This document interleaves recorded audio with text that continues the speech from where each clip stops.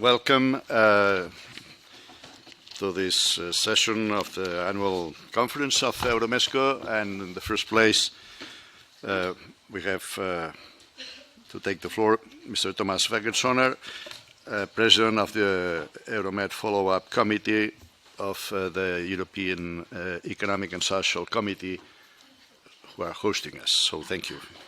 You have the floor. Good morning. Dear participants of the EuroMeSCo Annual Conference 2024. The European Economic and Social Committee was established in 1958 based on the Treaty of Rome as the voice of the organized civil society of the European Union. The EEC is a consultative body and represents employers, workers, and civil society organizations from all member states of the EU. Committed to European integration, the EEC contributes to strengthening the democratic legitimacy and effectiveness of the European Union. Our committee fulfills three missions. First, helping to ensure that European policies and legislation tie in better with economic, social, and civic circumstances on the ground by assisting the European Parliament, Council, and European Commission, making use of EEC members' experience and representativeness, dialogue, and efforts to secure consensus serving the general interest. Second, by promoting the development of a more participatory European Union, by acting as an institutional forum representing, informing, expressing the views of, and securing dialogue with organized civil society. Third, by promoting the values on which European integration is founding and advancing, in Europe and across the world, the cause of the democracy and participatory democracy, as well as the role of civil society organization in the European Union and our partner countries. In preparing for this conference, I learned that the EuroMeSCo is the most important network of research centers and think tanks in the Euro-Mediterranean area, and was founded in 1966 following the Barcelona Declaration. The network currently comprises 113 renowned institutions from 30 countries in Europe and the southern Mediterranean and covers expertise in such important areas as EU Mediterranean policy, security policies, political reform, democracy and governance, mobility and migration, regional integration, economy, trade, energy and climate, as well as in the areas of society and cultures.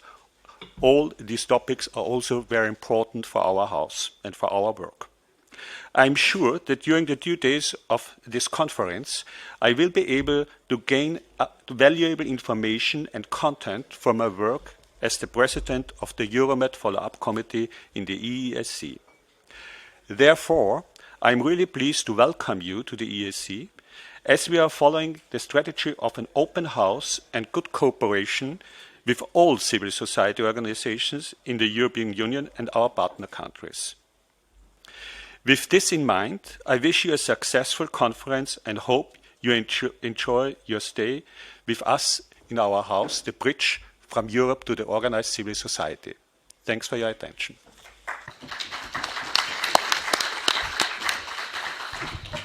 So thank you very much. Let me, in the first place, myself as well, to welcome all of you in the name of the Secretariat of EuroMeSCo and in the name of the European Institute of the Mediterranean. And let me start by, of course, thanking the European Economic and Social Committee, for hosting us in this year's annual conference. It is a pleasure and an honor, really, to be with all of you at the occasion of this 2024 annual conference of EuroMeSCo. Our annual conference takes place at a very difficult and critical moment.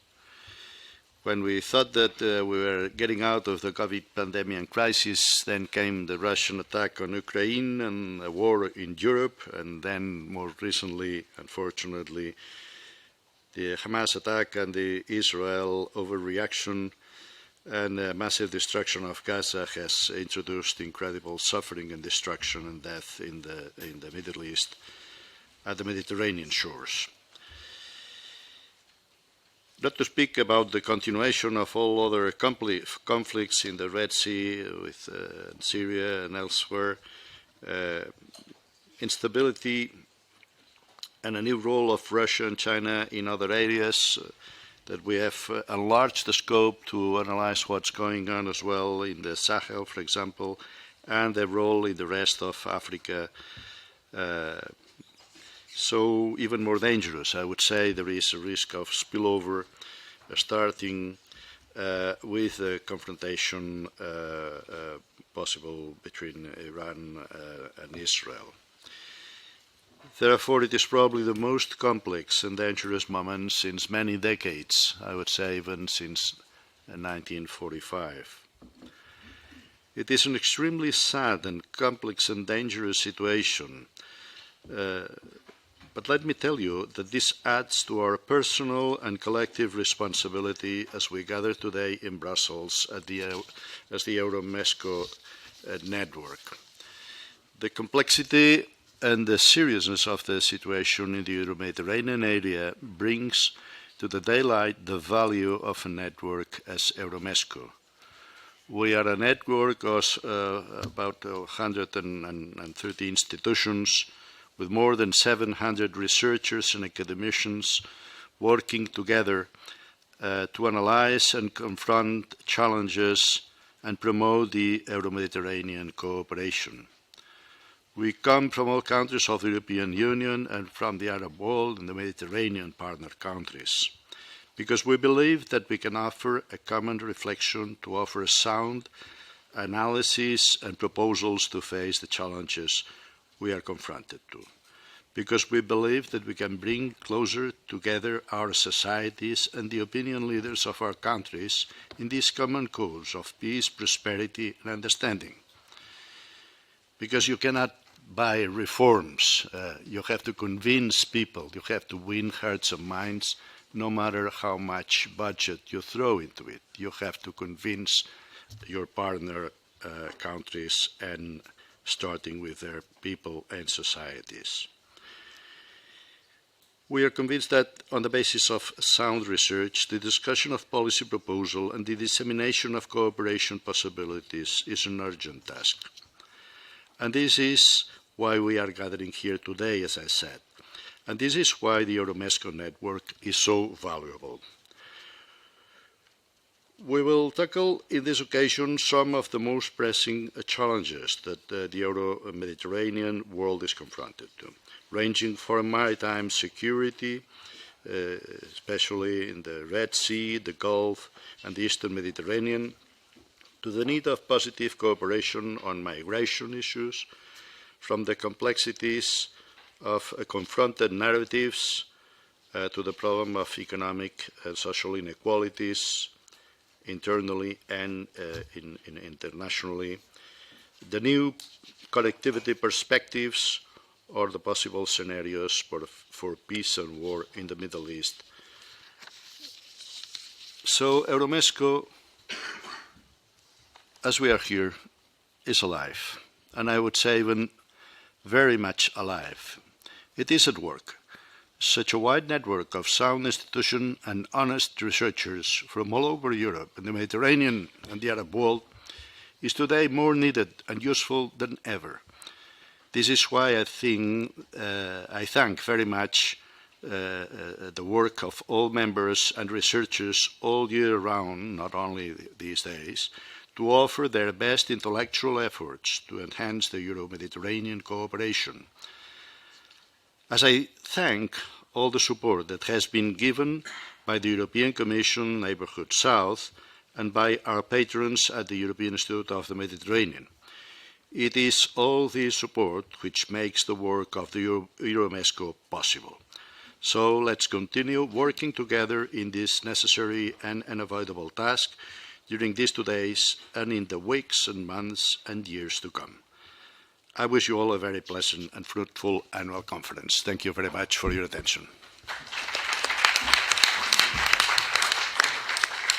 And now we have the pleasure to have with us, as you know, is a good friend of EuroMeSCo, Henrike Trautmann, who is the acting head of Unit Regional Cooperation in Neighbourhood South at the European Commission. You have the floor. Thank you very much, Ambassador. Good morning, everybody. Great to see you all again. Actually, I wasn't supposed to be here anymore because I was supposed to do something else, but I'm always happy that I end up coming back to the EuroMeSCo conferences, which are, I think, a good moment once during a year to really take stock on where we are in the Mediterranean in general, and in particular in some of the main concerns we're having. I was also at last year's conference in exactly the same room, and if I look back on what has happened in the meantime, I mean, we can all agree that it's a totally different world, particularly in the MENA region we're now living, which is actually also, just for info, what I'm going to be doing from now on, which is you'll be laughing, but hopefully not, the reconstruction of the Gaza Strip, because we will have to have a reconstruction of the Gaza Strip, and we will have to have a pathway also run by the EU on getting out of this terrible situation, which is influencing the entire political agenda in the southern neighborhood. So that's my next job, but currently I'm here, and therefore very happy to speak on behalf of the Commission at this conference, which is very aptly named Euro-Mediterranean Foresight. I think it's probably a name that we were deciding on before the events of 7th of October, but I think it's even more important now. Just to look a little bit back on where we are in institutional level in the European Commission currently. As you know, we have 2021 Council conclusions of the Member States that are foreseeing a review of the agenda for the Mediterranean in 2024. And at the same time, it's also 20 years that the European neighbourhood policy is basically the political framework for the EU of our relations with the MENA region. The world has, as said, changed dramatically, particularly in the last 7 months. But I think it's now nevertheless a good idea to look back a little bit on how it has been functioning, and also focus a bit on the things that worked well and the things that might work not so well. Now, if you look at the ENP, and I mean, there's some people in the room who've been personally responsible for the text, actually, the main aims of stabilization of the region, political and economic and political and security-related terms, differentiated approach, respect the different aspirations of our partners, and better answer EU interest and the partner interests.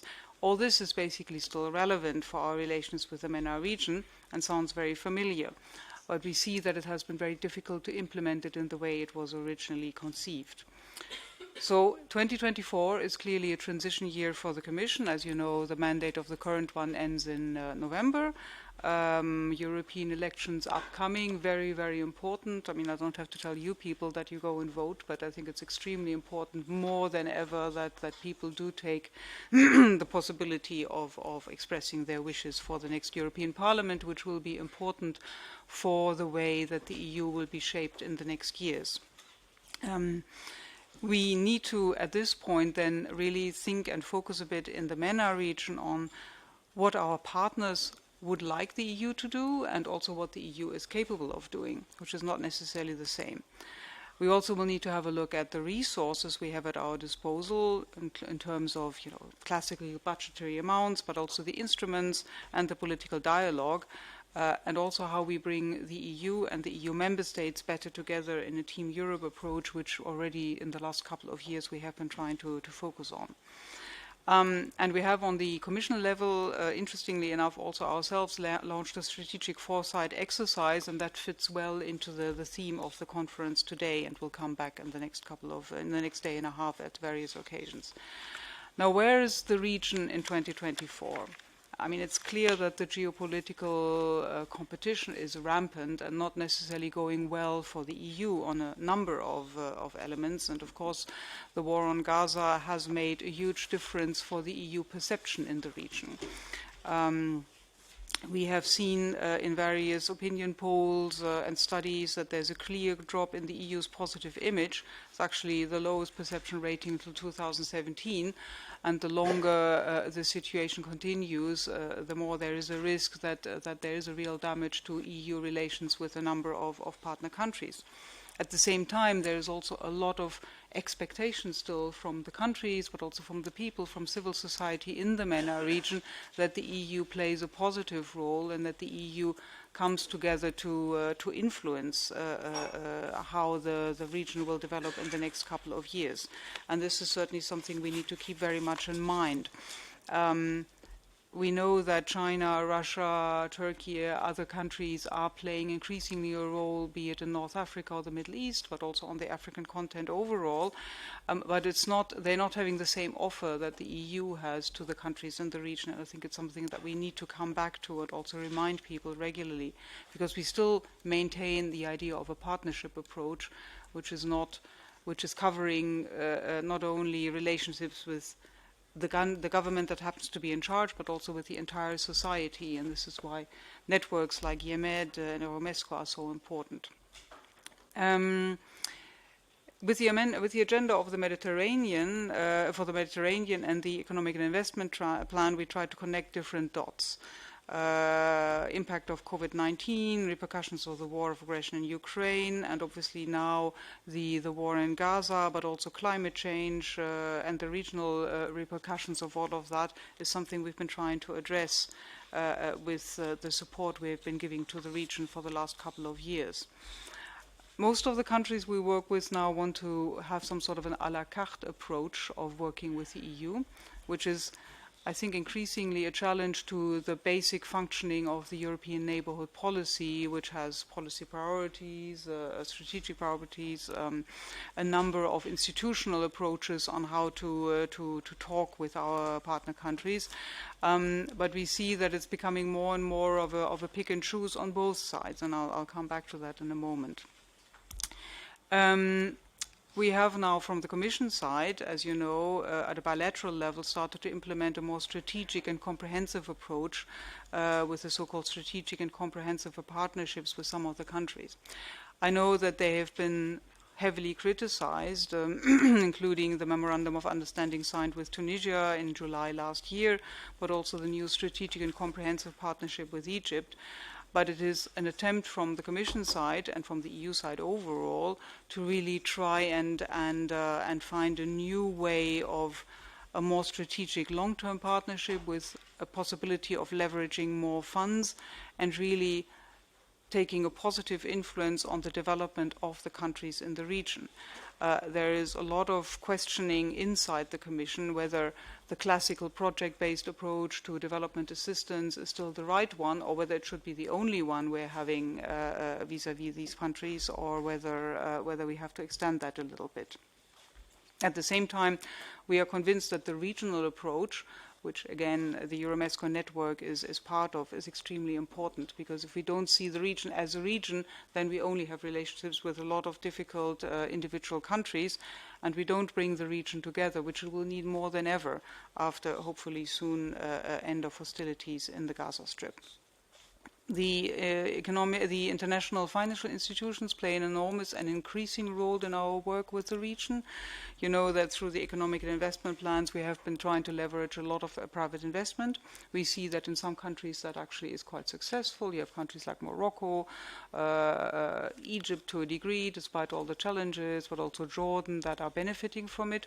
But we also now see that with the war in the Middle East, it will be extremely difficult to get private investment into that region, and it's something that we need to keep reflecting on how to also allow states in a state of fragility to benefit from investment. So de-risking, guaranteeing from the European side will be extremely important.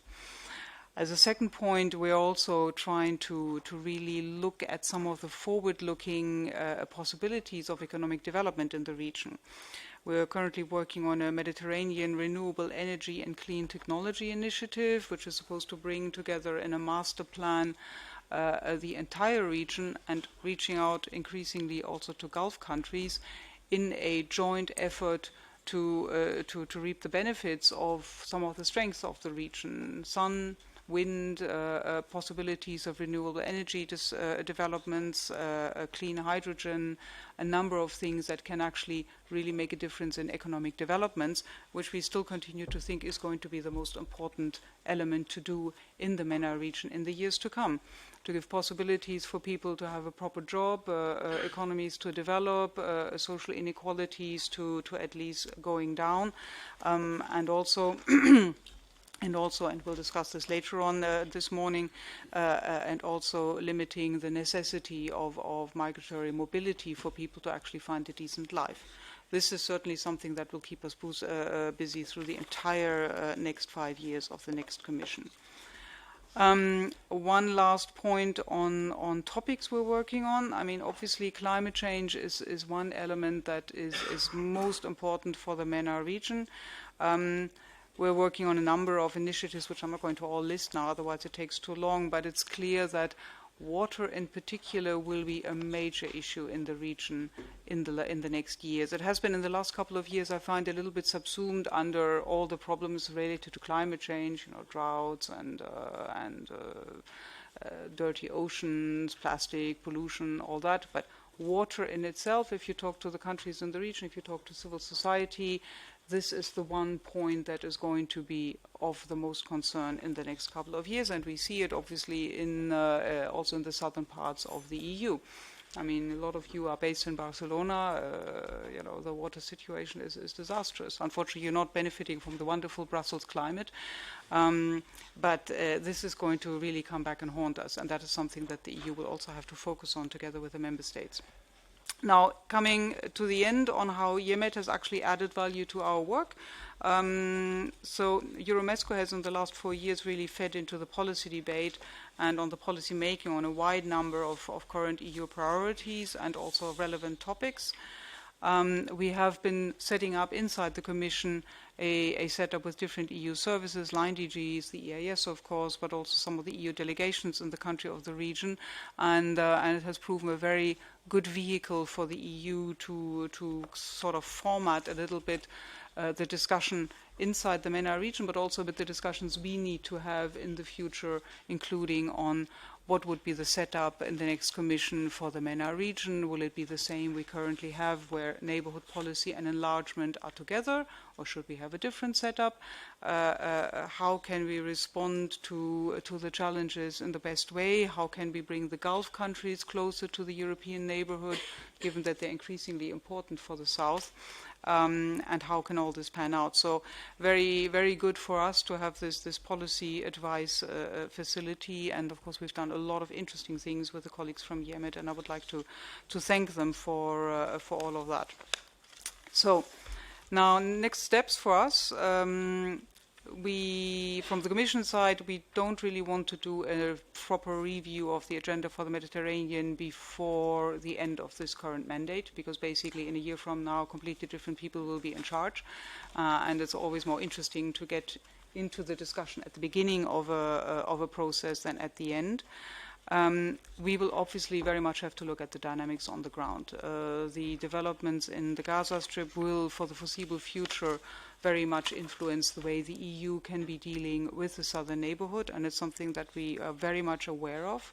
But not only the war in Gaza, also demographics, the perception of the EU vis-à-vis other donors, political dynamics, autocratic tendencies, all of that is something that we need to bring together, and for that foresight is a very, very important tool.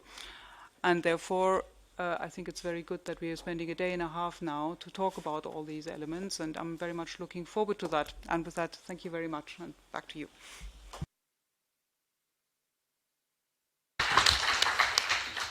Thank you very much, Henrike.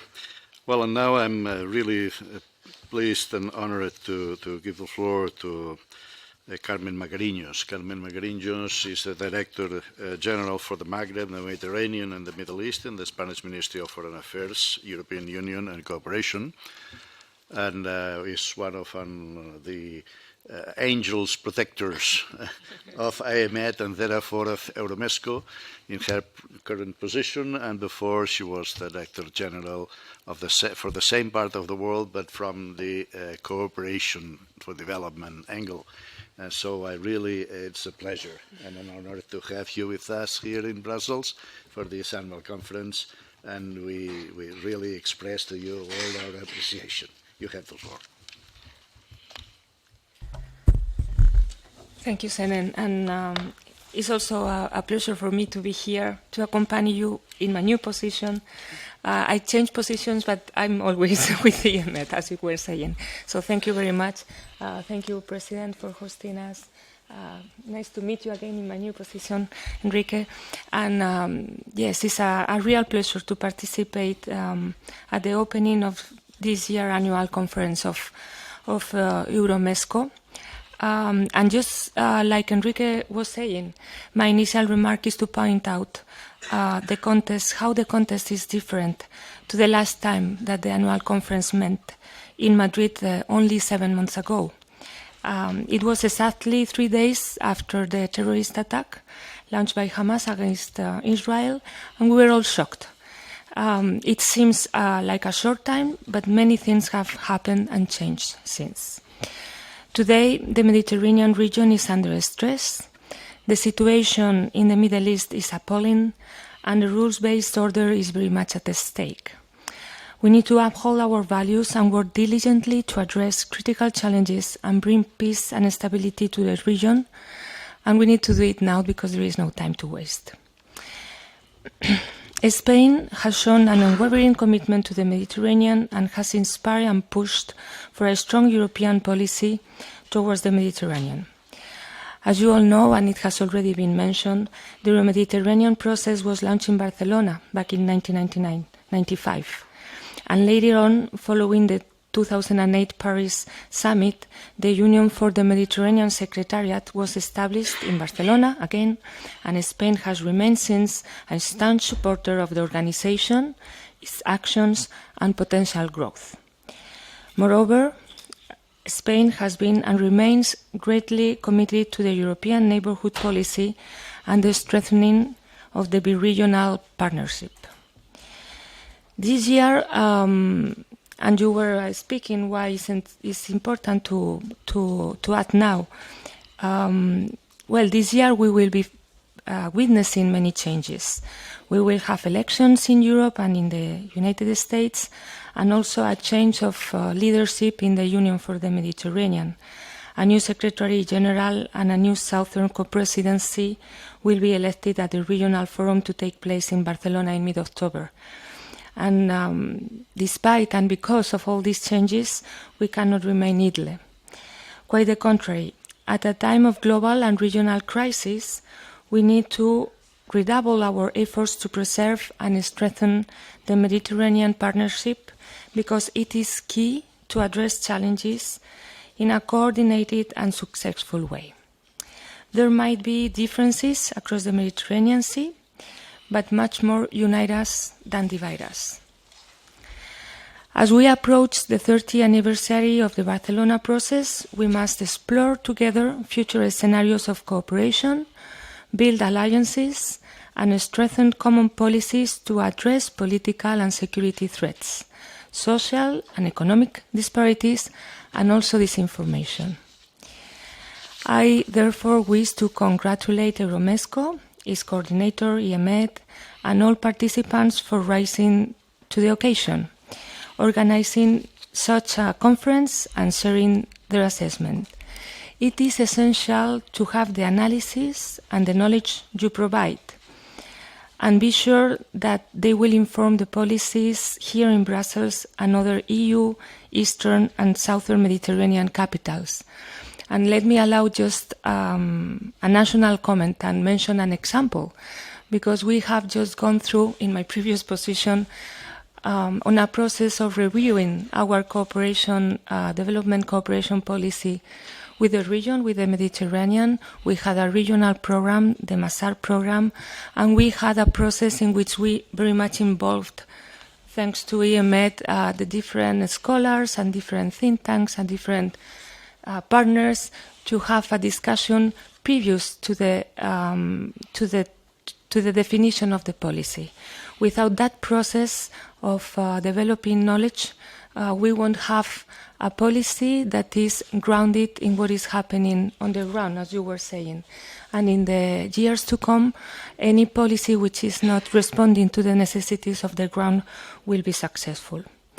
So the contribution of the research centers and think tanks is key, and the role played by you, by EuroMeSCo, is of paramount importance. So just to conclude, I'm sure that you will have two very inspiring and rich discussion days, and I wish you all a very successful conference. Thank you. Really, thank you, Carmen, for all your support. Thank you, Enrique. And now we will go to the real work. It's with the session one on maritime security. Yep.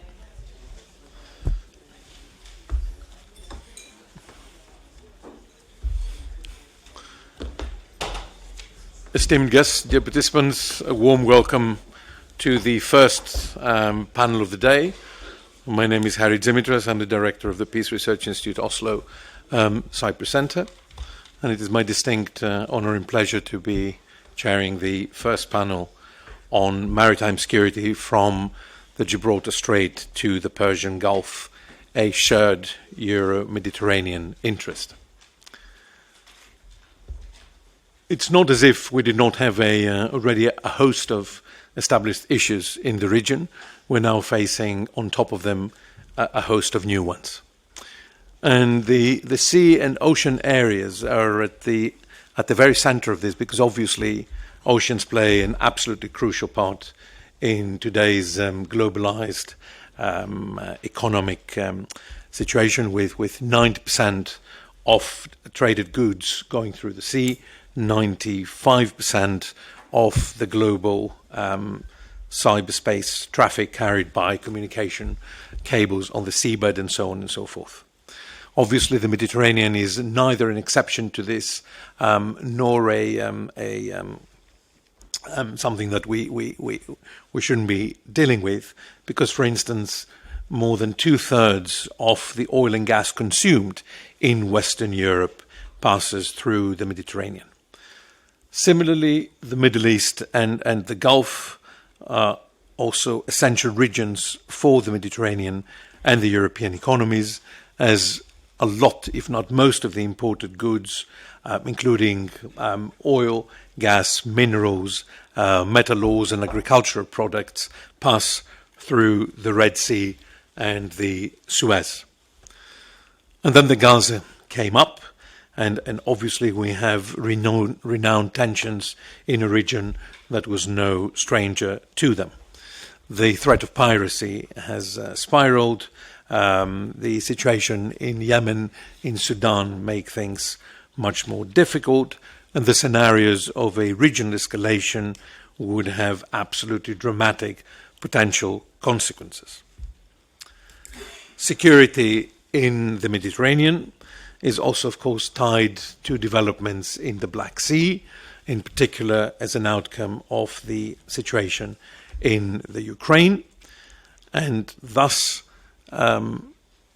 all those connected, including also the maritime borders contestations in the Med energy competition, add threats to the Mediterranean security. China has a pronounced presence in the region, in particular through its Djibouti base, but also the United States and Europe have missions in the Red Sea. This is then a situation that presents us with a rather difficult puzzle.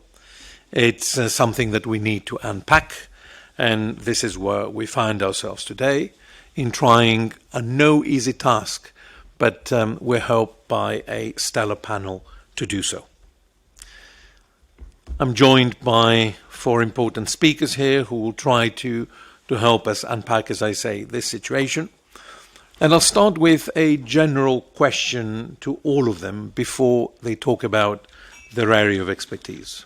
So, to all of you, given the situation on the ground today, what would each of you, from their own perspective and field of specialization, think the immediate future seems to hold for the Euro-Mediterranean cooperation?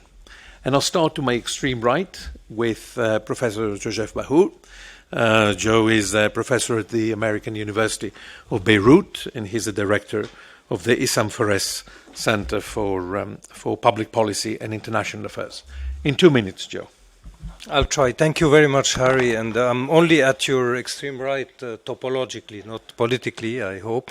Let me maybe put this as a sort of general observation for maybe, I hope, the two coming days. And this is a very tragic note, what I'm probably going to say. Of course, when you ask me what is today on the radar, the hottest spot, I mean, I think no one would disagree that it's Gaza. I will go further by saying that if you look at it historically in the history of this region, probably what's happening in Gaza is one of these cataclysmic moments of change and shifts in the history of the region.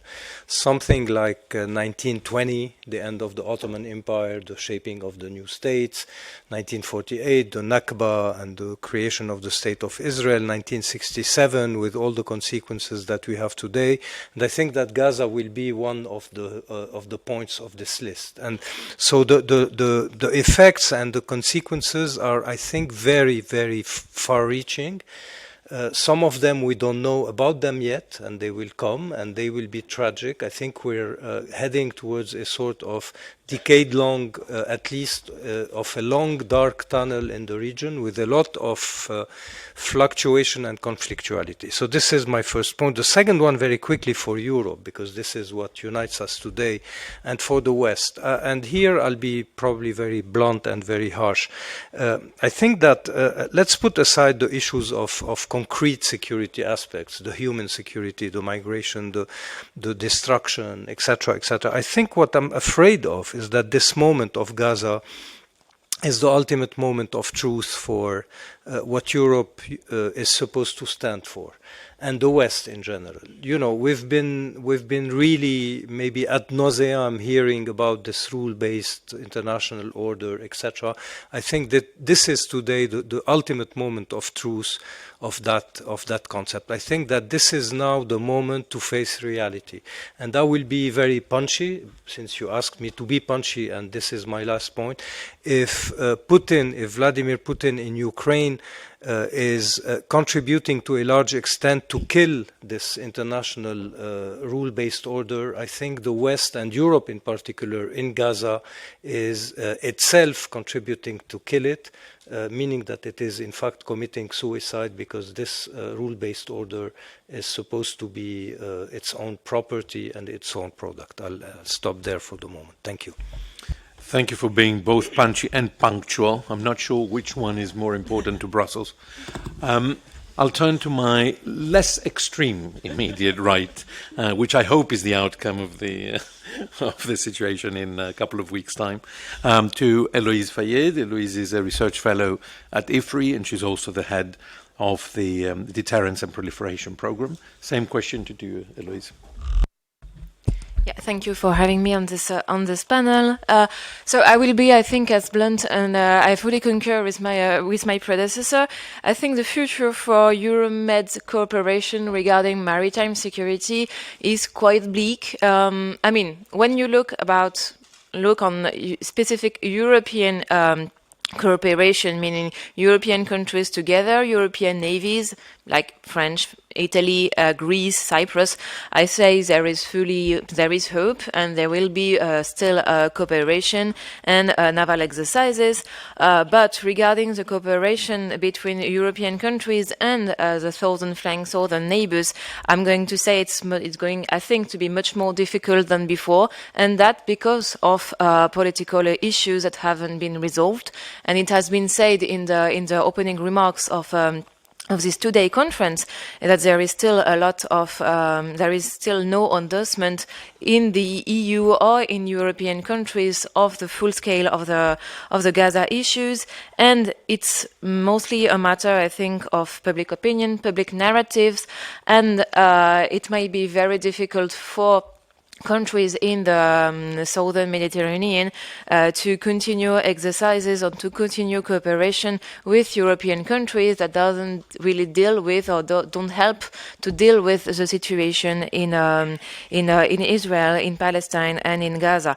But, however, it's really necessary to overcome these differences and to find resolve and solution to address broader issues like energy security, both for importing and exporting countries, maritime security, securing the traffic, so of course in the East Med, but also in the Red Sea and in the Persian Gulf and the Oman Gulf, and of course to deal with migration, climate change, and strategic competition with strongest presence of Russia and China in the region. Many thanks indeed. Time is less of a challenge to practitioners. So I'll turn to my immediate left, Luisa Puccio. Luisa is a Senior Director of the European Community of Ship Owners Association. Luisa? Yes, thank you very much, and thank you for the invitation. This is a bit of a different conference than the one that I normally attend, but I hope I will be able to give you some good perspective. So I represent European ship owners, so the merchant marine.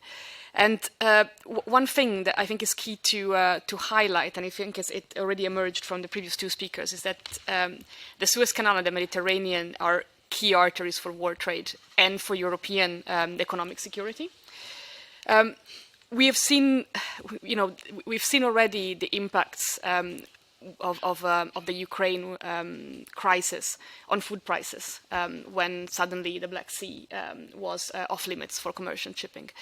And this is what we are also seeing with the current situation in the Red Sea and the attacks that we are experiencing almost on a daily basis on commercial ships. It's already been mentioned that a significant proportion of energy products that we need in Europe passes daily through the Red Sea and the Suez Canal. I will give you some figures later on, but I think if I have to condense all of this in 2 minutes, the cooperation going forward, and of course I come to this from a very, very narrow perspective in a sense, looking specifically at shipping. But cooperation going forward needs to take into account that we need to ensure freedom of navigation. Safe navigation, of course, because for us the main priority is the safety of our seafarers. But generally speaking, it's ensuring that we get the energy products, the food products, the consumer products that we need through the area. Looking at the last couple of months, I think the military cooperation that we've seen in the area has worked quite well. Especially on the European side, the operation, the naval operation, has been put into place at record speed, and we were very thankful for that. But the issue now is that there are not enough assets. I think in general we don't have enough military assets. We are a little bit spread thin. I think piracy was also mentioned as something that's coming up, which is also putting additional pressure on the situation. And then, of course, while there is better military cooperation, military coverage in the area, this is not necessarily helping at the moment to solve the situation. We don't see the numbers ticking back up, and this is because of many different elements that I will elaborate on later. But if I have to make a plea for the cooperation going forward, we live in very uncertain times, and I think my previous speakers have mentioned very existential and important issues. Do not forget also the need to include shipping in the discussion, because including freedom of navigation and safe navigation is key, I think, for the geopolitical stability of the region and the economy of Europe. Thanks. Thank you. So essentially, more political and diplomatic means less navy in this respect. Speaking of diplomacy, let me turn to Patrick Simonet, who needs little introduction in Brussels, but still is a special envoy for the Middle East at the EEAS. And same to you, Patrick. What do you think the immediate future seems to hold for Euro-Mediterranean cooperation? Thank you, Harry. Just correction. I'm special envoy for the Mediterranean, which might be even more difficult, but we'll discuss about that. Look, in 2 minutes. Maybe I should stick to my notes then to respect that. No, I think it's difficult to look. The jury is out, but I would tend to agree with Joseph that it's a moment of truth for us, and the outcome of it depends very much, in my view, on how we look at 4 particular issues. The first one is the one that has been raised from the beginning this morning, which is the fact that our relations, to put it mildly, are strained. It's a lot about perception, about narrative, but the reality is that the way we're looking at each other is not good enough. I mean, the South is seen as a bag of problems, terrorism, migration. The North is seen by the South as utterly narcissistic, hypocritical, and all that. I think you I mean, in different forms you mentioned that. So we need to look at that.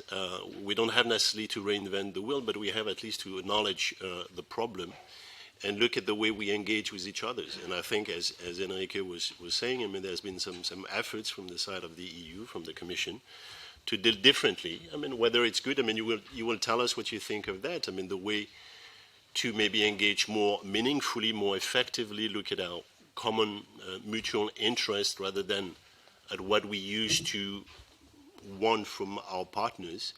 So that's governments, but I think, and that speaks very much to EuroMeSCo, there's an important thing to do is to reconnect between societies, because civil societies are really the flesh of all that. So and that is, there's a lot of things that exist, but we certainly need to have a look at that. Second is in a way the fact that we have to remobilize as Europeans. Yes, we have been very much committed to, and rightly so, I repeat, rightly so, to Ukraine, to the enlargement. I mean, we're pushing very much the enlargement to the east, but we should absolutely ensure that the Mediterranean, the Middle East, does not become a blind spot, you know, in our foreign policy. What does that mean? That means being sure that the 27 are thinking alike in terms of the strategic importance of that space that is literally at our gates. But that means also that the South needs to remobilize as well. Hence the importance also of all the institutions and networks that we have. Thirdly, to go fast, I mean, we mentioned the geopolitical competition. I mean, we don't have any problem with geopolitical promiscuity. I mean, that's the reality in which we live. What we don't like is the fact that the Mediterranean would become a sheer chessboard for let's say, hard politics and harsh competition. We want, and also that's the way we look at things usually, that to become more cooperation than competition. But again, yes, we will probably have to push back on some of the most malign interventions or influences against our interests, but I think the best way we can cope with geopolitical competition is by making ourselves more relevant in terms of what we do, in terms of what we think, to our partners. And lastly, I think it's the title of today's discussion says it all. You cannot understand the Mediterranean or the Euro-Mediterranean space without looking at with a bigger lens, you know. And that's what you say. You say that's from Gibraltar to the Persian Gulf. You could say it's also connecting the three seas, I mean, the Black Sea, the Red Sea, the Atlantic Ocean. But it's not only seas connecting and bringing, you know, troubled waters, bringing problems to us both. It's also the Sahel, it's also Sub-Saharan Africa, it's the Balkans and all that. So I think it's very important to comprehend what's happening and what are the issues, the challenges, and the possibilities in terms of cooperation that we connect all that together. Thank you. Perfect. Many thanks to all for setting the scene on this. I very much agree that we need to go 30,000 feet up and look at not only this region, but also beyond, in a sense, the global trends that shape the situation. But that would require a little more than the hour that we have. So with that in mind, let's try to unpack much more focused attempts in this respect. We'll turn to our speakers with specific requests to help us untangle a very complicated understanding. And Joe, if I could turn to you to ask or invite you rather to share your insights on the maritime security in the East Med, particularly focusing on the precedent of the Lebanon-Israel maritime agreement, because that means that in principle, when there is a will, there is a way. But of course, in the way that this has come under extreme stress through the situation in Gaza. I know that this would require more, but if you could do it in 8 minutes, the audience would be happy, because then we have time to pose some questions too. So please. Okay, thank you, Harry, again. Actually, before answering very concretely to your question and your request, maybe also a way to continue this sort of global reading in the line of what Patrick has said, and also what you are saying about this 360-degree view, just to frame a little bit the topic or what are we talking about today? This Med that is in fact larger than the Med itself, as you said. I think it's not only the Mediterranean, it's Mediterranean, the inland and of the Mediterranean, and the seas that are close to the Mediterranean. I mean, the Red Sea, the Black Sea, etc. This is why we are, having our panel today under the title of From Gibraltar to the Persian Gulf. Very quickly, if you take the last 3-4 decades, in fact, of the Med security issue, you have had a sort of pendulum swing, which is very interesting. Historically, the crater, or let's say the epicenter of the arc of crises in the region, in the Mediterranean region, was the Middle East. It was the Arab-Israeli conflict and what relates to it, okay, Lebanon, Syria, etc., etc. And then in the 80s, 90s, 2000, we have a displacement towards the east with the Iran issue. It becomes more Iran and the West, Iran and the Gulf, the Iranian nuclear aspect, the Iranian projection towards the Mediterranean, its power projection to Beirut, to Syria, to the Gulf, etc. And then after the 10s, we have a displacement towards the West, with East Med becoming increasingly West Med, with Libya, Egypt, Tunisia, Turkey, Greece, Cyprus, Turkey, etc., etc. And then we have this sort of, let's say, the widening of the spectrum that gives us today this chessboard of the Mediterranean. This is the first observation. The second one, in parallel to that, and this is also adding to what Patrick and you were saying, we have a set of newcomers, of new actors in the Mediterranean security conundrum that are, for a large part, extra-Mediterranean. Today, for example, in the Mediterranean, the conflicts or some of the conflictualities put at grips actors that are not physically Mediterranean. The Gulf states, for example, look at Libya, look at elsewhere, Tunisia, Egypt, and elsewhere. Competition between Qatar, the UAE, Saudi on one part, and Qatar, sometimes Saudi, UAE versus each other, etc. You have Russia that is maybe taking benefit of a relative vacuum in the area, or at least this relative retrenchment of the US. And then you have the eruption of China that has come to become a sort of hard security or hard politics player, with the rapprochement between Saudi Arabia and Iran, and increasingly today also a Chinese will to play a role even in the Palestinian-Israeli issue. I was struck, for example, I was in Shanghai the day when the Chinese Ministry of Foreign Affairs invited Hamas and the PA to Beijing to discuss a sort of rapprochement. I don't think it will work, but it shows a sort of willingness and appetite. What's interesting at that point, at that level, is that most of these new actors in the Med and in the Med security conundrum are disruptive actors. It adds to my observation on the rule-based order that is in fact unraveling today.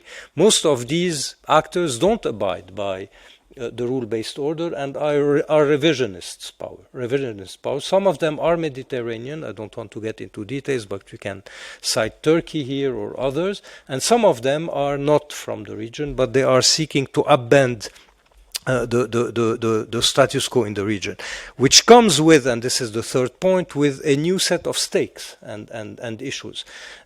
Before that, it was mainly, if we take the Arab-Israeli conflict or the Iran file, it was classical security issues. Now we have what you mentioned, the maritime naval security, the routes, securing the routes, but we have the new, I would say, the new the new animal in the game, which is energy security. And here I'll come back to the maritime deal between Lebanon and Israel.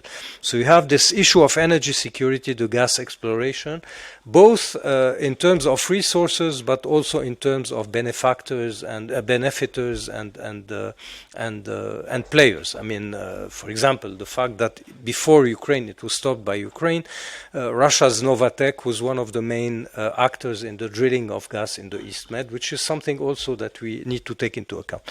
Which leads me to this, the answer your question on the Lebanon-Israel deal. This is a deal that we have today because of the dust in Gaza and the noise, I mean the terrible vacuum in Gaza, we have forgotten, but it was a sort of interesting, although, I mean, I know that Lori Haitayan here in the room will not agree, and I hope she will not correct me very, very violently.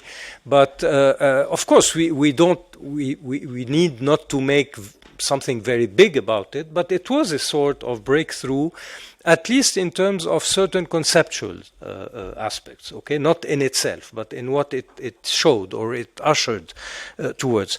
And here I think at least I would take 4 lessons, or I would take 4, let's say, takeaways from that deal.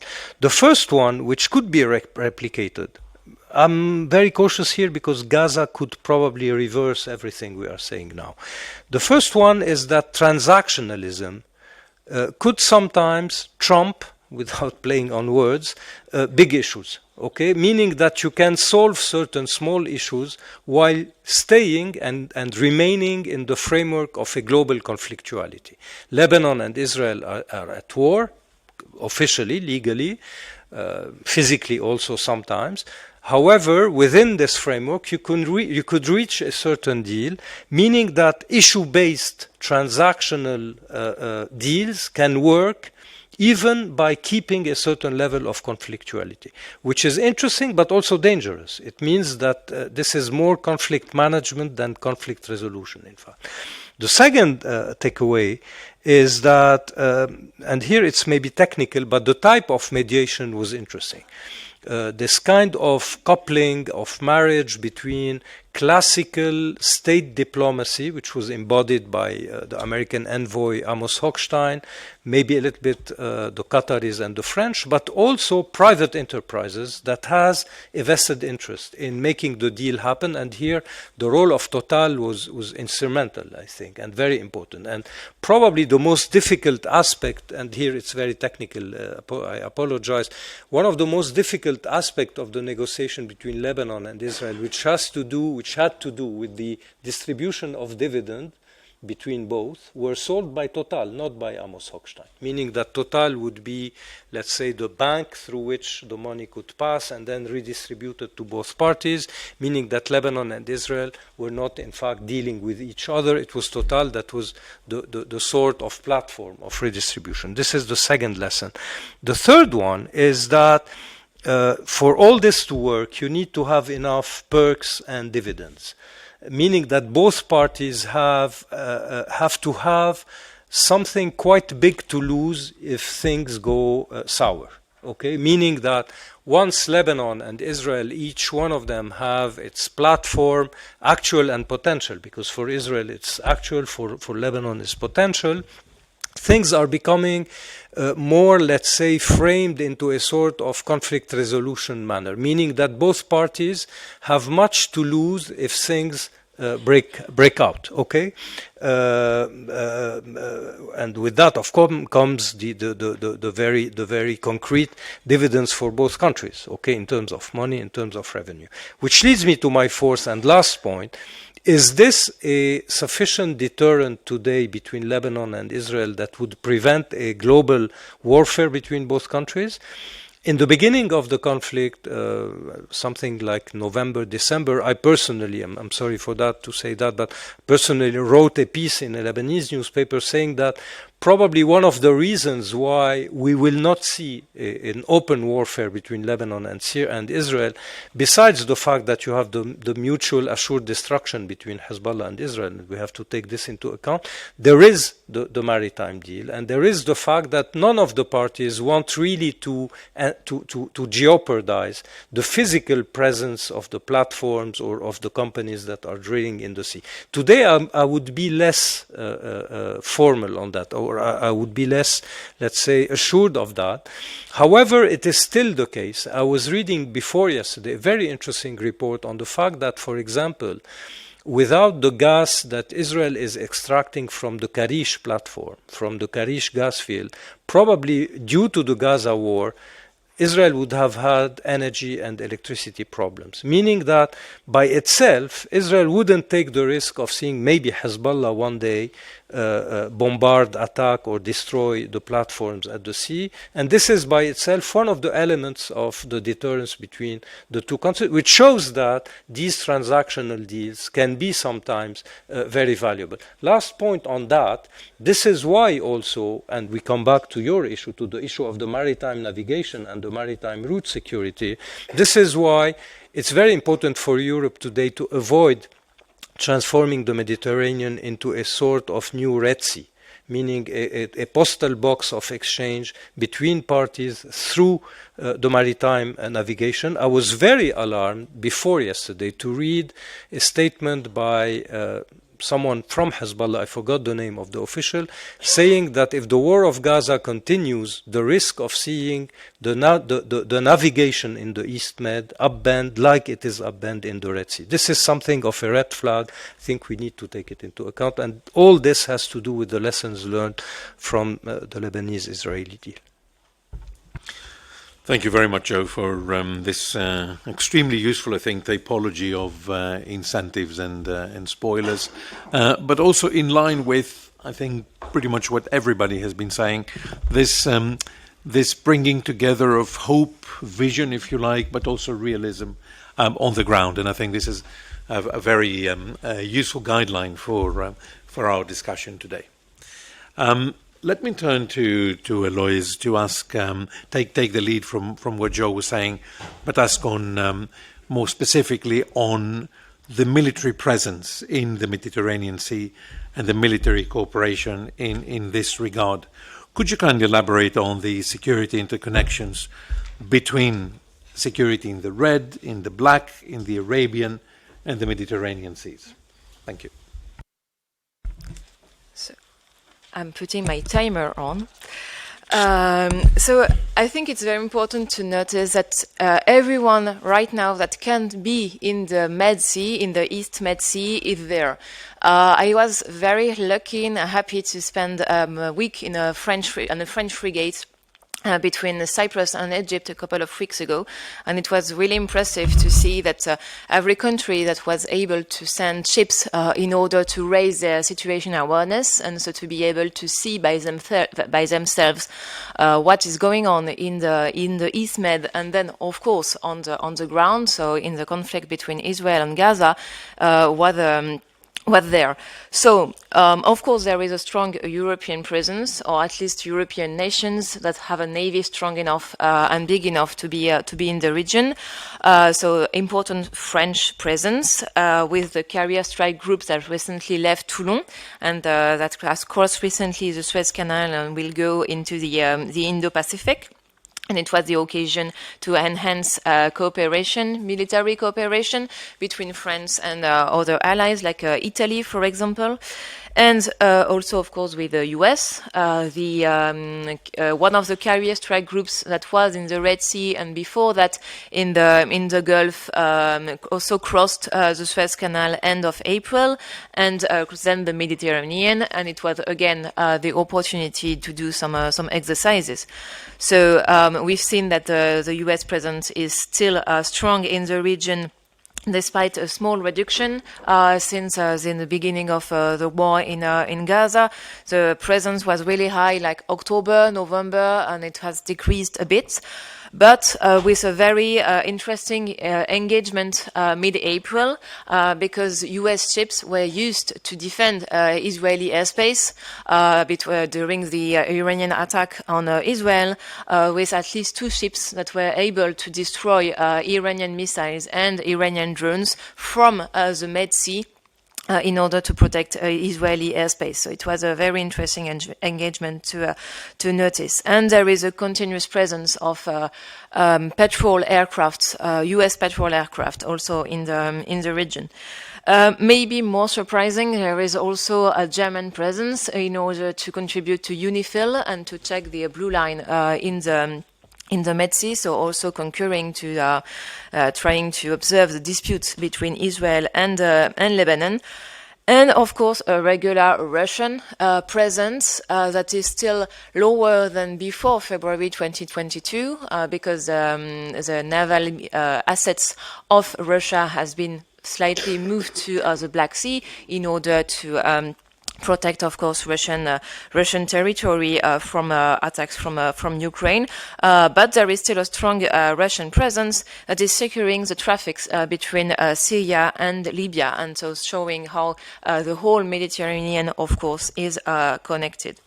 However, I think the Chinese presence is smaller than expected. They are not ready yet to go, at least military-wise, to the Med Sea. Of course, they are here in Djibouti, and they have naval exercises in the Gulf of Oman, for example, with Iran and Russia. But their presence in the Med Sea is still pretty small. So it's like a highway of traffic in the East Med, with of course the Suez Canal being very busy military-wise, because of course we've seen a strong decrease in the crossing of commercial ships. But I think the next speaker will deal more with these issues more thoroughly. But the issue is, of course, that European countries need to prioritize their deployments, their naval deployments, and no European Navy is able to have ships everywhere.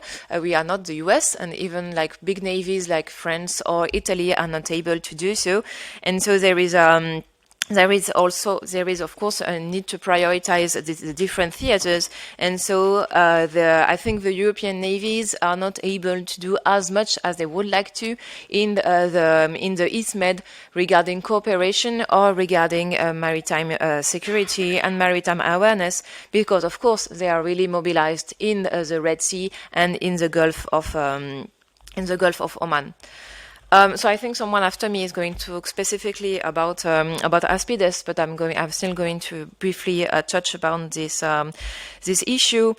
So of course the East Med is seen as an entry door for the Red Sea, for the Gulf of Oman, for the Persian Gulf, and for even the Indian Ocean. Especially in the French military vision, it's seen as a real continuum between the Mediterranean, then the Red Sea, and then the Indo-Pacific, like a corridor.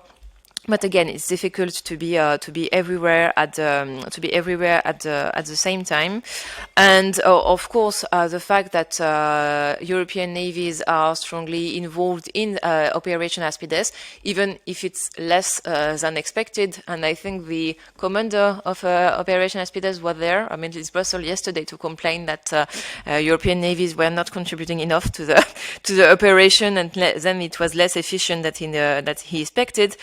At least some navies are contributing, but there are of course other operations in the region, other naval operations. So there is the Operation EuroMeSCo, Agenor, in the Persian Gulf, and there is still the Operation Atalanta in order to secure the traffic against piracy around Somalia. So I remember that before October there was some projects to put together the Operation EuroMeSCo and Atalanta. So I don't know if it will, if this idea we will still in the mind of European planners, given the fact that there is a new operation in the Red Sea, and there is also, of course, a prosperity guardian. So again, everyone wants to be in the region.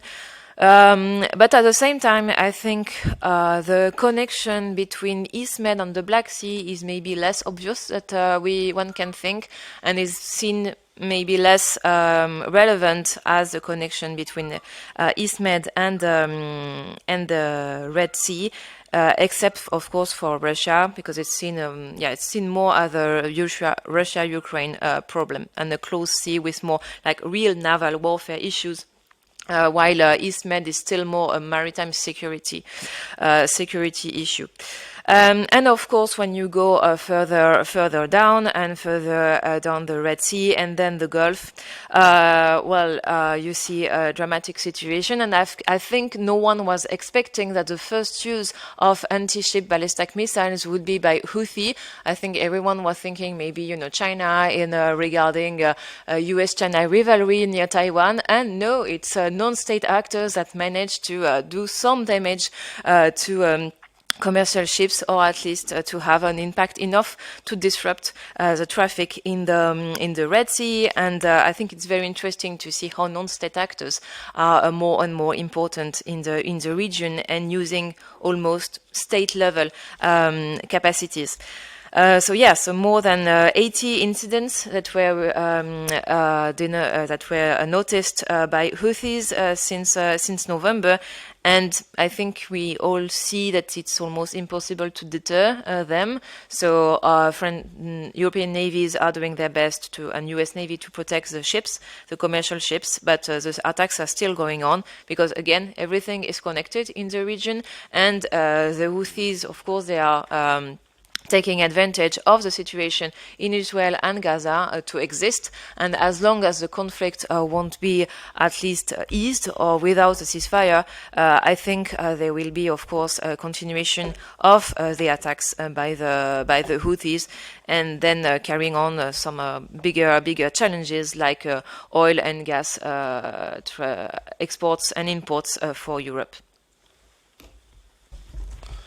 Super. Many thanks, Alois, for updating us on the situation. I think it's important what you're saying, both in the way of having a technical snapshot of where things stand on the military level, but also introducing perhaps broader discussions in our minds, such as Europe's wish to be more geostrategic, and then can this be done without being a true security partner in the region? Things that perhaps we can discuss a little later in the discussion. But this situation is one that certainly disrupts the commercial flows. They introduce the physical security, the risk, but also financially with insurance money going up and all that. So going from the protectors to the protected, if you like. Let me turn to Louisa and ask you, it would be great if we could have a very practical testimony, if you like, about what instability and insecurity means for the ship-owning community, for the ship-owning operations in the Mediterranean, and going through the Red Sea, and how this ongoing crisis practically affect, if you like, the trade routes. So, please. Yes, thank you very much. First of all, as an introduction to what I hope is a very practical intervention here, I think it's worth mentioning that this is as you know very well, the last of a very long series of crises, all of which had an impact globally on shipping per se. So of course we started with COVID. We all remember the congestion, the issues that we experienced there. And then, of course, we moved through the war in Ukraine. And as I mentioned earlier, this had a big impact, for example, not only on food prices, because, of course, grain exports stopped for a number of months. So food prices were impacted, and then, of course, energy prices as well. And the reason why I say this is because I think it's important to connect the fact that shipping is very resilient, but when there's a disruption, there's an immediate effect felt for the economy because effectively, and I simplify this to the utmost, prices tend to go up. And this, I think it's important to note because this has an impact on the whole overall economic and geopolitical discussions that we are having. If we turn now to the current situation at hand, my focus will be on the Red Sea, so not strictly on the Mediterranean side, but as we mentioned earlier on, everything is very closely connected. I have slightly different numbers than Eloise. I think the latest that I've seen is when it looks at the attacks on commercial shipping in the Red Sea. We are up actually at last week at 132. This I think counts as well the ones that were foiled by the navies. We've been, I hesitate to say lucky, but we've been lucky enough in the sense that since November we only had one fatal attack.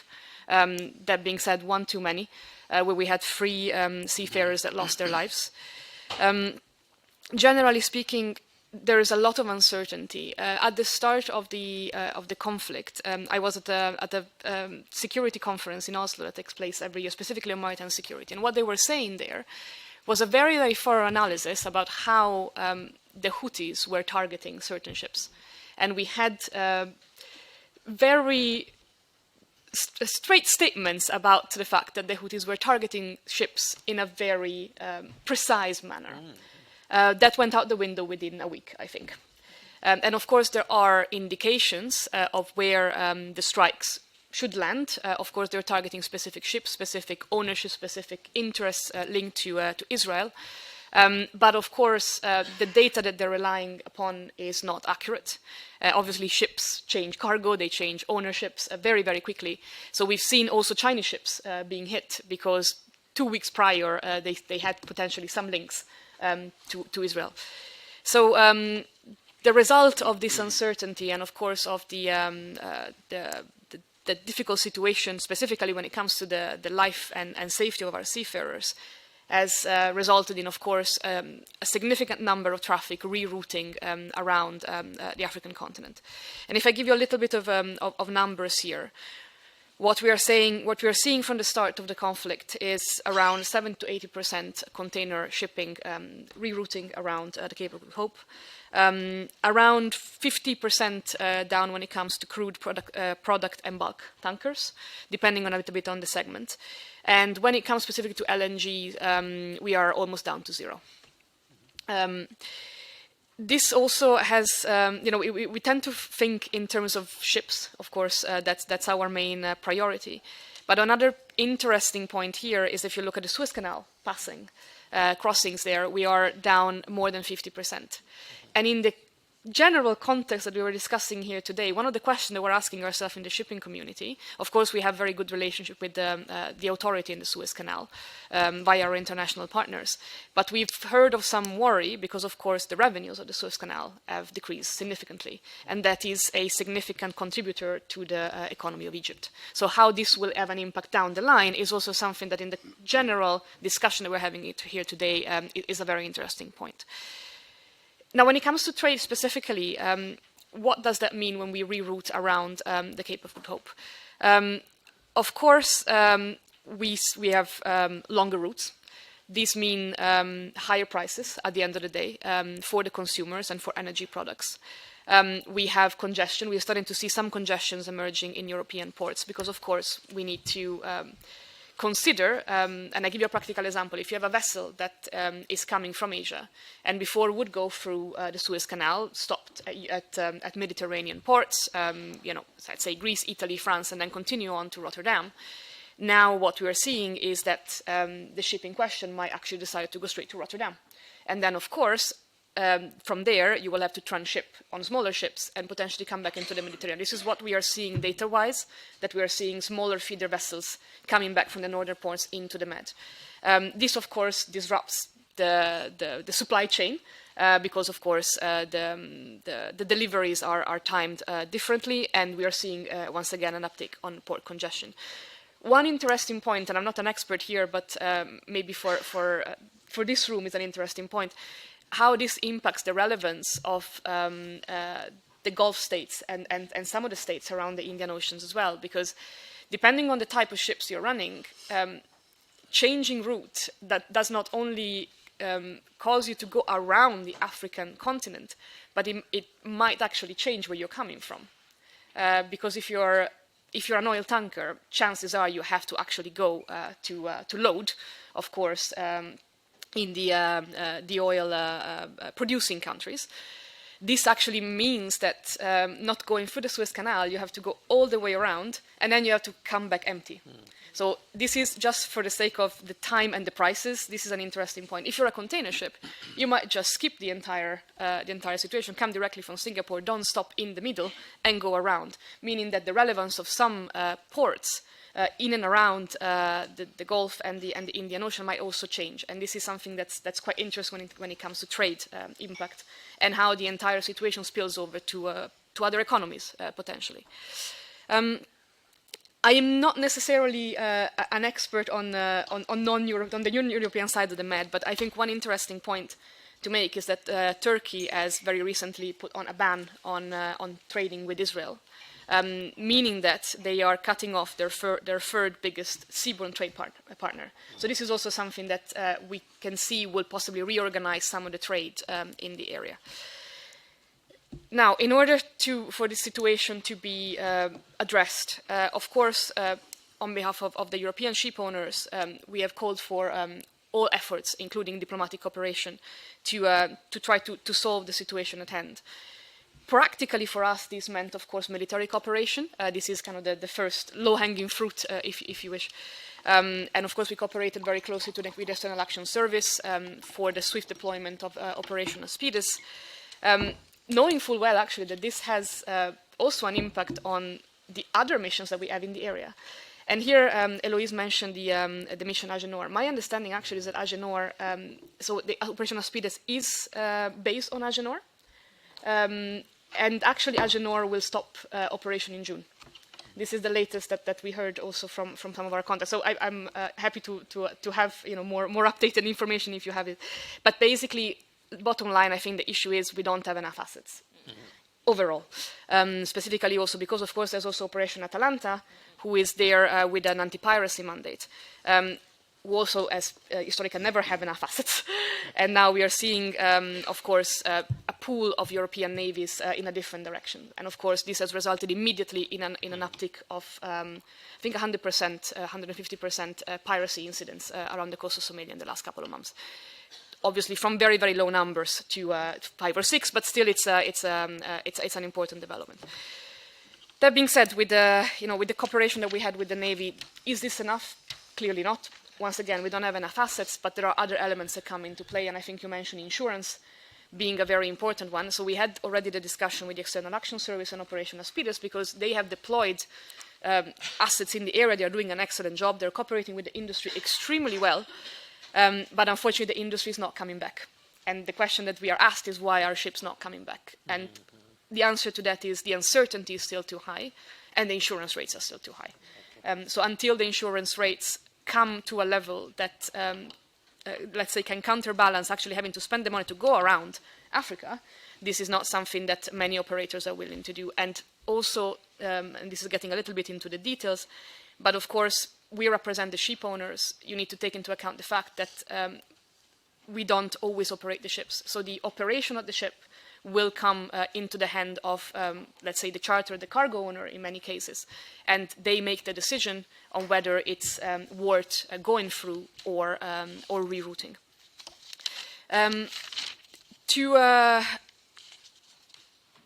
To summarize, I think, cooperation-wise, what are we seeing? I mean, I think from our side, when it comes to our main counterparts, the European External Action Service, the Navy, the other navies in the area, of course, we are very close also to the US. That cooperation is going well. But of course, this is a patch in a sense. We know that the situation will not be solved very quickly. We know that certain navies have committed their assets until at least next year. But of course, the problem is the conflict per se. We are trying, from the maritime perspective, we have some cooperation structures that have worked very well in the past. This is specifically when it came to piracy around Somalia, and also piracy on the other side in the Gulf of Guinea. We have a cooperation structure called SHADE, which includes the navies but also the coastal states, to try to bring them together and bring through the interests of also of the shipping community, and try to solve the issue on the ground. We've been trying to discuss whether a similar structure will be helpful when it comes specifically to the situation in the Red Sea. Obviously, it's very, very difficult because we are not talking piracy. We are talking, in this particular case, full-on warfare. And there are many, many other elements that come into play. That being said, I think, coming back to one of the points made earlier, this is, I think, for us, something that is key to maintain the rule-based order in the air and the freedom of navigation. Perhaps then, in this context, I will close with the questions that we've been asking ourselves. If, and we hope the situation in Gaza is resolved as quickly as possible, if it is solved, and when it is solved, will this actually help the situation in shipping in the Red Sea? We are not necessarily sure. And I think what is important also and it was mentioned by Louise earlier on, what is important when it comes to the Mediterranean and everywhere else in the world is, I think, that this conflicts has shown very quickly what you can do as a non-state actor or as a state actor to paralyze world trade by targeting shipping. So when it comes to the future and the hopefully swift resolution of the conflict, we also need to consider, will this actually stop the attacks on commercial shipping? Because this is a very, very quick thing to do from non-state actors to raise awareness and to bring attention to themselves. So this is something that I think in future cooperation needs to be taken into account. Thank you. Great, many thanks for this. And since you mentioned the EAS a couple of times as the main counterparts, let us turn to the EAS, and then Patrick, to you. If you could kindly talk about the ESPIDA's mission and how important it is for the broader maritime security in the Mediterranean. Thank you, Harry. I will try, because I think it's important also to have the reaction from the colleagues. So I will try not to repeat what has been said several times on ESPIDA's, and not to kill our audience, because we need you fully with us. So yeah, very timely discussion. As you said, ESPIDA's is an operation to support freedom of navigation in the Red Sea, but as you all said, it has an impact also on what's going on in the Mediterranean. So a few words on the context of the mission. Since last October, security situation in the Red Sea, as we know it, has significantly deteriorated. The Houthis have been launching increasing number of violent attacks. I mean, you're saying 132 against maritime traffic. Very clear. I think we all agree that these attacks violate international law, freedom of navigation, threaten maritime security and international trade, and put regional peace or international peace at stake. What is concerning is that the Houthi attacks have continued unabated, with escalating consequences, and again, you know the details, they have been mentioned. We keep seeing worrying developments, the last of which, or maybe not the last of which, but one of which was in mid-March, the decision by the Houthis to, the announcement that they would hit Israeli-linked vessels in a larger area, threatening ships sailing in the Indian Ocean to the Cape of Good Hope up to the Mediterranean Sea. So they have been extending the scope of their threats. You talked about that. The attacks have been having dire consequences for regional economies. We talked about Egypt. The impact on the Suez Canal revenue is 50%, but okay. There's also, I'm sure if we're looking at figures in terms of tourism, they are also catastrophic. At the time, Egypt needs to be financially and macroeconomically sound. You could say also about Yemen. I mean, the flow of food to Yemen has been reduced. So as usual, the most vulnerable are the ones paying the price. But many countries, I'm sure Joseph could tell us about Lebanon, Jordan. I mean, all countries are, as you said, also Louisa, are somehow dependent on Red Sea shipping. So So I think the impact is far-reaching. Maybe to talk a bit about Europe, I don't know if we have figures, but ports around the European side of the Mediterranean, I mean, from the Pyrenees to Genoa to Trieste to Marseille and all that, probably the intensity of the traffic has plummeted. So we are paying the price. You're paying the price. I mean, the region is paying the price. Europe is paying the price, and that's in a way why we've decided to act. I will not elaborate much on what Louisa said about the diversion of maritime traffic, but it's enough to say that our global trade and European trade is heavily impacted. Today, only half of the 70 daily ships still use the Suez Canal. So in this context, our response has been timely and proportionate. And as you said, we have been, in a way, called to act by many partners, including, I think, the shipping industry. And we have launched on 19th of February EUNAVFOR ASPIDES, which operates in line with UN Security Resolution 2722 and has a threefold mandate: to protect ships under attack, to accompany vessels, and to reinforce maritime situational awareness. The important piece there is to protect. I mean, so it's a strictly defensive mission with a strictly executive but defensive mandate. So we are not engaged in any kind of operation against the Houthis on land.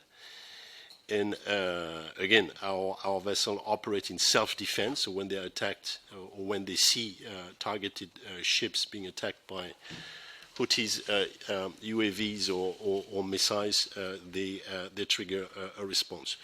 So the operation is deployed in international waters in a large area stretching from the Red Sea to the Gulf, in a large part of the Northwest Indian Ocean.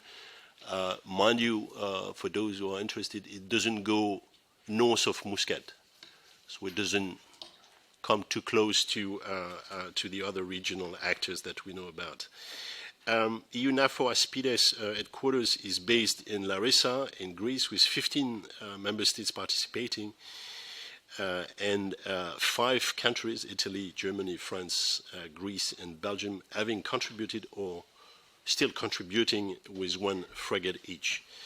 And the Dutch are putting also an asset which will be a direct support in terms of logistical ships. So it's I mean, to my experience, it's one of the widest ranging naval operation that we have ever put in place. I mean, I was I was an ambassador to Saudi Arabia before until last September. I worked also on East Africa for a while. I've never seen. I mean, Atalanta has never reached that level. So yes, we probably have need more assets, but that's really an effort that has been pulled by the member states, quite unprecedented. Just to mention that Denmark is also associated as an associated support member, and all other participating member states, I mentioned 15, have sent or are sending staff to the force headquarters or the operational headquarters.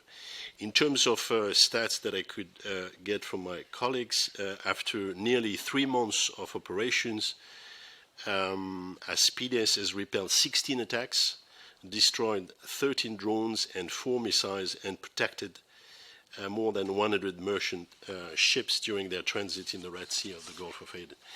So that's the Red Sea, but I think, I mean, it's interesting to bring that back to the Mediterranean, which is the topic of the day. But what for me, what ASPIDES shows that our will and capacity to act when international security, but also our EU interests are challenged.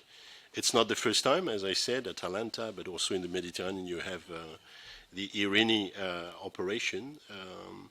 But that confirms that defense, CSDP, I mean, Ari, you were talking about the prospective question, how is it that the EU is going to behave internationally in terms of its defense posture? It means that we're increasing, actually, our posture.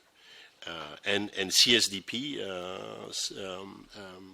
common security and defense policy is fully part of all the instruments and policies that we are using in the wider Middle East and when our interests are at stake.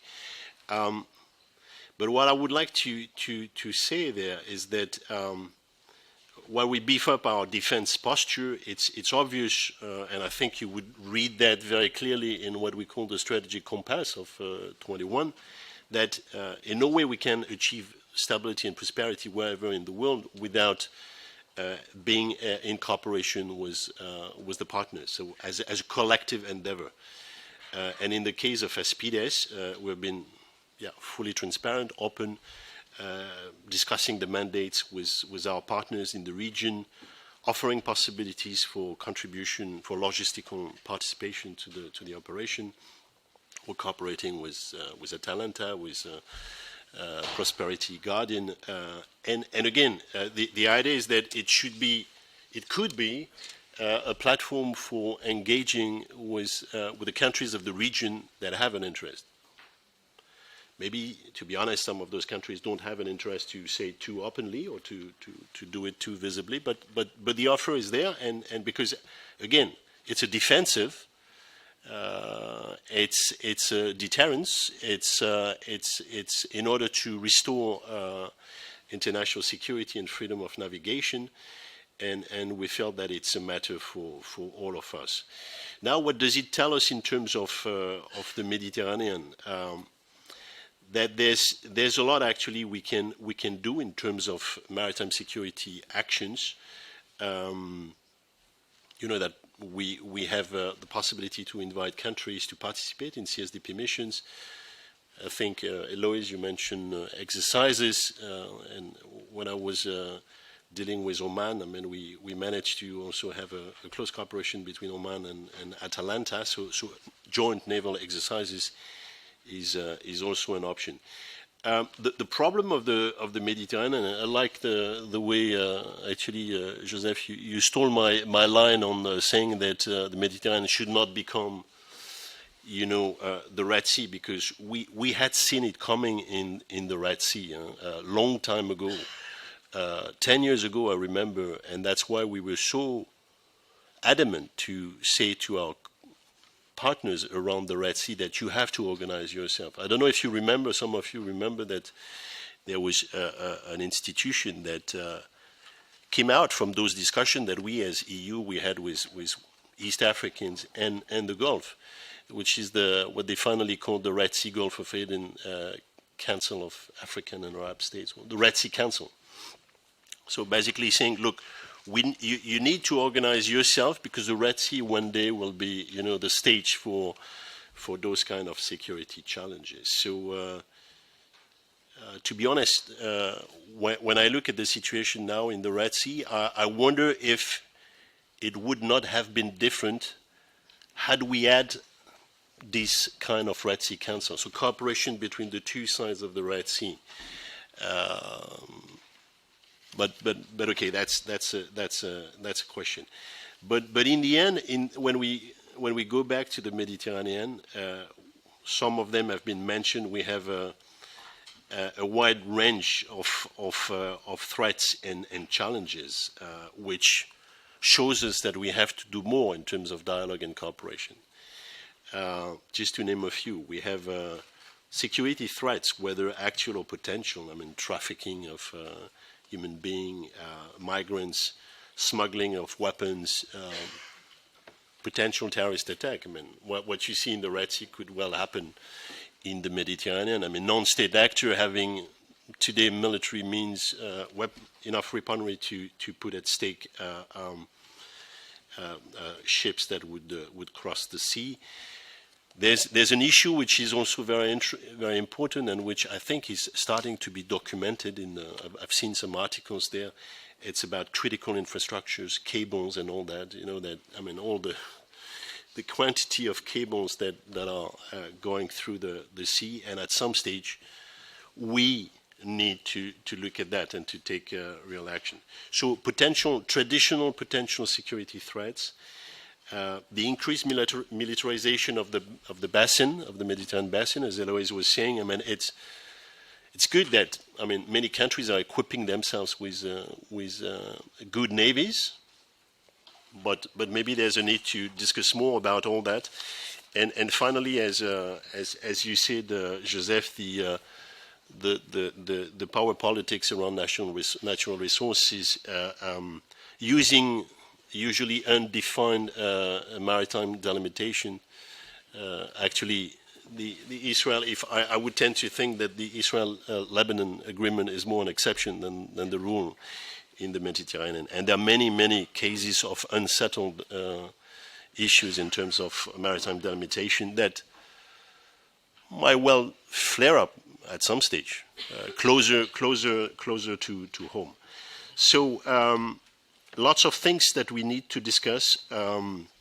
We want the Mediterranean to be more about cooperation than competition. We felt that we need more information, more, let's say, understanding of the dynamics on the Mediterranean. We might need better rules. We might need institutions that allow us to have a certain, let's say, level of rules-based order in the Mediterranean. I will stop there. Thank you. Perfect. Many thanks for this. I think we have a lot of complementary perspectives to give us an overall picture. We will directly go into a question session in order not to lose time. Unfortunately, we won't have as much time as we envisaged in the beginning, but I'm consoled in the thought that the collective wisdom of the panel might have already answered a lot of the things that you might have had in mind. So we'll go into that. Lori Haitayan has the floor first because she already asked. Please indicate your wish to talk and be so kind as to indicate your name and say whether the question is directed to one speaker or to the panel. So, thank you for the interventions. My name is Lori Haitaya. I'm an energy expert from Lebanon based in Brussels. So first of all, it's not like to go back to the Lebanon-Israel case and what Joseph said. On the contrary, on the process, I agree with him. And I had the chance with my dear colleague Ahmed Sozen to write an article which goes into that direction. The process was really good. And it was a very well baked cake. It looked so good from the outside, but it wasn't that delicious. So that's another problem that we could discuss later. But I guess I do have a question to Patrick Simonet, since he is like the special envoy to the Mediterranean. And we talked a lot, or all the speakers talked a lot about the non-state actors, as if these non-state actors don't have a sponsor. And we're surprised about their capacities or about the data they're using, even if outdated, etc. So they do have a sponsor, and the sponsor is Iran, of course, like not to be confused about that. So, and then when we're saying that after this conflict ends, we're not sure like what would come next, and everybody now is talking about Palestine-Israel, what to do with Palestine-Israel, this two-state solution, etc.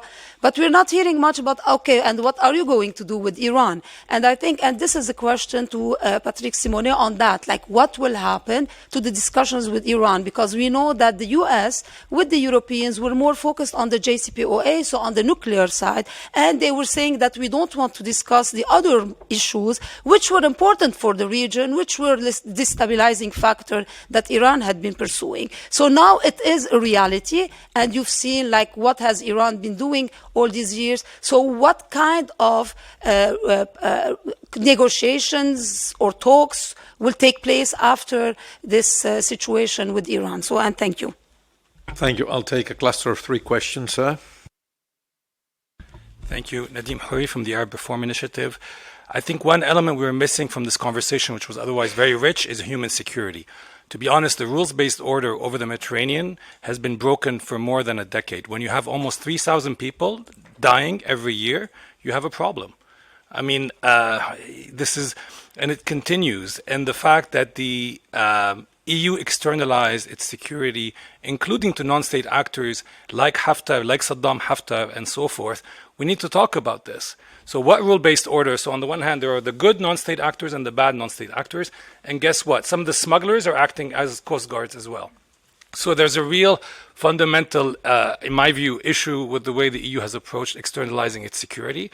We've seen it in the way now humans refugees, migrants are actually used as a currency to actually extract money from the EU. The discussion in Lebanon after the recent visit from the high-level EU delegation was, oh, actually we should have negotiated more. Let a few ships get to Cyprus, and then instead of 1 billion, we could have gotten 5 or 10 billion. You know, one person said, we should have gotten 20 billion. You know, so it makes me wonder, what is the value of stopping one migrant? The other thing that I think that was missing is actually competition between European powers.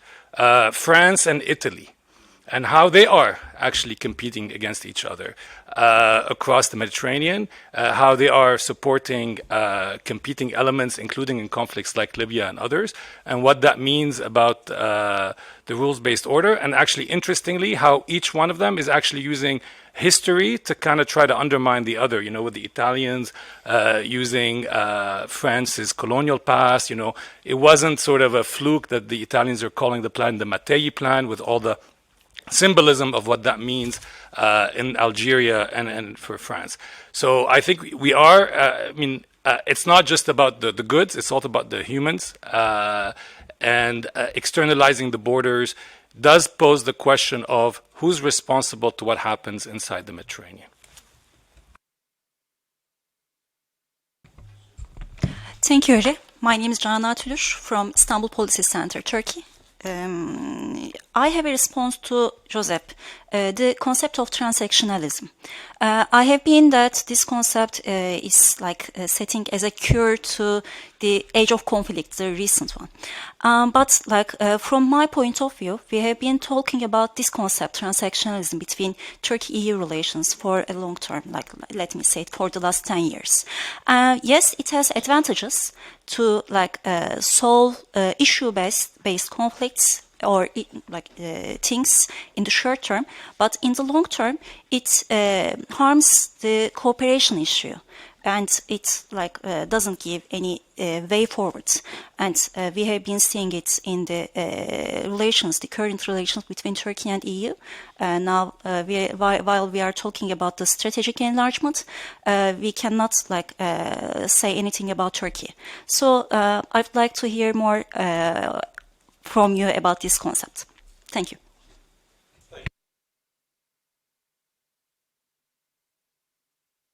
Thank you, Harry. The good thing is I'm not in charge of Iran, so I don't know, to be honest, what we'll do with Iran. But just be aware that we continue discussing. I mean, it's open, it's public. We continue discussing with Iran. I mean, the High Representative is in regular talks about with Iran and discussing regional issues, internal issues, and also the GCPOA, which is not officially dead. So, and I think many countries of the region, at least the ones I know, still see the value of having some discussions and attempting an agreement on that. Look, I think what it allows me to maybe bring a clarification. I mean, we're talking about a military operation, defensive operation in the Red Sea. Don't quote me, but to me, this is not necessarily the only solution. It's part of a package, and we need to be able also to resort to diplomacy. And there I would refer to the discussion, long-standing discussions between the legitimate government of Yemen and the Houthis, side channels, back channels, or now even discussions with Saudi Arabia. I mean, in my personal opinion, I think had we had the UN supported roadmap in place before what happened at the end of last year, you know, maybe that would have been different. So we have to consider that there's several options, several ways of dealing with a problem, and I think there's still, as far as the EU is concerned, we're still very much supporting the efforts of the UN Special Envoy Hans Grünberg in order to make progress on the roadmap to get to a political settlement in the case of Yemen. So military is one thing, and it's defensive. but don't forget diplomacy. Don't forget also what we are doing in terms of our support to any kind of processes and to the people and our humanitarian action and so on. Thank you for the question on I mean, general, but looking at Libya in particular. I mean, as the EU we have always, as you know, officially always supported the internationally recognized government of Libya. What is happening at the level of member states? That's probably your job, you know, to look at that and to sometimes call to, you know, more coherence and even maybe somehow to put the finger on things that might be not so coherent. But I cannot say that I would certainly not accept your definition of us externalizing security or control or support to non-state actors. Look, the migration policy, I think we would need a complete separate session on that. It's not just throwing money at it. I fully agree with it. The 1 billion, I think, was for Lebanon was not limited to migration. It's money for Lebanon and for the Lebanese and people in Lebanon. That has been, I think, clearly said by the president when she visited. But yeah, I mean, a complete different discussion. Thank you. Thank you. There was a doubted question to you. Yes, actually, first of all, I fully agree with Nadim about the French-Italy thing, and we could. I mean, it was one of my observations when you talked about the necessity for Europe to get its act together, but I think there are more challenges than we think or than we want to see. I mean, we have the case of Italy, France on Libya, we have other issues regarding Ukraine, and now we have other issues regarding Gaza also. I think we have, to say the least, Europe is quite divided about the position to take on Gaza. I mean, if you look at the countries that have supported the recognition of Palestine, the countries that are almost banning a Palestinian flag on their soil, I mean, you have a huge gap there, but this is another discussion.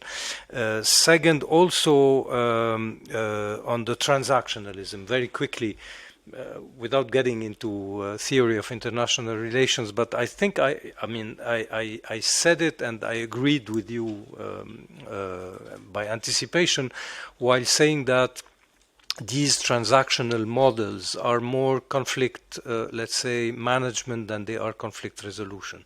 Yes, they are because they are transactional, they are limited in scope and in time, and they are very fragile. And the case in point, for example, in the Lebanon-Israel deal is very obvious. I mean, if the conflict goes on, the transactional value or quality of that deal could very well completely disappear. Now, three, and more on the geopolitical aspect of our discussion and what you said, Luisa, I think, yes. I have a couple, if not bad news, but let's say dark prospects, okay? First of all, Eloise, China is not a Mediterranean naval actor, true, but China is already negotiating with Russia the co-sharing of certain naval bases in Syria, for example, in Latakia and Tartus, and this is something interesting, because our job is also to, as we say in France, to decipher les signaux faibles, okay, and what's coming in the next 10 years. And on that front, this is the bad news I have on non-state actors and others. Yes, they have sponsors, but some of them are quasi-states. They are not only sponsored by states. I mean, when Saudi Arabia negotiates the truce in Yemen, it negotiates directly with the Houthis. It doesn't negotiate with Iran, the Houthi thing. It negotiates with the Houthis. Israel is today almost negotiating directly with Hezbollah, and you know it better than me. But to come back to our issue, the bad news, since we mentioned China. You know, I'm not a war studies specialist, although it's a very important component to understand what you are talking about. But when you see that today modern warfare has been completely transformed by the use of drones, okay, Ukraine, Gaza, elsewhere, And when you see that today China is making huge advances in the development of maritime drones, it gives you an idea, Patrick, of what the Mediterranean could become in the next 10 years. I mean, a sort of other Red Sea. I think that when you know that today one of the main worries of Israel by Hezbollah is the drone ability of Hezbollah to hit Israel, and you project it to the wide, I mean, the very rapid development of maritime drones utilization that are becoming very sophisticated and capable of carrying very lethal, let's say, amounts of explosives. It gives you an idea about the scenario that we are heading towards if things are not treated politically. It's not only a military affair. And here non-state actors and state actors or state-sponsored non-state actors become not only irrelevant, but we need also to have a new discussion on that. It's not the place here, but I think that we need to rethink this concept of non-state actors because it's becoming completely obsolete.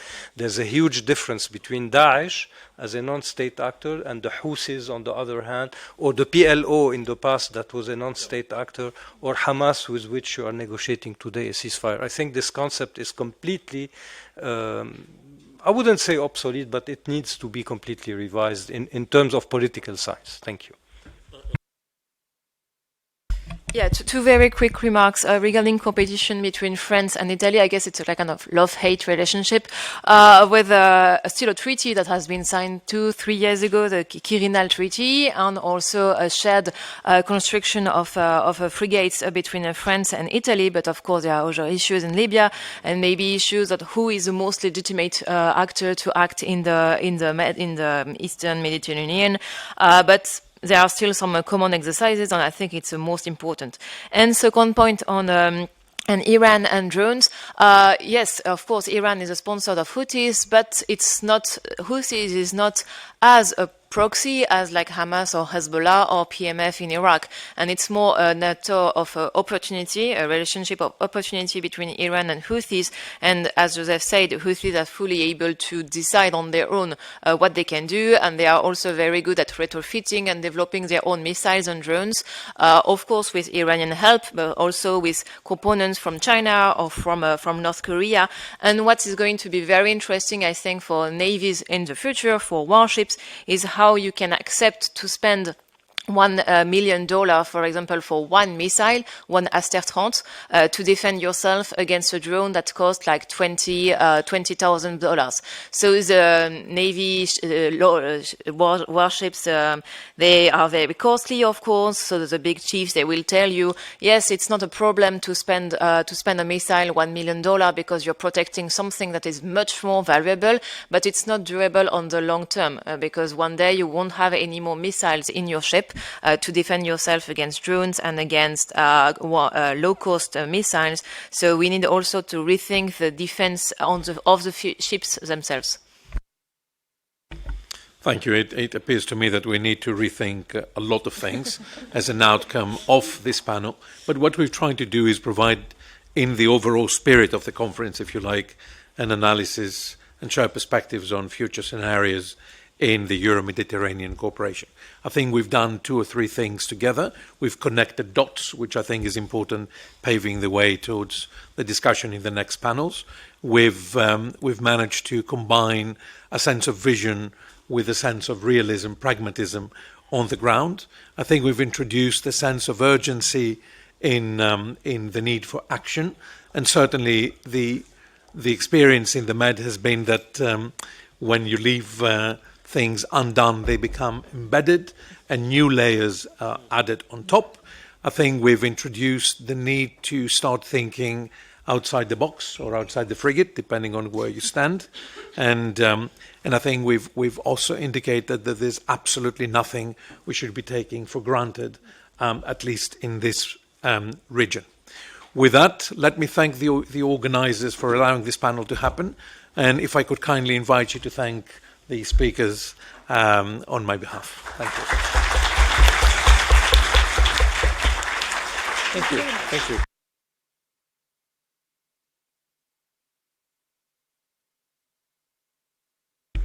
So, good morning again for our second session, which will be much easier than the first one, because obviously the first session, which was already extremely relevant and interesting, was like a launching pad that brought us into discussion mood. And secondly, we are now after the coffee, and I, for myself at least, I'm much more efficient after the coffee. And probably before the next coffee, actually, than without. So our organizers are to be commended for their extraordinary agility. Not even 15 minutes ago, Patrick Simonet on this panel asked for a special session on migration, and there it is. We have a fantastic session here under the title of Scanning Scenarios for Euro-Mediterranean Cooperation in the Field of Migration. So Patrick's wish becomes true.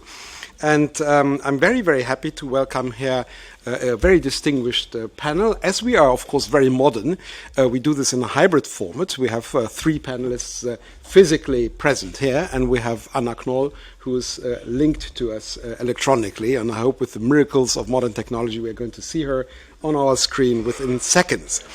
My name is Michael Köhler.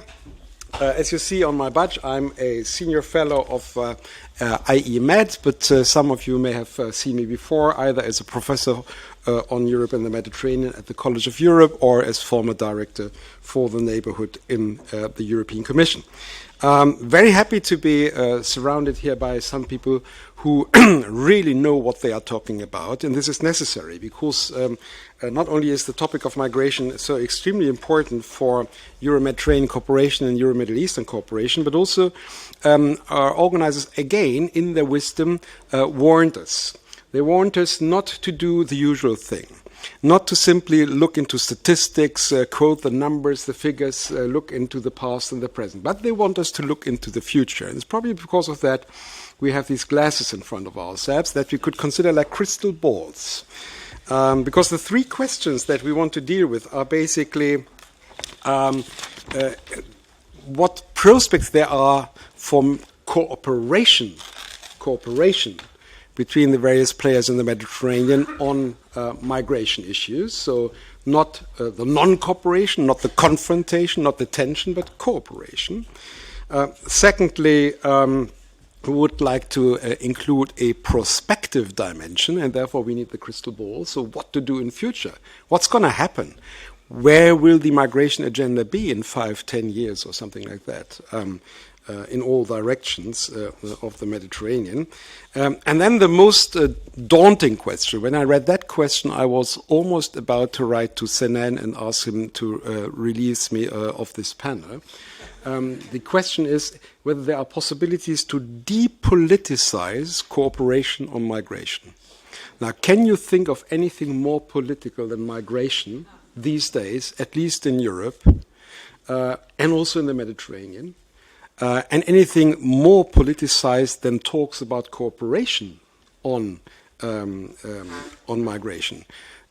So the very idea to politicize this requires a lot of courage and a lot of constructive fantasy. But maybe this is exactly what we need to go for in order to turn migration into an area that is mutually beneficial, as it should be, actually, for countries of origin, countries of transit, and countries that are receiving migrants. So, enough from my side on this. We have a fantastic panel here. To my left, Tarek Megarisi, who is Libyan, obviously, but probably more British than Libyan in the meantime, who knows. At least he got educated in the United Kingdom, especially in Manchester and at SOAS in London. I also saw on your CV a very cryptic reference to the University of Damascus. Maybe you can tell us more about this. But what I found fascinating about him is that, yes, he is a specialist on migration. He is now, of course, a senior fellow on migration and Middle Eastern issues at the European Council on Foreign Relations. But his BA is in computer science. So the man has done something serious in his life. As somebody who has studied computer science, I hope he has definitely more ideas than I have about artificial intelligence. And artificial intelligence, as far as I'm concerned, is key to any good foresight exercises.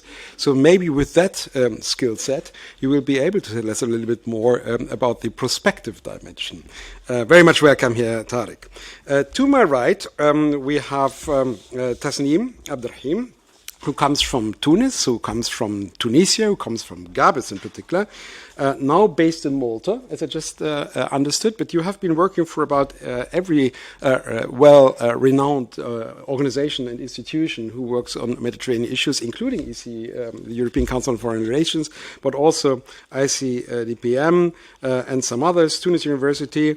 You, again, have seen much more in your life than just Middle Mediterranean studies. You have a master, I think, in English literature, so at least the level of language will be elevated to what Shakespeare would probably appreciate it. Obviously, you have been working a lot on the Maghrebi dimension of migration. Very much happy to hear you on this, because obviously Tunisia has become a very topical country for migration over the past 3-4 years. This was not the case 20 years ago, but now it is, and therefore very good to have you here. Very much welcome. Again to my left, Mercedes Garcia Perez. Mercedes, Spanish, as the name would probably point to. You're a lawyer. You're a lawyer, but you also studied literature, so you can have a talk with Tasneem later on very interesting subjects. You have done Complutense in Madrid, but later on you went also to the College of Europe, which I hope is a very good school, because I'm teaching there for 27 years, so don't tell me it's bad. And of course, you are a specialist in law. Now, you have done many things in your career since 2003 in the European institutions, dealing with development, dealing with Africa, dealing with common foreign security policy and CSDP missions. But now you're the head of division in the External Action Service on human rights. I find it very interesting that you accepted to come here and not your colleague who's dealing with migration policy. But obviously, there seems to be a link between human rights and migration policy, and very much happy to hear you on that and other issues. And then linked to us electronically, and now I see her on the screen, Anna Knoll. So happy that I'm not the only one who has a German accent here. Anna, where are you based right now? Are you in Bonn or are you in Maastricht? Where are you right now? I'm based in Aachen. In Aachen, so that's where we all go when we want to pay less VAT for our shopping. Very nice town, obviously. But you work, of course, for the European Centre for Development Policy Management, and you have been a fellow also, I understand, with the World Food Programme, so you have put your nose into practical issues of cooperation in the past.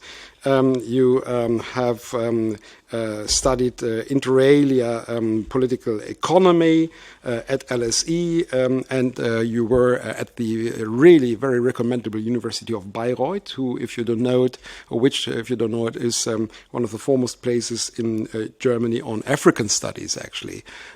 So many reasons to go to Bayreuth, even if you don't like Wagner music. So with this panel, we, I think, extremely well placed to introduce into a debate, and I hope that obviously we can open up to a general debate with all of you later. We will proceed in the same way as in the preceding session.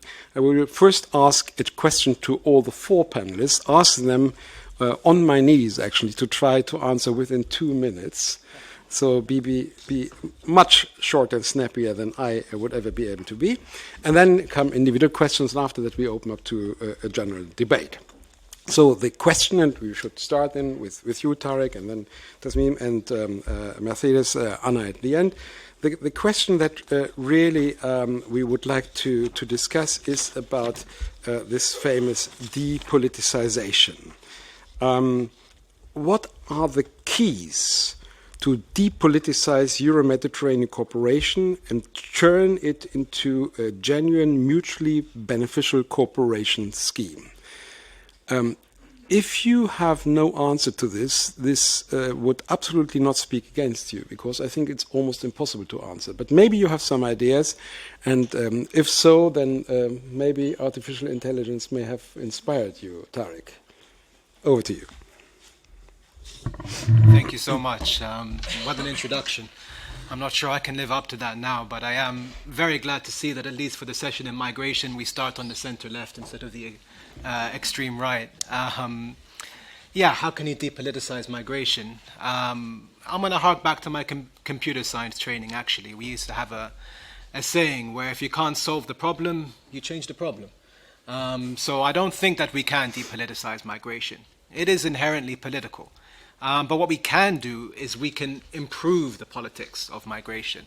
And we can do that first and foremost, and only really by changing our narrative on migration. Right now, the overarching framework, our political conversations about migration, is to securitize it, perceive migrants and refugees, the most vulnerable people on the planet, as not only a security threat, but an existential threat to Europe, to our way of life, to all of us.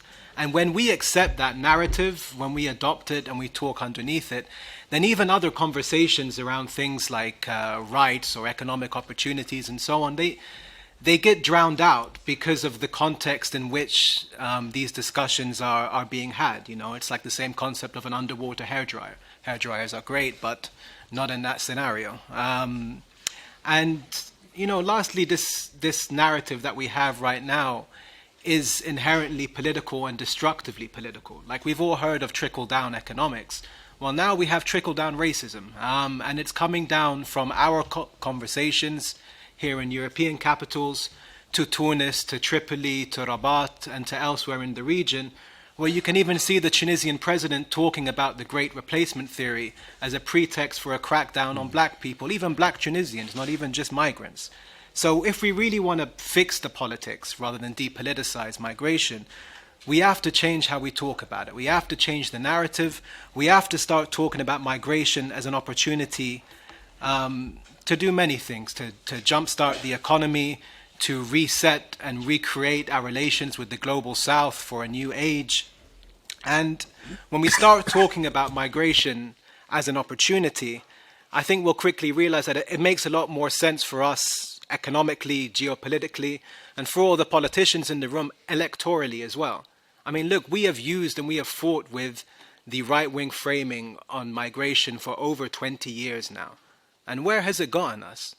The atmosphere is worse than ever, our discourse is worse than ever, our policies are worse than ever, and yet even those on the center-left and the center and so on, we're still fighting migration on the right-wing's terms. I mean, after 25 years, isn't it time to try something else? Thank you. Thank you very much, Tariq. Tasneem, Tunisia was already mentioned. You don't need to comment on Tunisia, but if you have a positive vision of migration, please share it with us. I'm afraid I don't.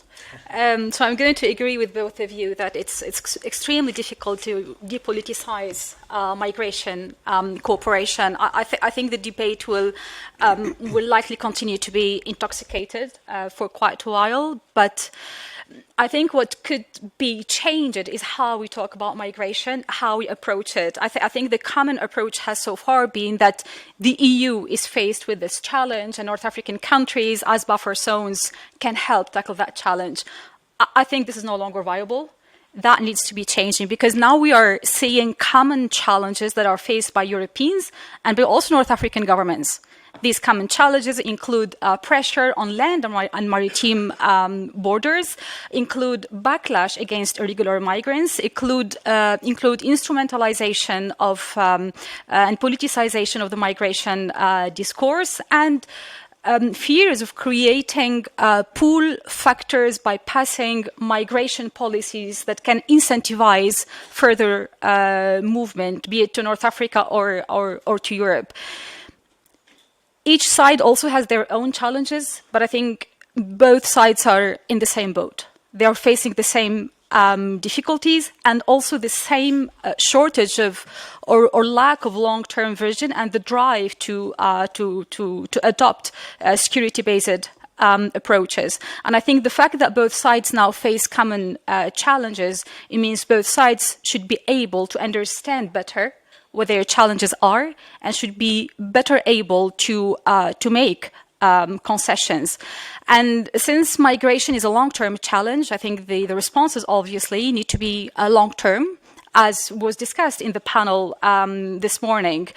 That means that with the current focus on securing borders and disincentivizing further movement, that's important to do, but that's not going to solve the issue. I think both North Africa and Europe should expect that the migratory pressure is going to continue. I mean, as we see that the driving factors are actually worsening. We see also changes in migration routes now with the reopening of the Agadez route. So it's only plausible to expect that this challenge will continue. And also, since you are talking about the need for long-term solutions, we need consistencies in policies, because what happens usually is that there are lots of ambitious plans and ideas for comprehensive migration cooperation, but then lots of these ideas fall through and there isn't really a follow-up in terms of implementation. I'm here speaking about both sides, be it in North Africa or Europe, and I think that needs to change. Thank you very much, Tasneem. Mercedes.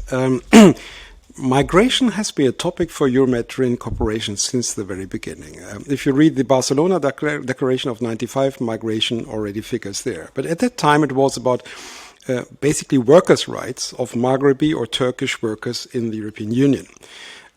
Today, we are in a totally different scenario. Track where the President of the Commission is going, Tunisia, Egypt, Lebanon, and so forth, it's all about migration.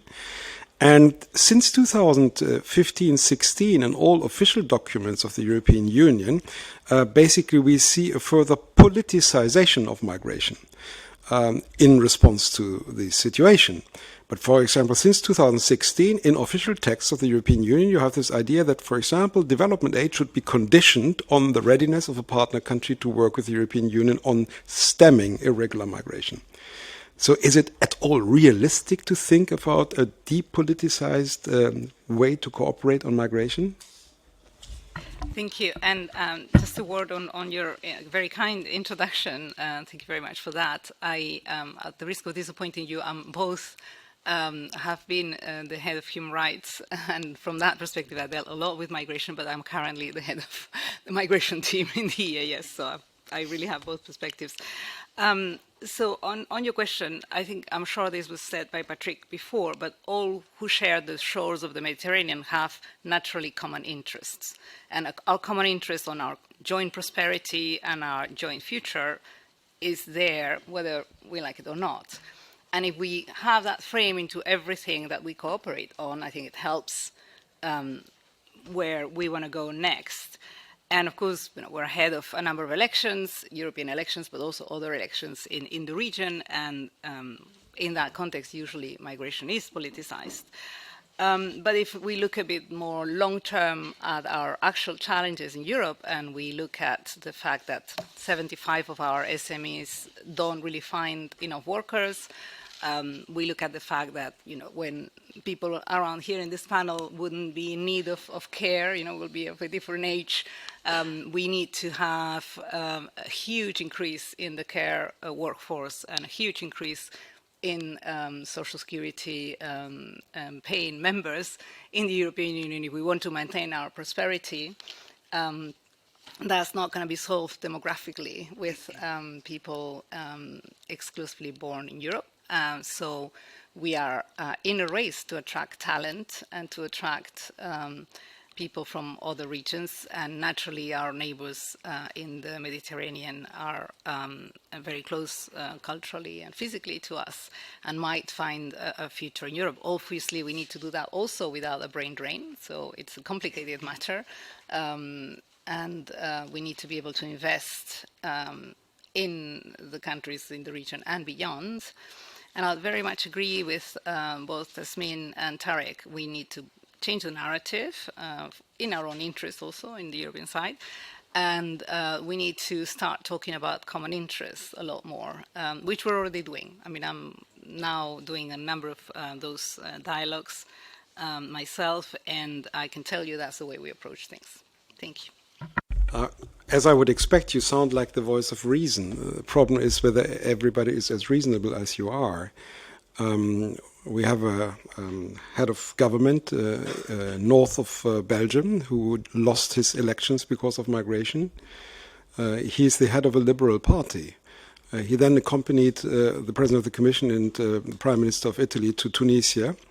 He has just decided to lead his Liberal Party into a coalition with the extreme right in the Netherlands, and he will now become probably Secretary General of NATO. So it shows that even mainstream center parties in the European Union right now sense very, very strongly the pressure of migration. It has changed something in the electorate. And whereas I think if we had more business representatives in this room, they would very much echo your arguments, somehow this doesn't really push into the right direction. It's the voters at this moment in time still seem to be not fully convinced by the need for migration. Despite all the calls for more specialized labor and so forth that we hear in many countries. So the question is how we can change that agenda over time. Maybe Anna has some ideas on this. You are in a healthy distance from us. Aachen is about 130 kilometers away, and maybe that that helps you to have an unemotional view on how to depoliticizing migration. Over to you. Maybe the distance helps, but maybe not. I'll try to be optimistic, but I just actually I came from reading the Dutch coalition agreement this morning and the section on migration, and it is quite sobering in the context of what we're discussing here. So anyway, I think I'll still try to stay at least with the glass half full for a bit. But I mean, depoliticizing is difficult, and I agree with Tarek and others that this may not actually be the way forward, but it is really about, I mean, we have misinformation, we have huge politicization, and it clouds public discourse to the extent that some polls show that among young voters now ahead of the European elections, they care more about reducing irregular migration than about climate change. That should give us some food for thought, and where does this come from? So I think a key is still to demystify possibly the complexity of human mobility, not only through evidence and analysis, because I think we've been trying that at least from the research side, from universities, and there's a lot of discussion and evidence there. But what we fail with different narratives is to connect to people's emotions, which some other actors are much more successful. So what's our story about how more progressive migration policies, how the economic dimension that Mercedes mentions leads to a better life for people? If we cannot make that argument convincing, I think maybe they're very difficult to change the narratives. So I think I would start the perspective not necessarily of migration as an opportunity or as a challenge, or whether it's good or bad, but it's just a reality. And I'm a bit following here Heinde Haas's line, and also in his new book, that migration dynamics are simply part and parcel of any transformation, be it economic, societal, and it has been in the past. If we look at history, and it will be in the future if we look at labor and demographic and labor market changes in Europe and in the region. So the following question is then, how should we look at it, and how should we govern it? And here I second Tasneem in that we're still stuck in this short-term reactive mood. On the Mediterranean, on the irregular migration front, we don't really have yet a longer-term vision on the type of migration mobility, how much circularity, how much can we connect labor markets. And I think here, in the context of demographic changes that have been mentioned, we need to start painting this broader vision and have that as an underlying narrative for any cooperation. And then thirdly, I think following from that, should probably place partnerships and the cooperation aspect more strongly in the lead of different institutional actors, more foreign affairs, more economic labor market perspectives, and the institutions that follow that, which I don't think we have seen sufficiently yet from the European Union. Thank you very much. So the introductory statements of the four panelists very clearly show that we have a little bit to discuss here. And therefore, let me turn directly back to Tarek. Tarek, you wrote a paper half a year ago with a title that couldn't be any clearer. I quote, "Road to Nowhere, Why Europe's Border Externalization is a Dead End." unquote. Now, I have the feeling that there are a couple of office buildings in this beautiful town where your paper has either not been read or not been fully shared or understood. Could you perhaps, in order to help the intellectual process, dwell a bit further on that and say what's going to happen if nothing happens, if current policies are simply being carried through, billions are thrown at external partners in order to stem migration, of which you say it's a dead end, which means the money is basically wasted. So what's going to happen? Over to you. Thanks again. And yeah, what's going to happen? I mean, it's not the first time that we are living out this cycle. I think it's now, depending on how you want to count it, the second or the third time. So I think we can say that what's going to happen if nothing changes is the same thing over and over again. It's kind of like that movie Groundhog Day. I don't know if anybody's old enough to remember it here.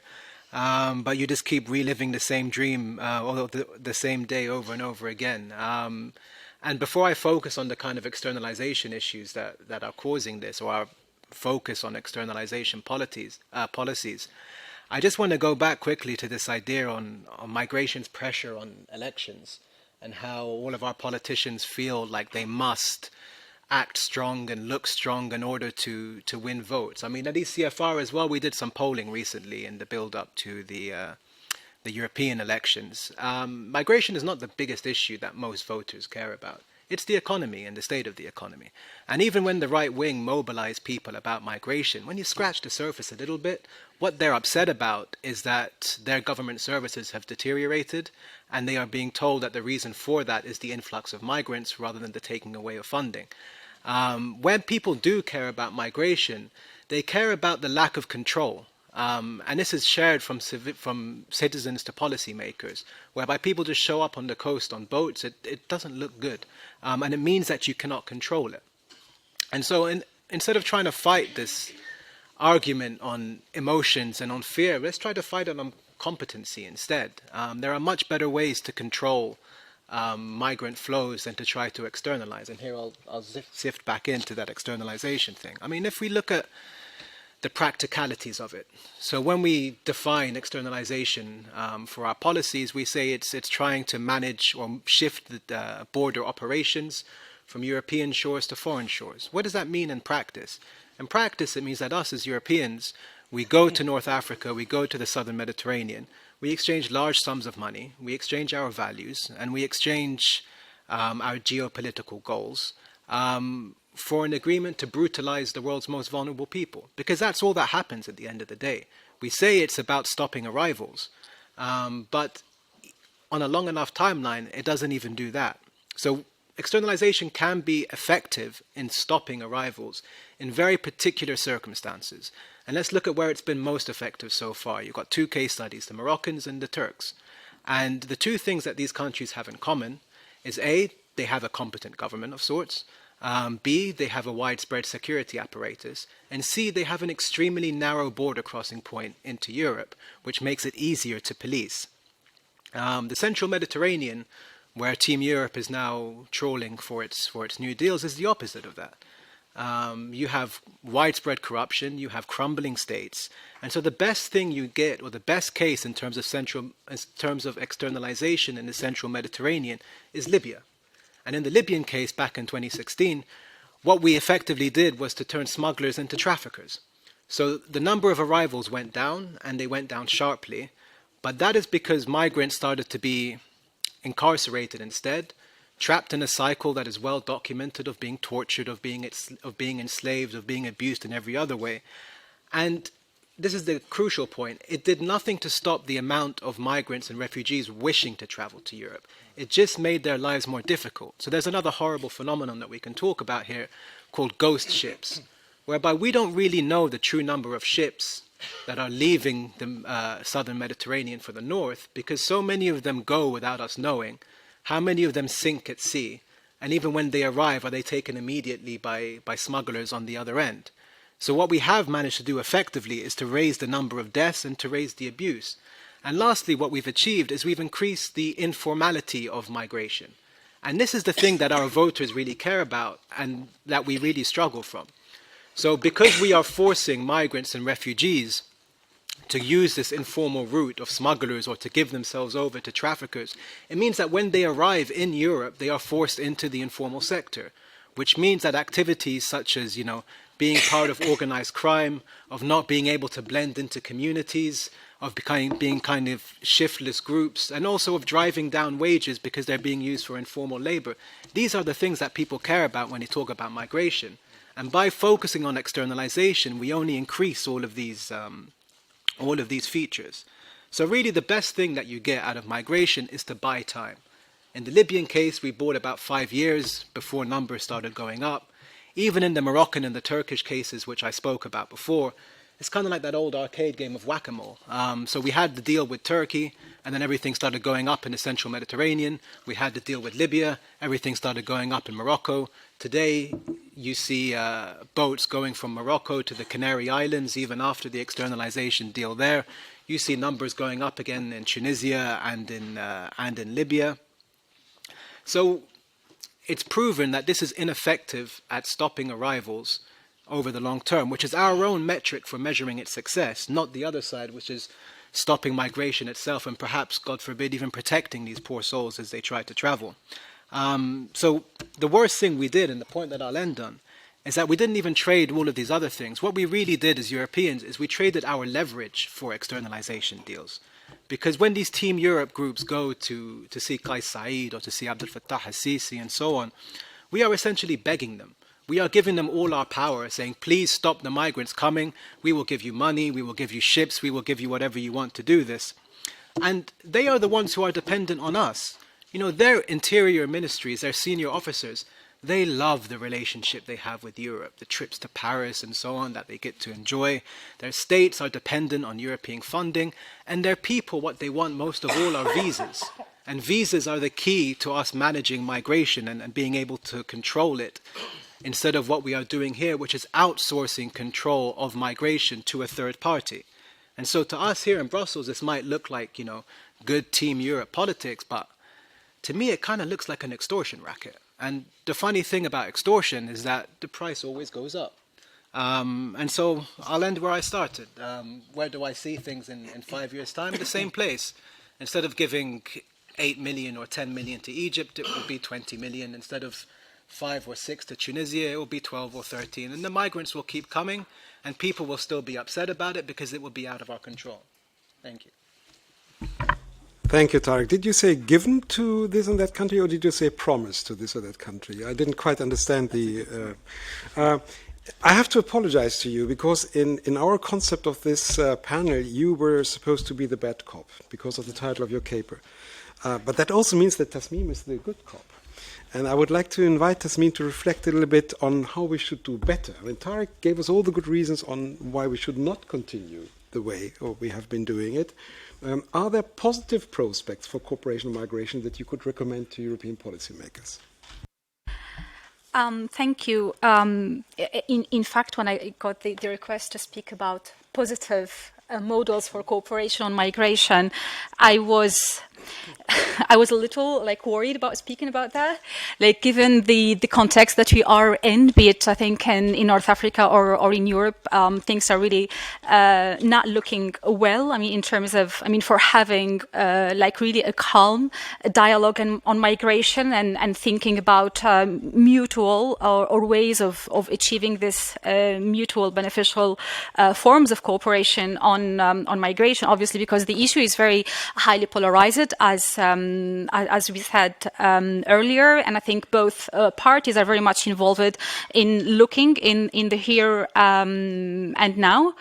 But it could also be an opportunity to look into the future and push for more positive ways of cooperation. And I'm not going to say anything new here when I say that mutually beneficial cooperation on migration involves initiatives and ideas that would address the challenges faced by both sides and the opportunities that migration can offer for both sides in this partnership. Now, this is easier said than done, but migration is a complex issue, and we cannot come up with a simple solution to a complex issue. I want to expand on a point that you mentioned earlier in the introduction, which is that the landscape is changing in North Africa. Tunisia, for example, was an entranced country 20 years ago. The debate on migration in Tunisia wasn't really prominent in the political discourse or in the public discourse. Migration was a non-issue. It was very, very low on the domestic agenda. That has changed rapidly in the past 2-3 years, given that the country is playing an increasing role as a transit country and to a certain extent a destination country also. So and that goes also for Morocco, and I think Algeria also is facing with the same challenges. And so basically the point is that the priorities of these countries and their needs in terms of migration are getting broader.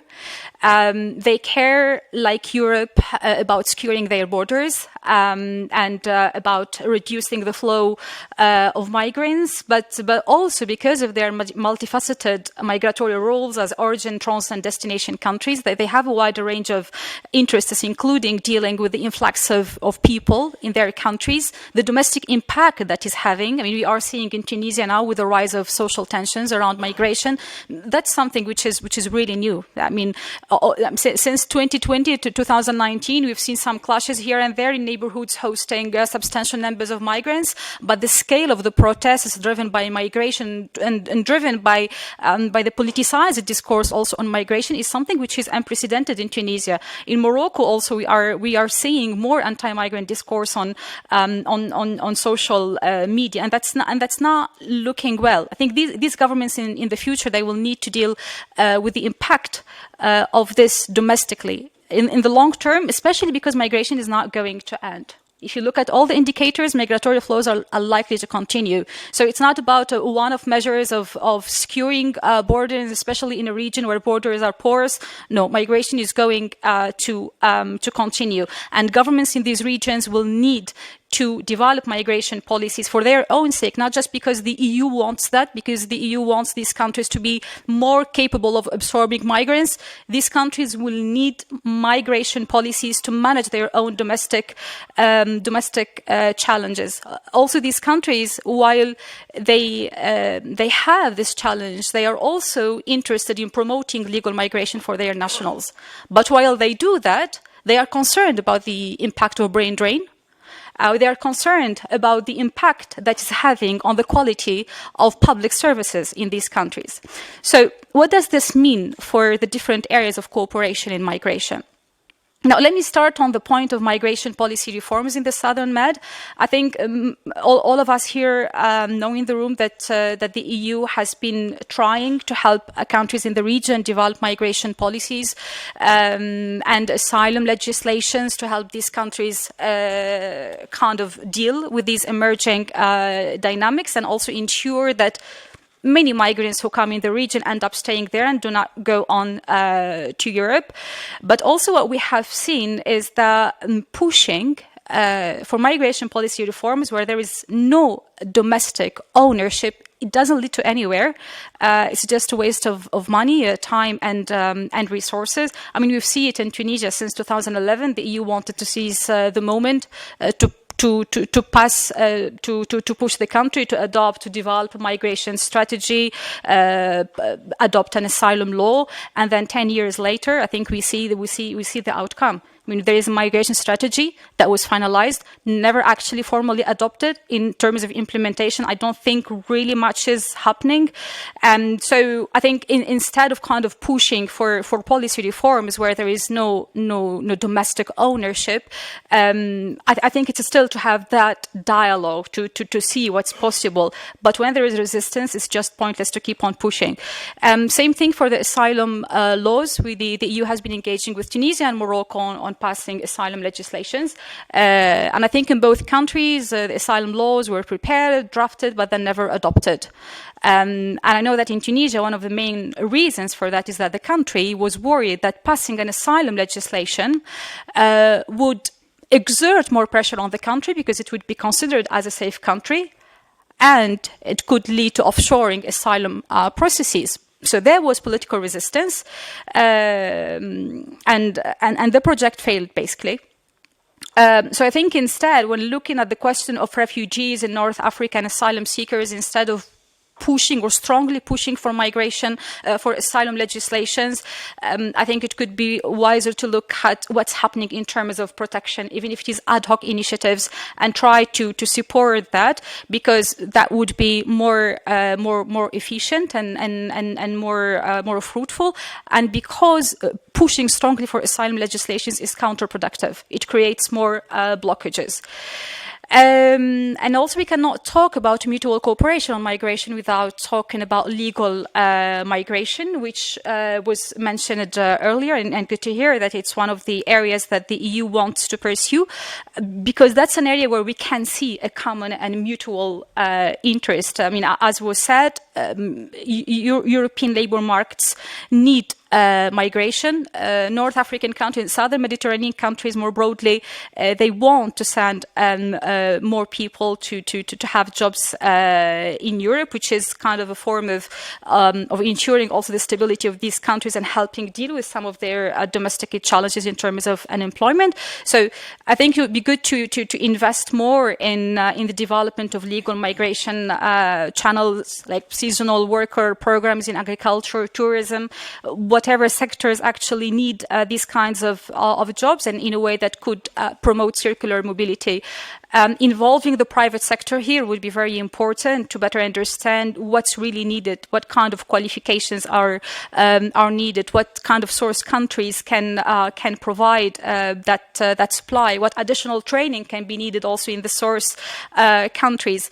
Here I would mention linking legal migration and investment in sectors that send employees to the EU, something that could be beneficial for both sides. I think it could be an option to look into organizing and funding education and training in countries of origin, and then allow legal migration to these countries. It's a complex task, and a lot of alignment needs to be done, but it's a long-term endeavor that is likely to deliver tangible results. Because to mention the example of Tunisia, for example, I keep on mentioning Tunisia because it's the context I know best. But we know in Tunisia, for example, it's a country that sends lots of doctors, engineers, nurses to France, Germany, and other countries. And while that's a good thing, because these people may have access to better employment opportunities in Europe, there is a domestic impact, and it is felt already. There is a shortage of specialists in some fields, of doctors in public hospitals. So it's palpable. The impact is already being felt. So I think long term, and also why that's an issue, not just because it's impacting the quality of public services in these countries, but also we need to take into consideration that in a country like Tunisia, education at all levels is highly subsidized by the state. So basically, when these highly qualified people leave the country, it incurs financial losses to the country of origin. So a sort of balance needs to be found there. I mean, the idea of skills mobility partnerships was flaunted in several, I think, research projects. It's complicated, and a lot of member states aren't adopting it. But I think there are some successful examples that can be replicated on a larger scale. Yes, I will finish on one point that cannot be ignored when speaking about cooperation on migration, which is the issue of visas, which was highlighted. In recent years, there's been increasing difficulties in access to visas, and especially in the three Maghreb countries, Morocco, Algeria, and Tunisia, specifically after the French decision to drastically cut visa allocations for these countries. And in addition to that, so there is an increasing rate of rejections of visas in these countries, and there is an increasing perception of difficulties in the process. What's happening is that a lot of people, of visa applicants, are resorting to external intermediaries to help them navigate this process, which is incurring financial costs, which is increasing the financial cost of applying for visas, and leaves applicants vulnerable to scammers.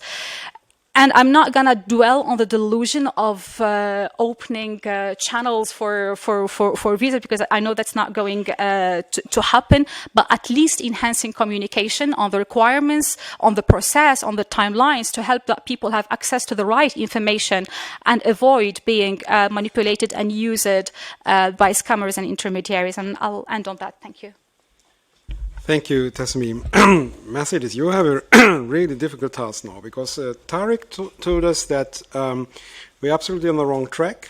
If we pursue on this track, we are going to get even deeper into the dead end. The only difference is it's going to cost us much more money will be extorted. So the classical blackmail scheme. Tasmim told us, well, hold on, I mean, governments in the south also start getting interested in cooperating on migration, because migration has changed in character.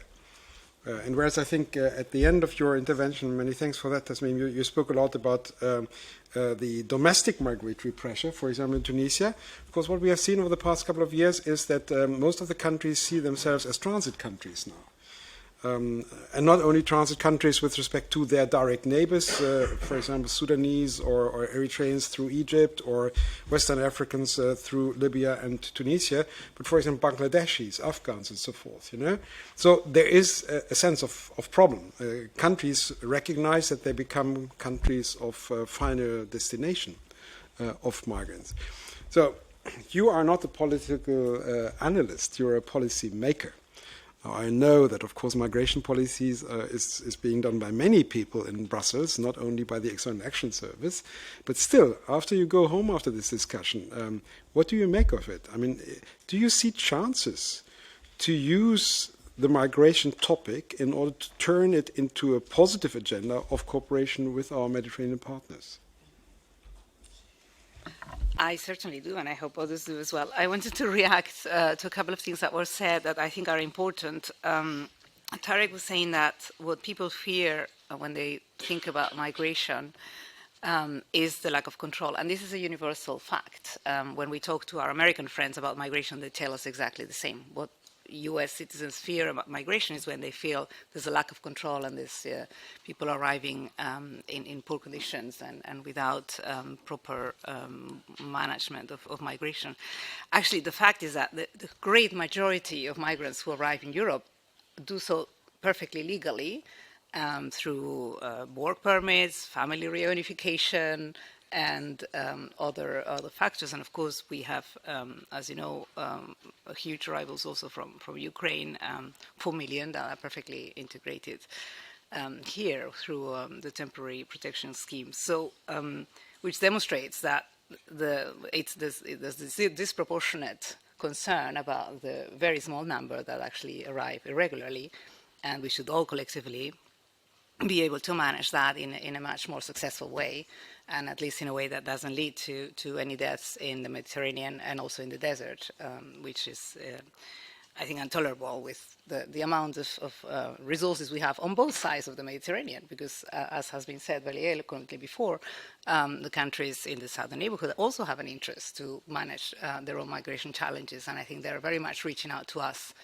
to jointly manage. So I can see already a change in the kind of conversation that we're having, as I was pointing out too, and I'm hoping that very soon we're going to be able to manage those challenges in a better way together.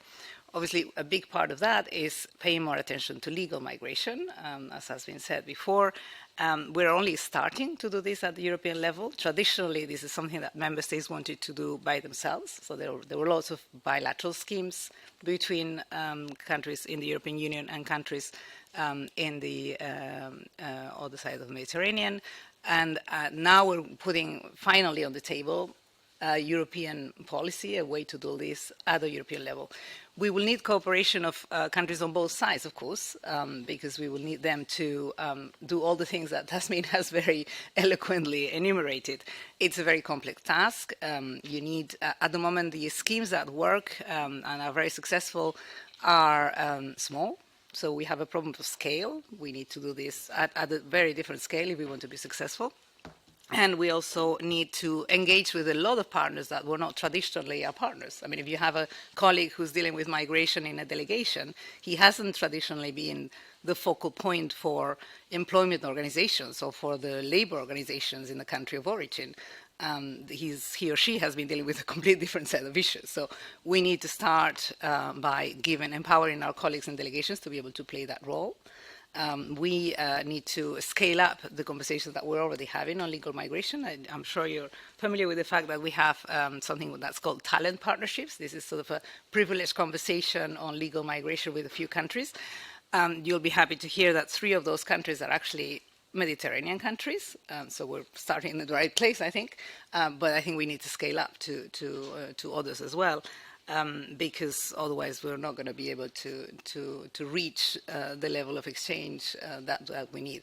And as has also been said, and I pointed out before, we also need to be very careful about brain drain. We need to invest a lot more in professional training. I don't think anybody has mentioned yet the green transition, but this is yet another common challenge that has a direct link with migration.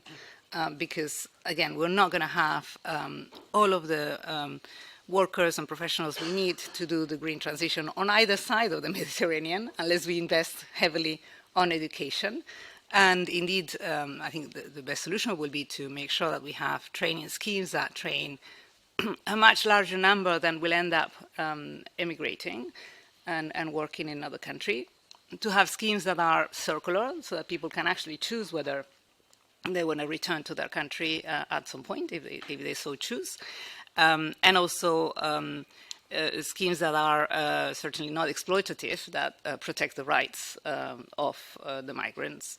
And that includes the employers from the very beginning. I mean, that's really very important. And that's what makes it more complicated. At the moment, we have a European market which is very different depending on member states, on recognition of diplomas, on visa facilitation. Visa facilitation is something we can do at European level if we decide to do so for one given country. But for other issues, we really need to get our act going on a number of administrative issues, but are really important to make this happen on a grander scale, and we need to really focus on this. I'll just give you another example: the care sector. If we are serious about maintaining the level of care that we have in Europe, we need to both invest on our health workers. This is a conversation that I witnessed during the COVID, and suddenly we discovered we had a health care force that we needed to take care of. I think we need to expand that conversation about how we train the healthcare force in a much more global way, and involve the political level in that conversation as well, because it's a major demographic challenge and it's long term, so it's not the kind of thing that comes up in an election cycle, but it's certainly something that perhaps because of that we're better equipped in Europe to plan for that at the national level. Thank you, Mercedes. And I would like, as I consider this a crystal ball, I would like to predict that for the next European Commission, this topic of the aging society in Europe and how to basically find the talents that we need, be it in the care sector or elsewhere, will be the one big, huge issue. Because over the past 10 years, I think, and especially since, of course, 2022, our labor market needs have been very much addressed by immigrants from Eastern Europe. But Eastern Europe, allow me to say so, is empty. If you look at the birth rates, life expectancy in Ukraine, in Russia, and so forth, you can hardly expect that this, for the next 20 or 30 years, would be the source of skilled labor that we need in the European Union. And that brings me to Anna, because Anna, as I said when welcoming you to our panel, you have a degree in political economy.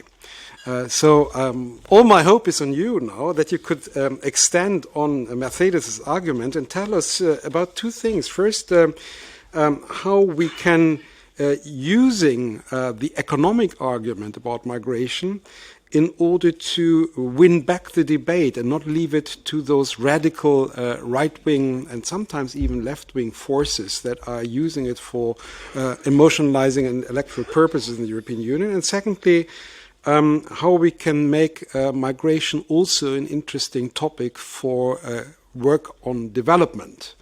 So that looks more at the southern dimension. And in order to interpret Tarek right, this doesn't mean to throw billions at certain people in the south. It means basically talent partnerships. It means things that basically develop societies and economies and not only make ministers of finance happy for a couple of weeks. Do you have some good ideas in that regard, Anna? Thank you, Michael.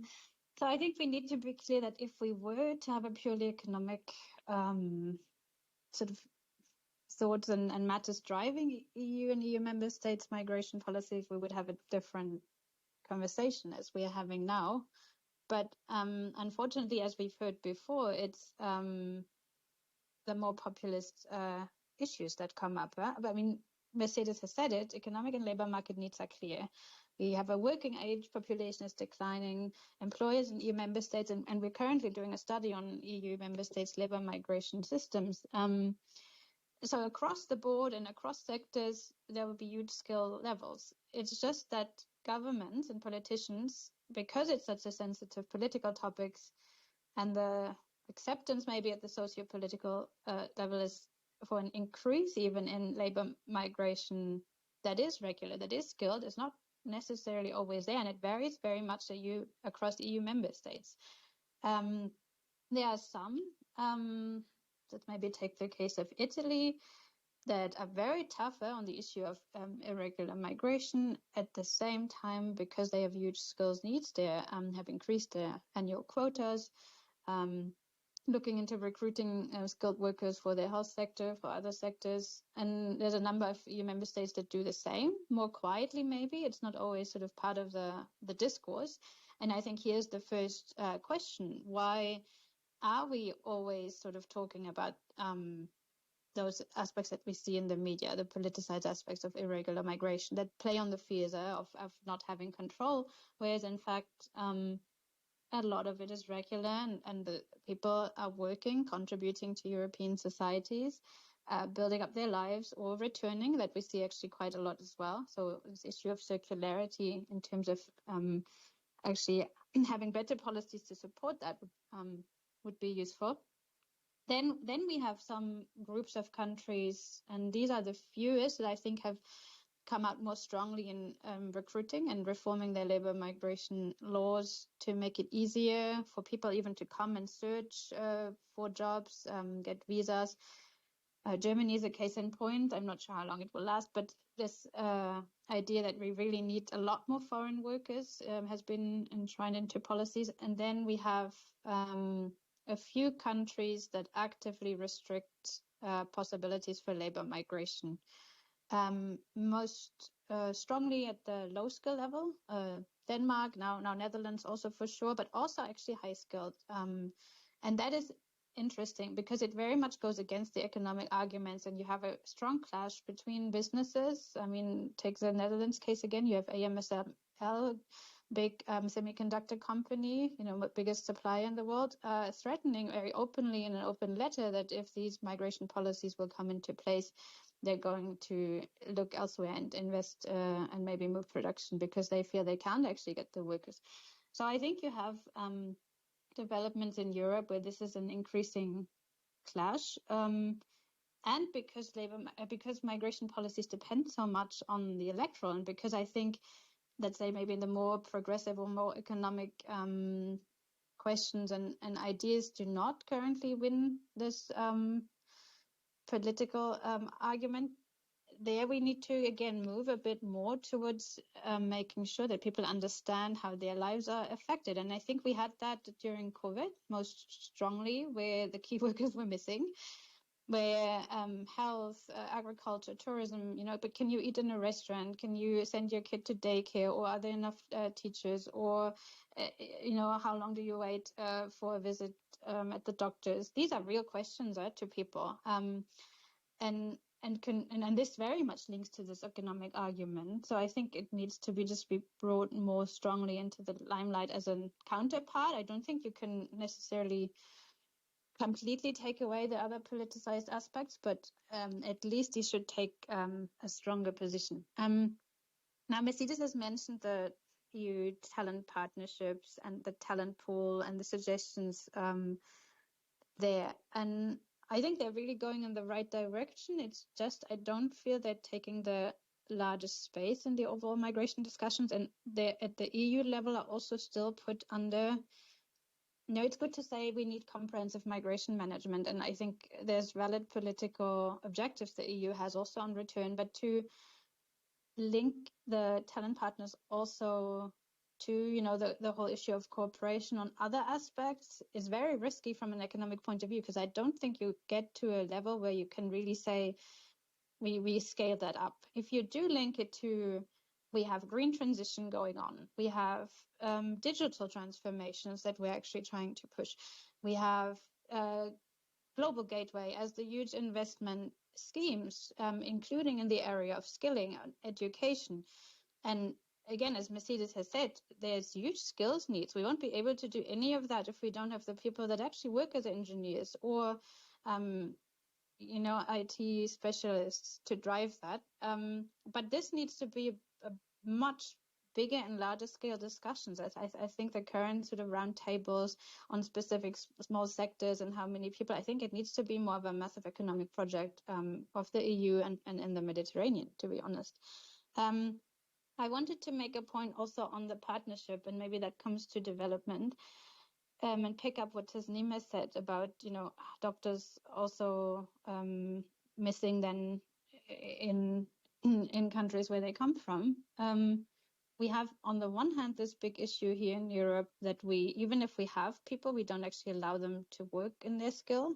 And I know that's very sensitive, but you know, Lighthouse has brought out this report recently on the scale of it. And I think we need to be better at integrating and actually allowing people to work and not make it so overly complicated. And I know it's EU level member state competence and it's sensitive. But I think procedures and opportunities to recognize skills need to be sped up.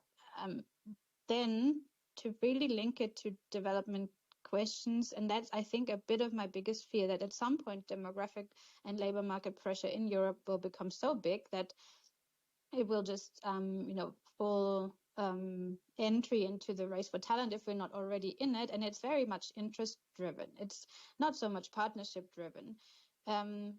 So what I fear is that we're heading towards governments just being, you know, tough on migration, but still trying to recruit the skills they need without so much care of whether people are missing on the other side of the shore. And I think here we need to be much more mindful to bring in a partnership and development dimension. And that has nothing to do really with the investment or the, you know, the money that was raised or spending 10% of the NDICI on migration issues. I think it has to do with fundamentally recognizing that the aspects I've been talking about skills and transformations and people that we need to work on these fundamentally sort of drive our development going forward. And if we don't do that together, it will happen probably in a way that what Tarek has mentioned we see now, where the policies are not in place and people may still move in precarious jobs, you know, and I think this is really where some of the shift needs to happen, also in the political discourse. And, you know, with the hope that this would lead to some people feeling that there is more control and actually sort of being less open to the arguments made by far right. I'm not sure, I provide all the solutions here, but so my thoughts. No, thank you very much, Anna. I give 30 seconds to Mercedes, who just wanted to interject something. Thank you very much. I really just wanted to jump on one of the comments, which is we really have an opportunity here, because as I said before, we're only starting to work in the realm of legal migration in our external relations.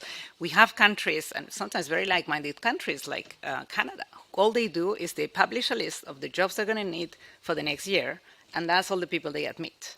We can have a different model, which is also obviously based in our interest, but also in our partnerships with the northern Mediterranean countries and southern Mediterranean countries and others.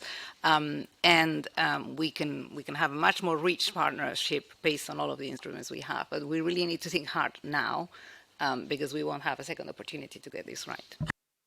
I'm grateful you mentioned Canada, because I think we should be aware of one thing when we speak about talent partnerships.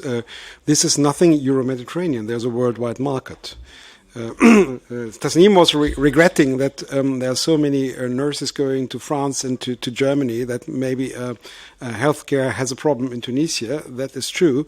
But I know for a fact that for some German hospitals are looking for nurses much more in Vietnam and in the Philippines, for example. And there they compete with hospitals from Australia and Canada. So there's a worldwide market. And I think if we want to have this kind of legal migration on the basis of talent and of market needs, then we need to come in with promotion measures, with training measures, and so that people from the southern rim of the Mediterranean are actually competitive with respect to people that could come in over from Asia, for example. We have, I hope, about 20 minutes for a discussion right now.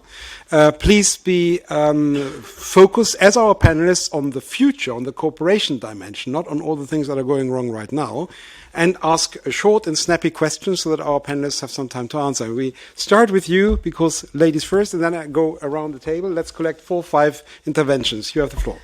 Thank you, Michael. Erzsébet Rózsa from Hungary. I would like to have a few remarks rather. You started the panel with politicization or depolitization. I would rather expand the idea to securitization and desecuritization, because I think this is also, coming from Hungary, I think everyone understands why I am using this term rather.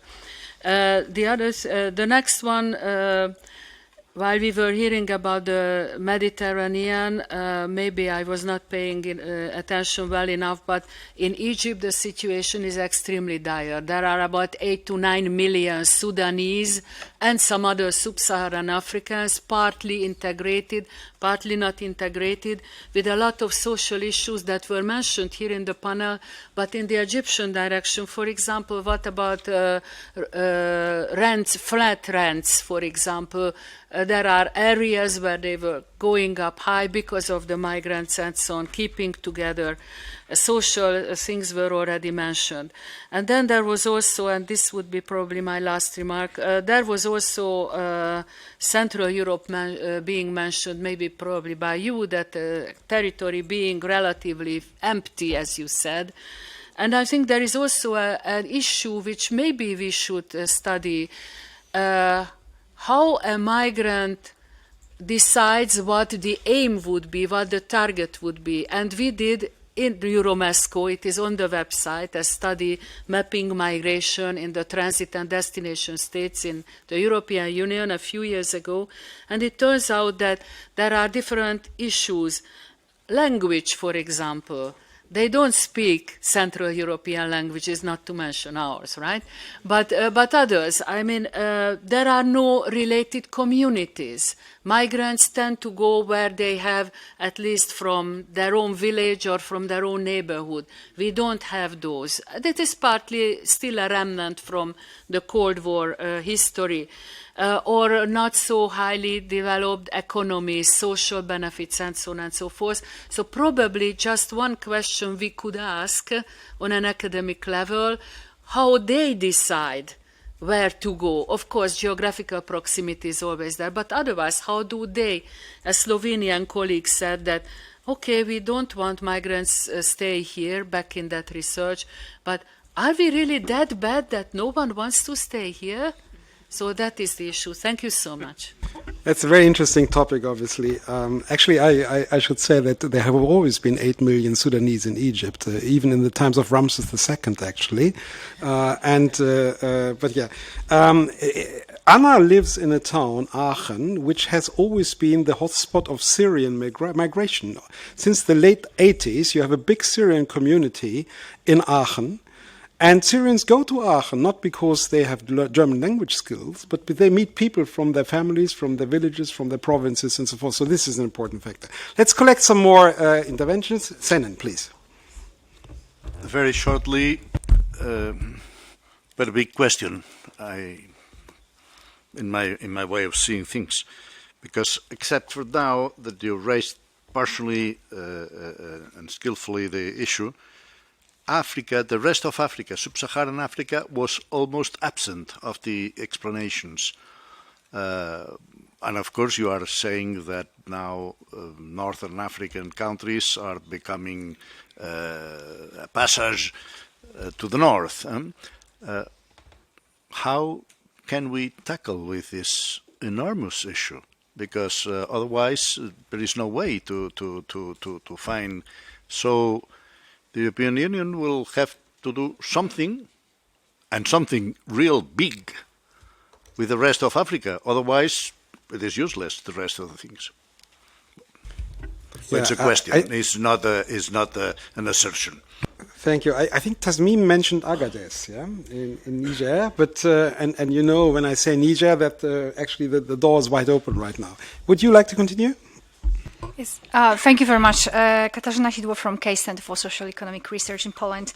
I want to take up on one note, I think, made by Mercedes about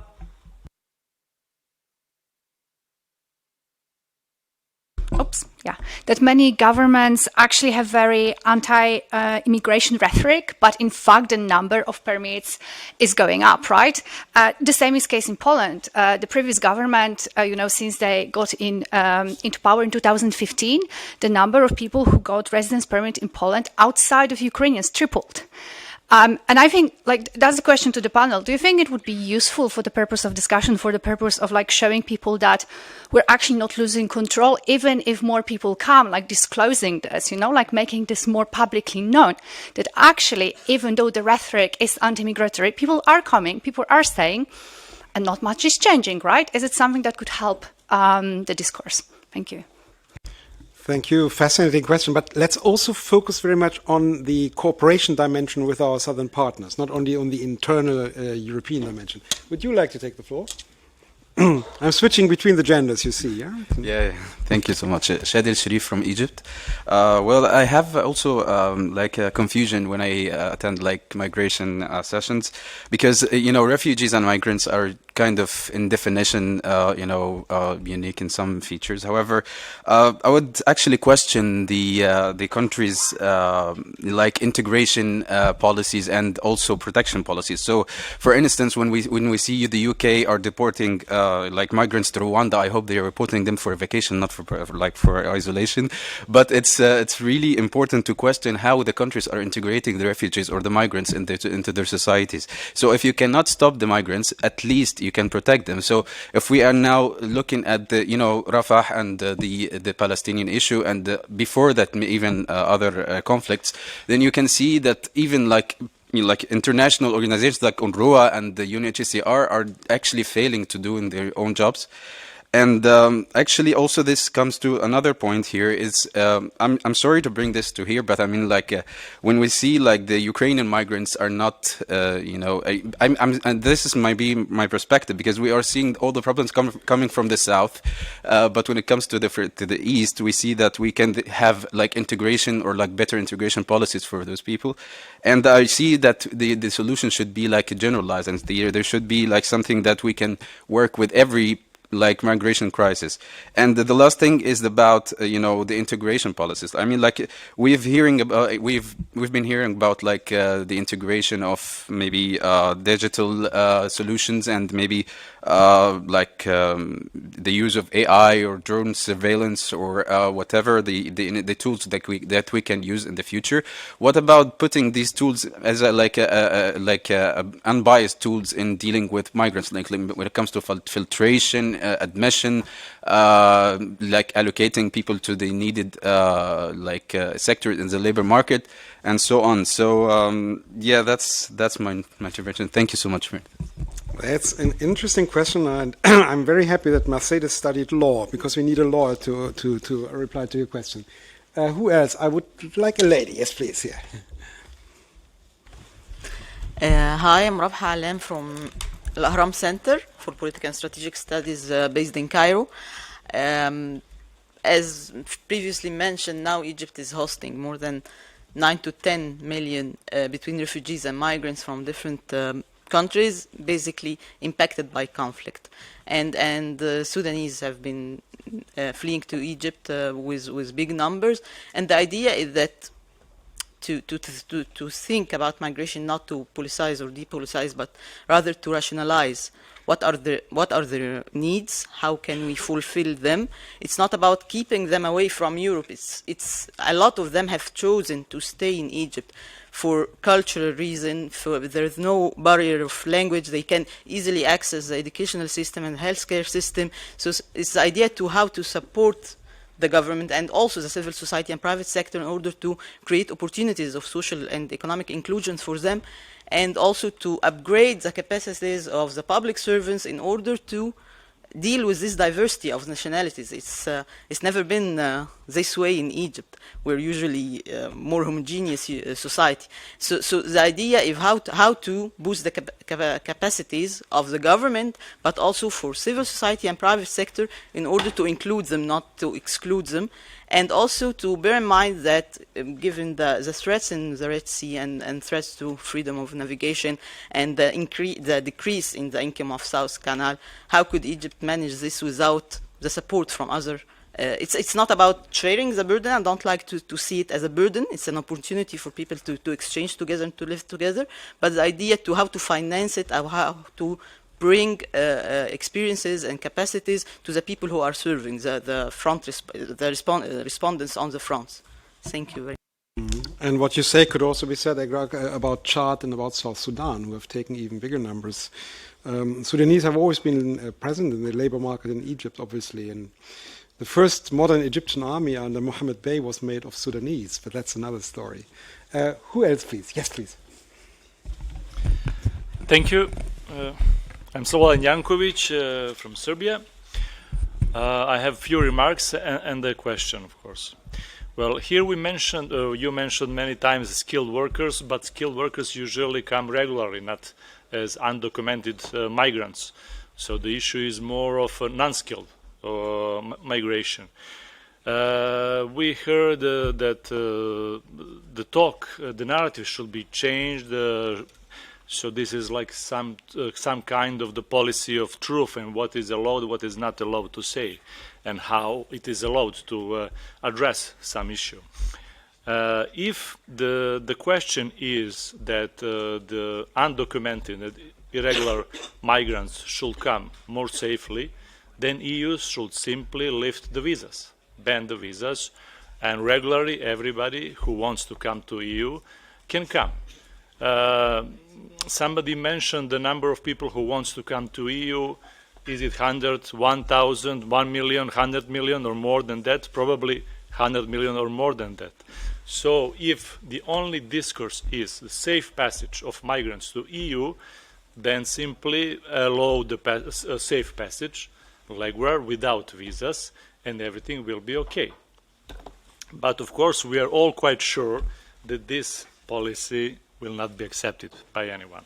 And this is why, for example, Serbia was pressured by EU to reintroduce visas for Iranians, for Tunisians also, and so on. So my question here is for Tasnim, who addressed the question of the source countries. Serbia is also a source country. We have a problem with lack of medical doctors and other people in this sector. So what do you suggest? What could be a solution? So for the source countries and their cooperation with the EU. Thank you. Thank you. And could I add a question to this? Our panelists will in 2 minutes be asked to react to the questions. The very reason why there has been no visa liberalization with respect to Mediterranean countries, contrary to Moldova, Ukraine, and Georgia, is that none of these countries wanted to sign readmission agreements with the European Union. Is there anything we can do about that? So that we could perhaps facilitate, if not even abolish visa in the long term. Yes, please, come in. Do you have a microphone somewhere? All right, it's coming.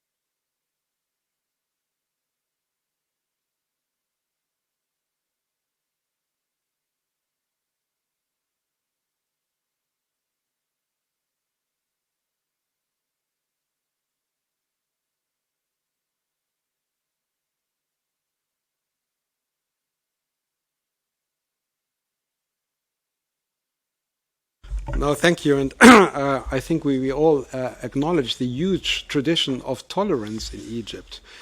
But I should also recall, and I think Tasmim hinted to that, that I think there's only one country right now in Northern Africa where migrants can have a legal status, and that is Morocco.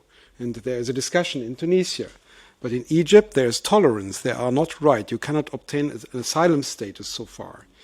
I should also say that now, of course, the focus is on the Sudanese, but Egypt has always been a country with a big inflow of people from the Nile Basin, especially Eritrea, Ethiopia, but also, of course, across the sea from Yemen.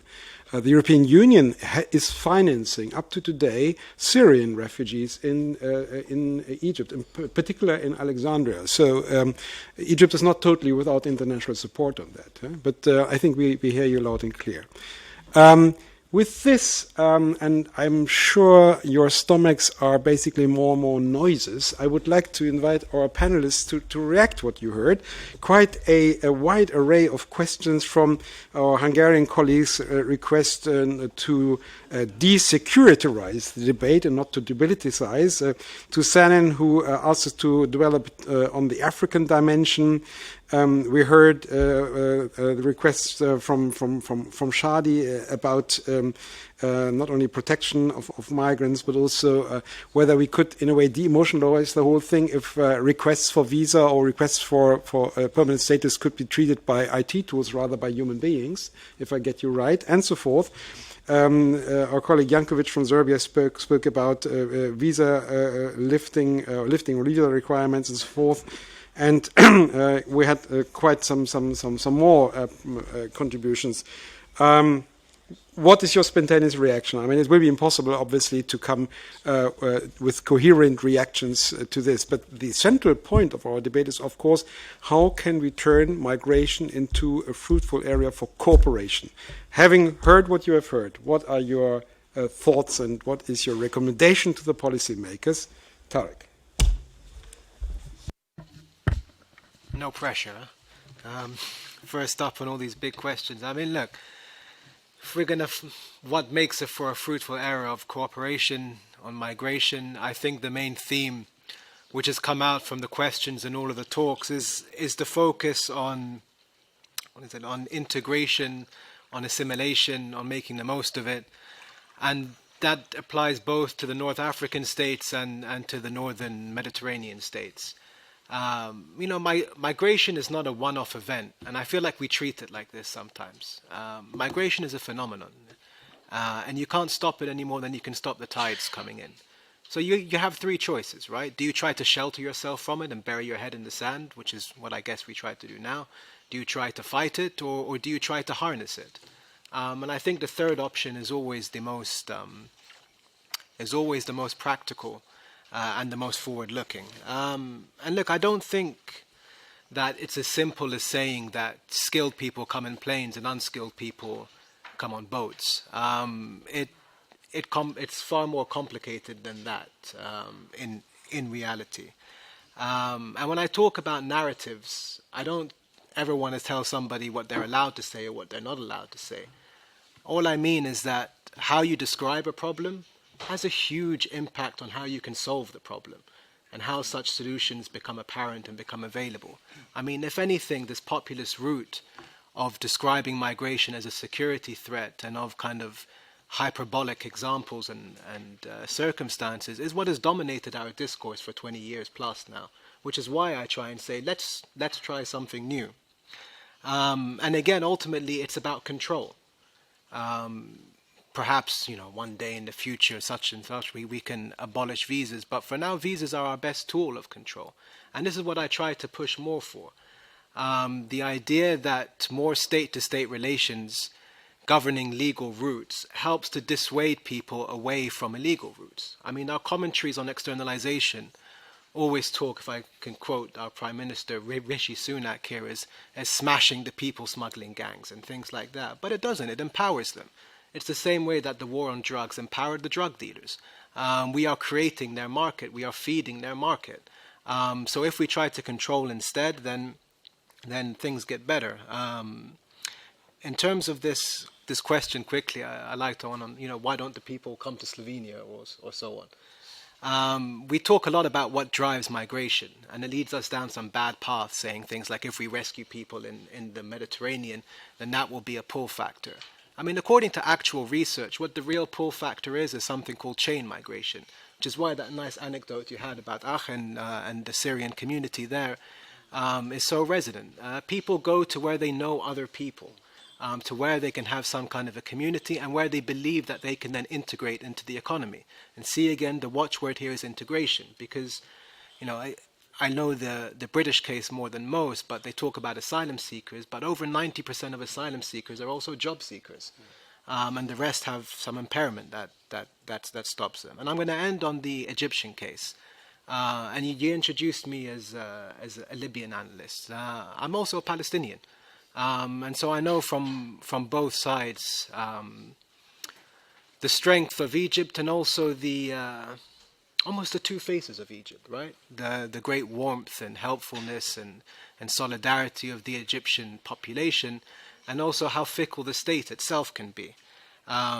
Sudan and the Sudanese have not tanked the Egyptian economy. They aren't the ones to blame for the price inflation in the Egyptian economy. If anything, them and the Palestinians have helped the economy because of all the capital that they have brought into it. And when we talk about the Egyptian state being indulged and taking money to fight migration but being unable to really fight migration, I mean, let's give two examples here. I mean, one is our poor brothers from Sudan who are being pressured to return to what is an active war zone so that the Egyptian state can turn around and tell the Europeans, see, we've cut numbers. And that's because they can't actually stop the gangs from taking people across the border. I mean, I remember I have a fun conversation with a friend in the Interior Ministry who tells me that, my border guards, they wave and they smile at the smugglers as they come by with their cars because the smugglers pay them more than we can pay them. And that problem doesn't change. I mean, there are thousands of people crossing the border into Libya every day, working with non-state actors, as somebody brought up in the last session. And so, yeah, let's look at integration, let's look at assimilation, whether that's in Egypt, Morocco, Germany, Slovenia, elsewhere. That's our only real way forward. Thank you. Your comment alone shows us that we need to have many more sessions on the subject. But Tasmin, please. Yeah, I'll be.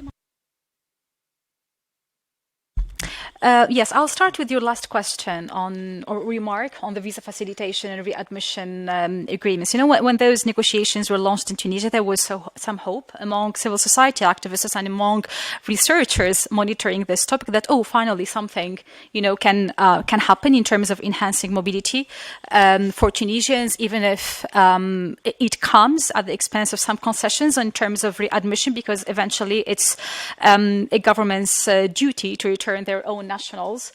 But the negotiations are now on hold. And they haven't progressed well. There have been several, I think, disagreements in the process of the negotiations. I mean, if I'm not mistaken, I think one of the most contentious points was the clause on the readmission of third country nationals. I think countries, be it Tunisia or Morocco, can agree to readmitting their own nationals, but they cannot agree to readmitting third country nationals who transited through their territories. And then in terms of visa facilitation, I remember I've done interviews with activists back in 2018 on the proposals to Tunisia, and activists were saying that the incentives given to Tunisia were actually much below what was given to Eastern partners. So there was this demand for more differentiation, especially that was happening at a time when the democratic transition in Tunisia was still blossoming, and people were hoping that could set the right conditions for enhanced advantages for Tunisians. But that didn't happen, and we are in a different context now. A quick remark on the question on working with countries in the Sahel. I think that's definitely something that we all agree it's needed, and I think it's probably needed than ever. And I think that's something that we hear from the southern Mediterranean countries in North Africa, saying these migrants aren't coming to our countries in the first place. They don't want to stay here. They want to transit and go to Europe. So the response really, or the solution, should be with the countries of origin, not connect with our countries. And I think there, even when speaking about West Africa and the Sahel, there is a need also for differentiated solutions.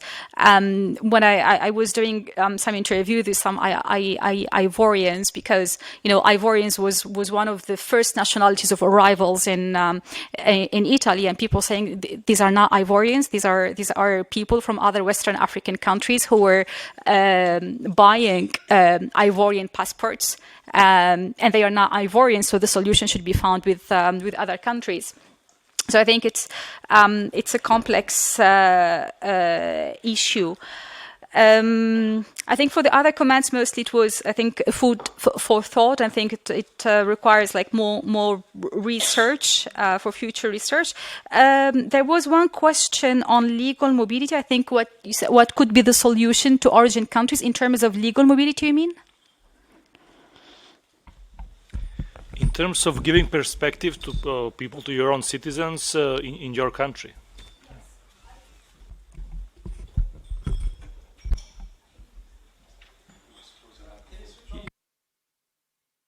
Okay. Yes, I think, well, the solution is that governments of origin countries need to invest more in socioeconomic development in their countries, provide real alternatives for their people, and so that people feel that they are dignified in their own countries, that they have alternatives, they have options, that they don't have to risk their lives at sea.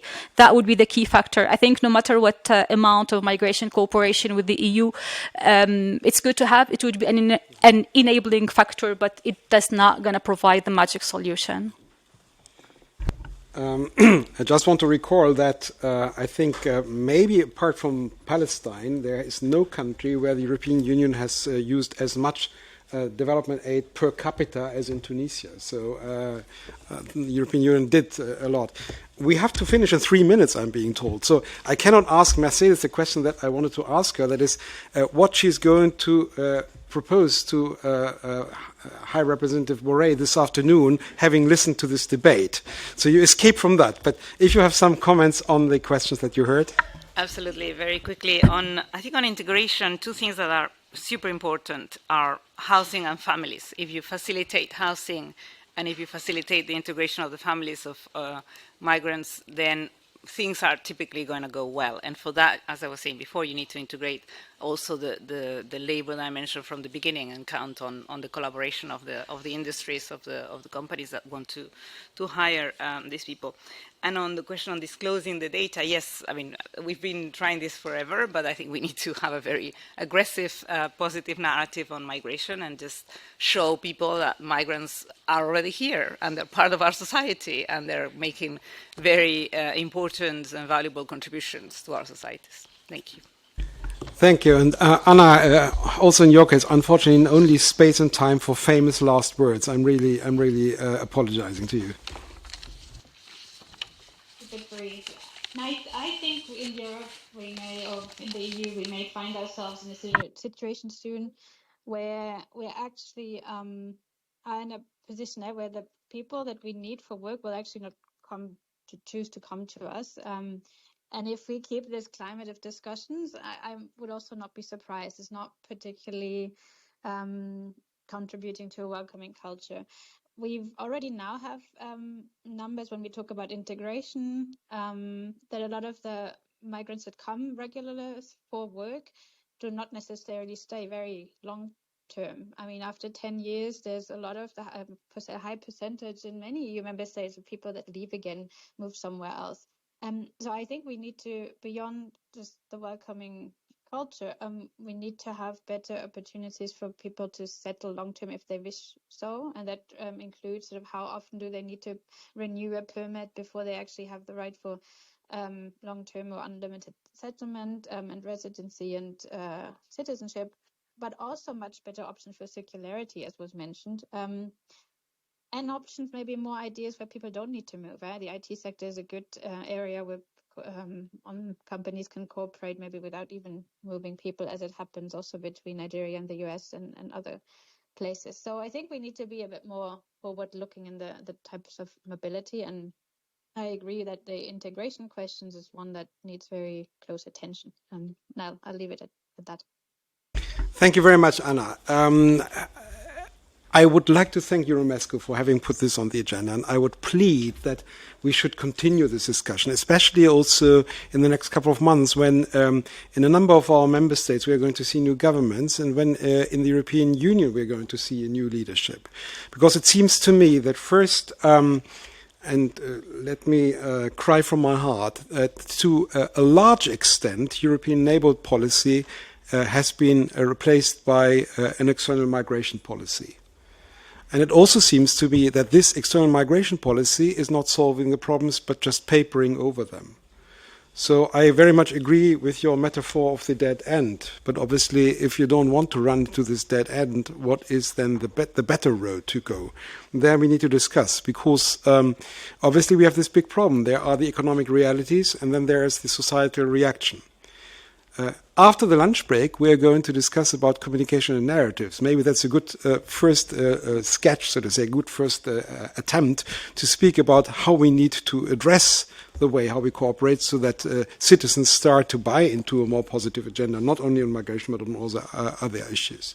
Let me thank our panelists very, very much for their extremely useful contributions, and thanks to all of you. And apologies to those whose questions were not answered, but you may ask the panelists over lunch. Bon appetit. Shahinat Tayyiba. Okay, so I hope you enjoyed the lunch. So we're moving to another segment of the annual conference. We had plenaries this morning, and then we're moving to a bit of a different session. The communication specialist here will tell me that the multi-stakeholder platform is a bit, is not very attractive. It's not a very very attractive labeling. But anyway, the topic of our session is, right, fostering understanding, communication, perceptions, and narratives in Euro-Mediterranean relations. I mean, here, obviously, this is what I was telling some colleagues this morning. Luis Miguel Bueno, Jumana, EU officials here, communication experts, obviously did not wait for EuroMeSCo to discuss, the importance of perceptions, of narratives in Euro-Mediterranean relations. That's clear. But the fact that this issue of narratives is reaching with these events broader audience, is telling, right? It shows that here we are at the intersection between communication, between geopolitics, and that interlinkage is very very important, okay?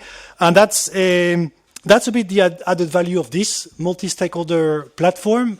Here we are putting around the table. So let's imagine that this room is a large table. We're putting around the table communication specialists, think tankers, and diplomats, okay? So this is our offer. This is our added value.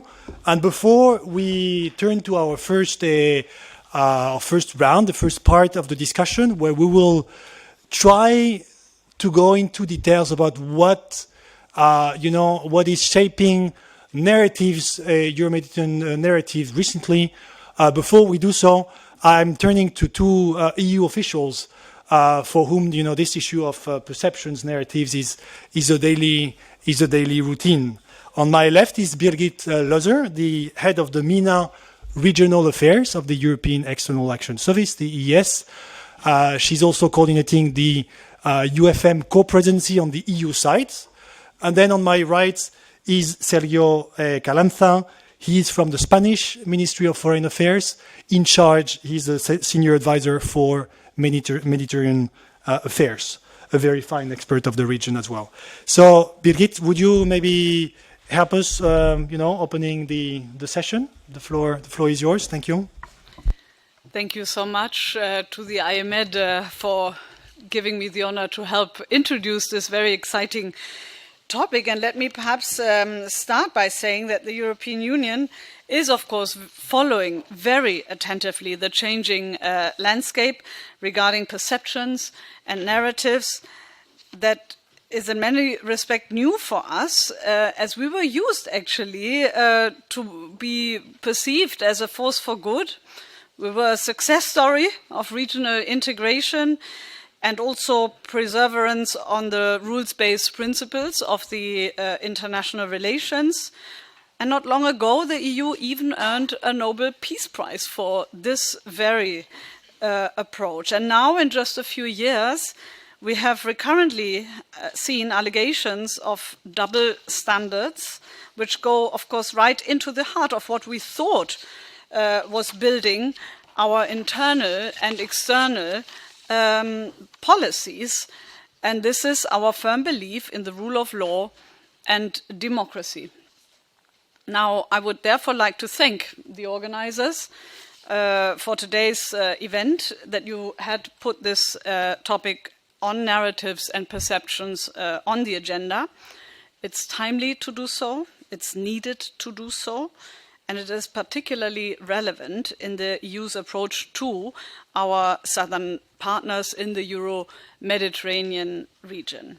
So let me, by way of introduction, just recall to you the following. The political context. Today's geopolitical context is marked by uncertainty and competition. The shifting from cooperation to competition, where the use of force is normalized, and I'm calling it like this when I look at what's happening in Russia, Ukraine, Middle East, but also in the Sahel, that leads to fragmentation and polarization. And that is what makes the battle of narratives fiercely open. Now, in the MENA region, more specifically, we see sentiments of mistrust towards Europe and the West in general. And that is, of course, very easily exploited from within the region and beyond. And against this backdrop, Russia and China appear to make the most important gains in the battle for the hearts and minds in the region. So we have clearly seen this trend occurring already before the COVID pandemic, but it has increased since the Russian war of aggression towards Ukraine, and of course lately following the events of the 7th of October. Now, our EU general response is that we remain committed to highlighting EU responsiveness to the various regional grievances through even more frequent direct contacts to regional actors and increased public outreach. Luis, whom you mentioned earlier, and I think he is in the room, is making a key contribution to it, supported by the entire Stratcom's South team, Nabila, I think.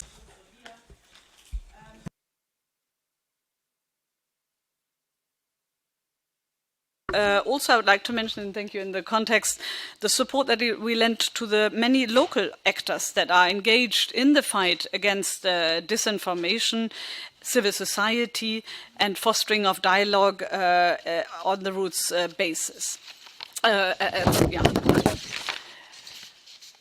turning to the Euro-Mediterranean angle of the discussions we have today, I would like to speak here indeed in my double capacity as the head of division regional affairs in the EAS, in charge of relations with the Arab League, with the GCC, with the OIC, but also me as the co-chair, co-presidency of the Union for the Mediterranean senior officials, because it is in both functions that I have been picking up since more than a year now this signals that we got from our southern partners that there is a request to address this and to get more involved and get heard and to dialogue more with us, to get to a more sense of a true partnership. And so I have really since then pushed a lot with my team and hierarchy on a more in-depth analysis and reflection on expectations, on perceptions, and also on opportunities and challenges of both our current framework of the UFM Southern Neighborhood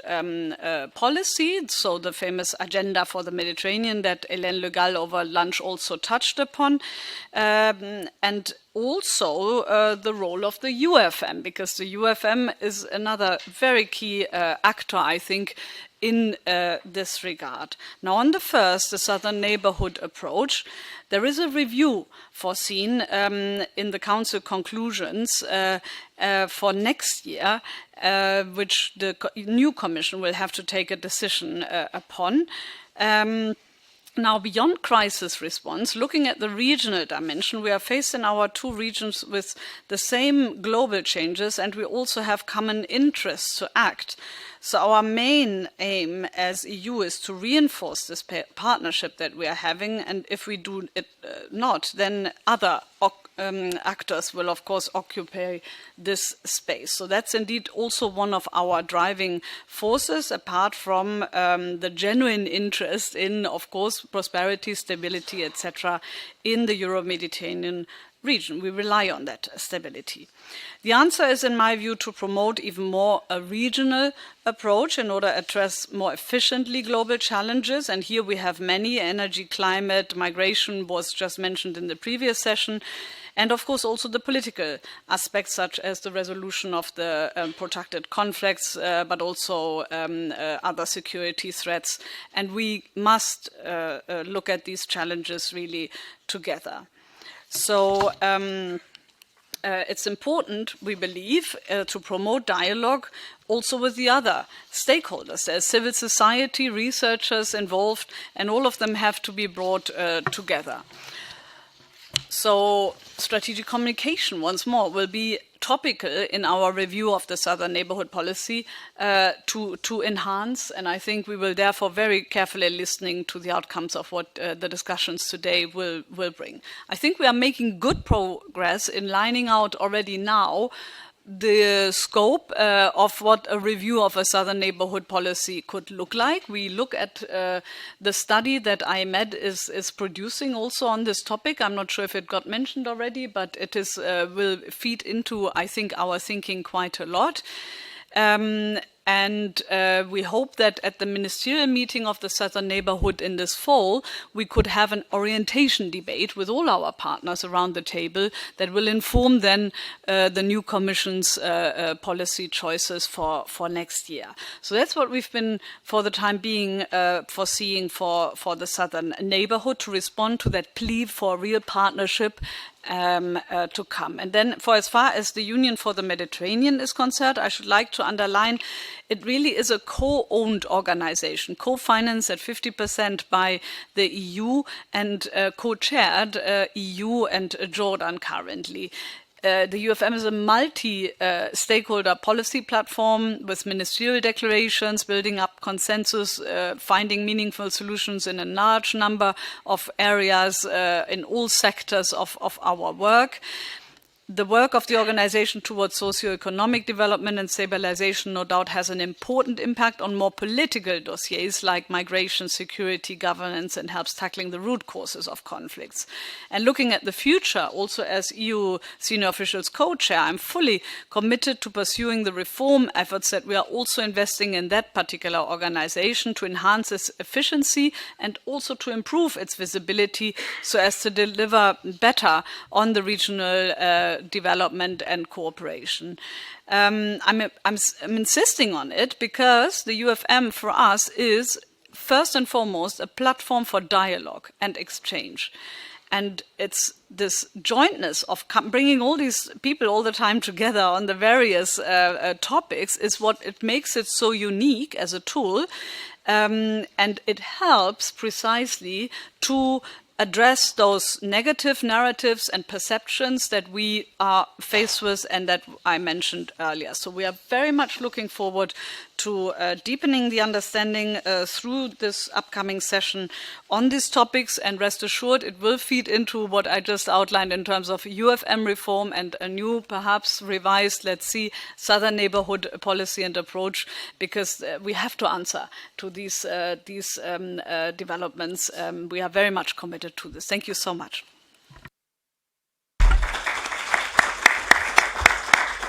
Thank you, Birgit. Sergio Calanza. Thank you very much. Good afternoon to everyone. It's a pleasure to be here and to sit not only with Emmanuel, but specifically with Birgit. I mean, we know each other for many years. We work together, so it's always good to sit in the same table. We do it always also as a senior official. Next week, we are going to sit around the same table for the senior officials meeting. So, I mean, you've said many things. I mean, of course, I subscribe with what you said, but let me start by thanking EuroMeSCo and also EMED, Ambassador Florenza, thank you, for inviting me to join this multi-stakeholders platform. I think today we have really an outstanding group of speakers, panelists. I mean, all you that participate, you will help us navigate through the difficult and challenging waters of perception, communication, information in a critical region such as the Mediterranean. It has been said already this morning, we are going through a difficult time. It's a time of global crisis, but also regional conflicts. And in this context, the absence of mutual knowledge, incapacity or unwillingness to understand each other, and also disinformation are indeed powerful seeds for populism and polarization. So this is something that is particularly relevant in the Mediterranean region. We have seen this in the context of the Russian aggression against Ukraine. We can see it right now in relation to the ongoing conflict in the Eastern Mediterranean. It's not a secret, of course, you all know, information has been weaponized. So as mentioned this morning by Ambassador Florenza, this is a complicated time. We are in a difficult time for the region, but this is also a year of transition, both in Europe and the UFM. You were just mentioning the work we're doing in the UFM. It is a period of transition, but we cannot remain idle, and we need to respond to all challenges, including through clear policies regarding information. So I'm here really pleased to be surrounded by so many and good experts, scholars, researchers, think tankers, and of course a network such as EuroMeSCo. I mean, you have a critical role in building bridges of mutual understanding. Let me finally maybe refer to the impact that lack of communication and disinformation has on civil societies. Because we need to work on civil societies. It's our, I mean, it's the people for which we are working. It's their future. It's our future. And we need to work on strengthening the civil societies, and particularly youth, to ensure that they have a critical approach towards information and that is spread in different platforms. And indeed, Birgit mentioned it, the European Union, also the UFM, are doing a great work on this. This is an issue, these are issues and concerns that are in our agenda. But also, we have here also, I think that the executive director of the Anna Lindh Foundation, this is also an important organization that is doing a great job in this regard, in promoting dialogue and strengthening civil societies and strengthening the youth. This is a foundation that is precisely now working on issues such as artificial intelligence. I mean, there was an event a few days ago here on this information, with a view of contributing to strengthening societies. So this is a key issue for the future of the region. And now that we are, I mean, many of us, we are being asked about the day after the crisis that the war that we see in the Eastern Mediterranean. Well, there is, I mean, your role as experts, as think tankers, is also to feed us with knowledge, with understanding, to build or to give a good answer for the day after. Because there is a day after, and we, at least from the Spanish perspective, we believe that the Euro-Mediterranean partnership is critical, needs to remain strong, because this will provide a good answer to the day after. So thank you. I mean, really looking forward to your interventions, and thank you again for inviting me to share this table. Thanks.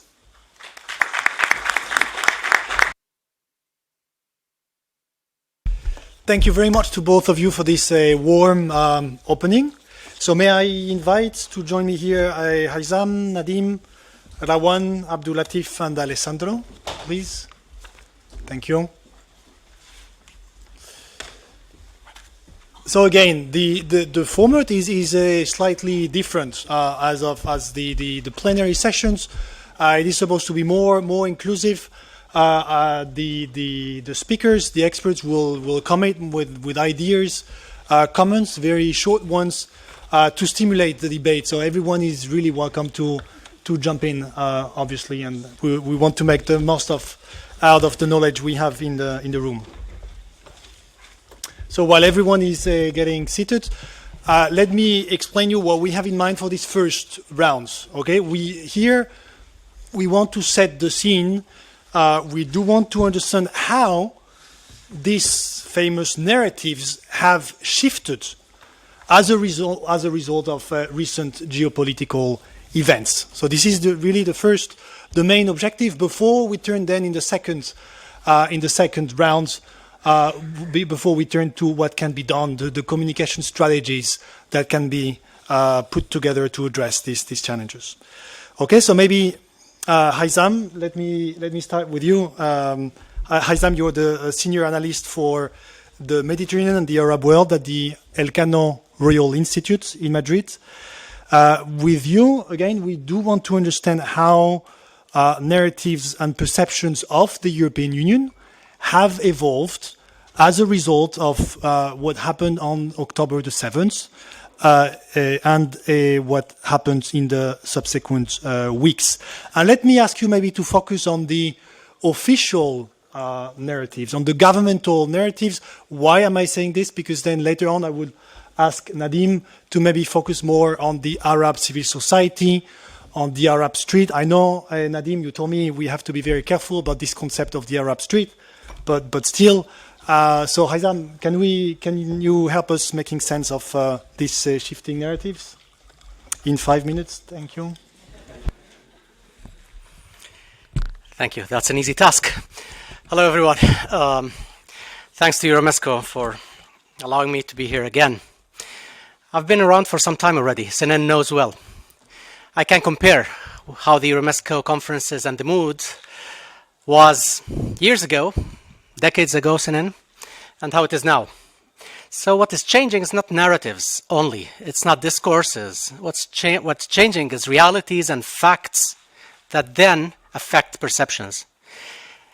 I'm sorry to say it, the changes have not been for the better when taking the region as a whole. I remember EuroMeSCo after, the Barcelona Declaration and all the principles and the baskets and the pillars and the goals and the aim of, the human pillar and building bridges and knowledge, etc.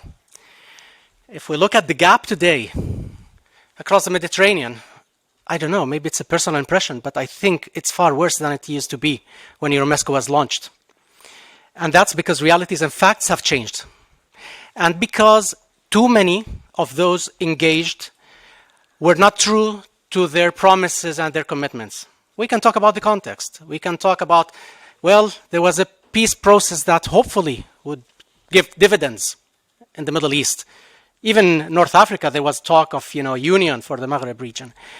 Well, that changed. But those who committed to a Barcelona Declaration with principles, with trying to build together an area of peace, security, and shared prosperity, I think those were the words, they didn't deliver. And they have not been delivering for over 2 decades, almost 3 now, next year, right? So that means that when you don't help things improve, and there are lots of tensions and pressures, most likely things will get worse. Communication, and it was in the title somewhere, I understand, I'm not a specialist in communication, but I understand it's something like you want to selling products maybe, selling ideas, or transmitting an impression to others of how you want them to view something. So if you want to sell something, first I think you need to have a good product. Then you need to put it in a nice, attractive package. And third, you need to have credibility to be able to sell those products. If you don't have those 3 things combined, most likely the sales process will not be successful. That's for success. Narratives, Yes, they're very important. We've been talking about narratives for a long time. It seems like everything is just about narratives. Realities also matter. Facts matter. What is going on the ground and what people see with their own eyes also matter. Disinformation, yes. Disinformation normally, it's part through the eyes or the ears. You receive disinformation.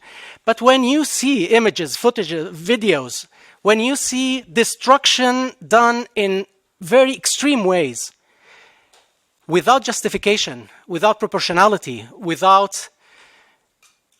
lot of vengeance, when people see that on their screens, and this is a change, by the way, EuroMeSCo at the beginning screens were just, TV screens. Now it's something different. We have them on our pockets, everyone. So when you're seeing those images every single day for months, in the morning when you wake up, before you go to bed, and nothing happens, and we still talk about narratives, a lot of people start saying, I've had enough. Enough is enough. And you know what? This sentence, I've had enough, I've been hearing it over the past few months a lot. From people in very different places, from very different walks of life, doing different, professions. I've had enough. I've been hearing it a lot. So please, listen to that. Today I heard it 3 times, by the way. And I just had the chance to talk to a few people. 3 times I listened to, I've had enough today. Self-awareness is very important. Where we are. Is it really how we see ourselves, how others are seeing ourselves? Because this can lead to self-delusion. And self-delusion is bad. because it makes you not understand why things happen. And when things happen and you don't understand, maybe you have to go back and look what was I was wrong in my analysis. The Nile is not a river in Egypt. And I think the EU should not be in that place right now. We've talked about the rules-based international order. Joseph this morning mentioned, who is perceived as destroying it or attacking it, and who is contributing to destroy it even more. We also have to be adults, not childish or adolescents. If there are things that we're not doing right, it's good that we acknowledge and try maybe to fix them, because maybe there's time, maybe not too much, but to fix them. International law should not be optional. International law is being optional now. Multilateralism, which is very dear to the European project and construction, and for the whole idea of the Euro-Mediterranean community, multilateralism cannot be employed only when needed, because otherwise it stops being multilateralism. Human rights cannot have boundaries, because if they have boundaries, then you can preach human rights, but it will not work. I think I'm in a town here where there's a big bubble. When I entered the city, I could feel there's a bubble. I could feel there's an echo chamber. There's a feeling of, no, we're doing it right. Oh, we have to fix the disinformation problem. The risks of getting it wrong are really big. And this time, and I think Joseph said it this morning, cataclysmic dimensions of what we are seeing currently in the Eastern Mediterranean, let's say in Gaza, let's say it in Palestine, let's say it in Israel, and in the entire region, with a lot of people suffering from it. A lot of people. Divisions within the EU are huge. They're big. On Ukraine, no, there was much more, trying to work together, negotiate, find some common grounds. Not in Gaza, unfortunately. Look at the General Assembly's vote. A disaster. 3 different ways of voting, the Europeans. My question I finish with this. 2 questions to those policymakers in member states of the EU and here in Brussels, in the EU institutions. What are the alternative paths that you suggest to stop doing business as usual? Because we see what happened with business as usual and leaving the entire Israeli-Palestinian conflict. No, it's managed, it's handled, it's frozen, it's taken care of. No, it's not. The Abraham Accords, did not solve the problem, did not liquidate the Palestinian issue. The first question, what are the alternative paths that you have in mind to stop doing things business as usual? In some countries, a total lack of imagination to answer that question exist. The second question, and Emmanuel, I finish. Are you, to those policymakers, are you aware of the risks to your countries, to the well-being and security of your peoples, and to your economies in case there is a widespread regional war and escalation in the Middle East? Are you aware what that will mean for your countries, for your people, for your security, for the European project? Can you rule out that there could be a regional escalation? I personally, as an analyst, I cannot rule it out because we are still on an escalation path, because ceasefire has not been reached, because they have not changed the mindsetting of how to look at the Israeli-Palestinian conflict and beyond. Thank you very much.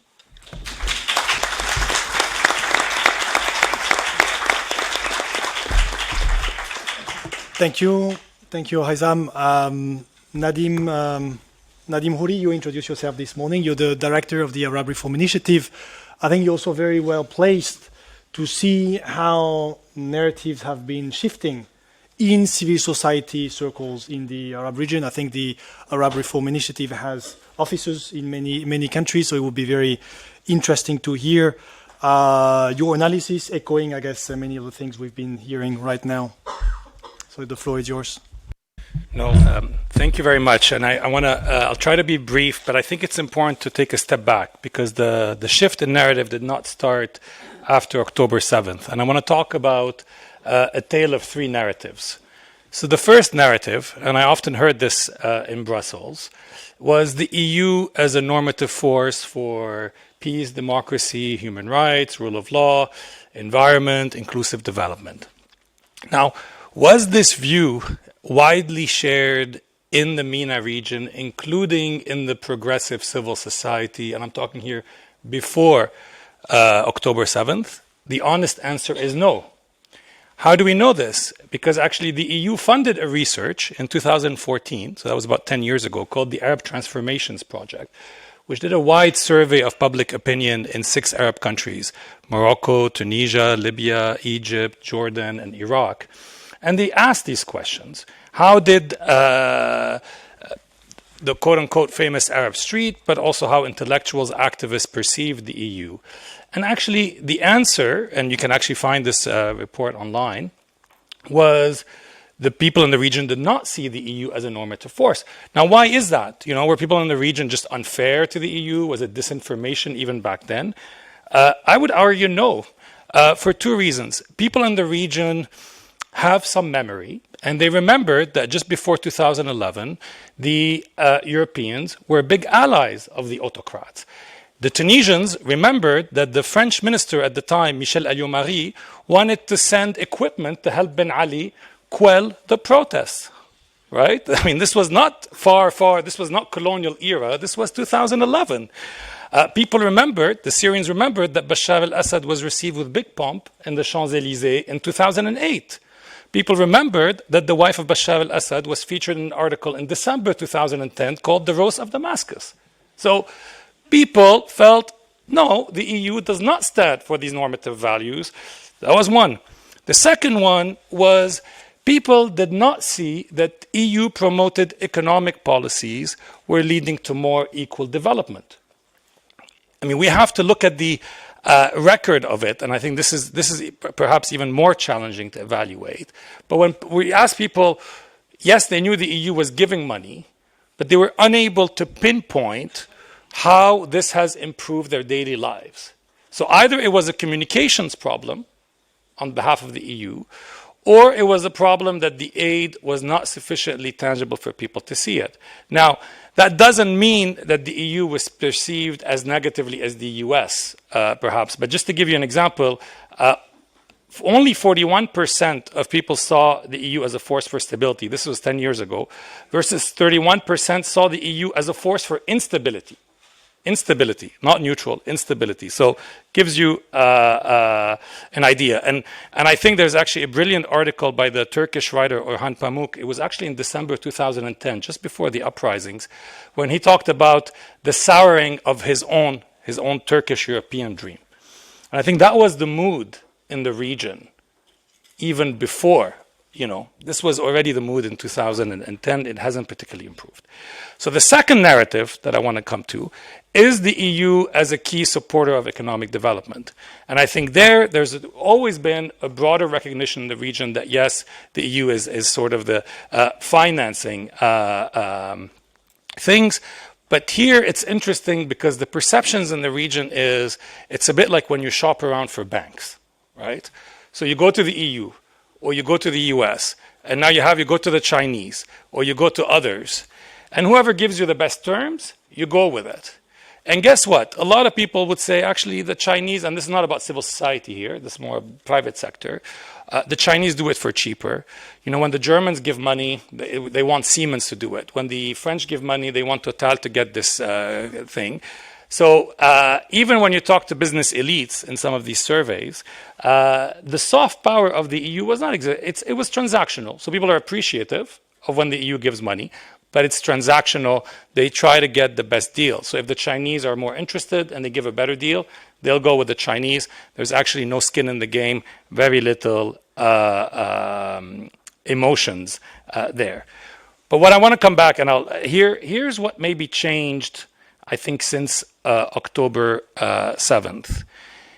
And it's something that I think the US and the UK felt it after the invasion of Iraq in 2003. At that point, the US and the UK were seen as hostile powers, something that most European countries, with a few exceptions, evaded at the time because they stayed out of it. That has changed, I think, after October 7th. And I wouldn't say this is necessarily about the EU, it's really at the individual member state.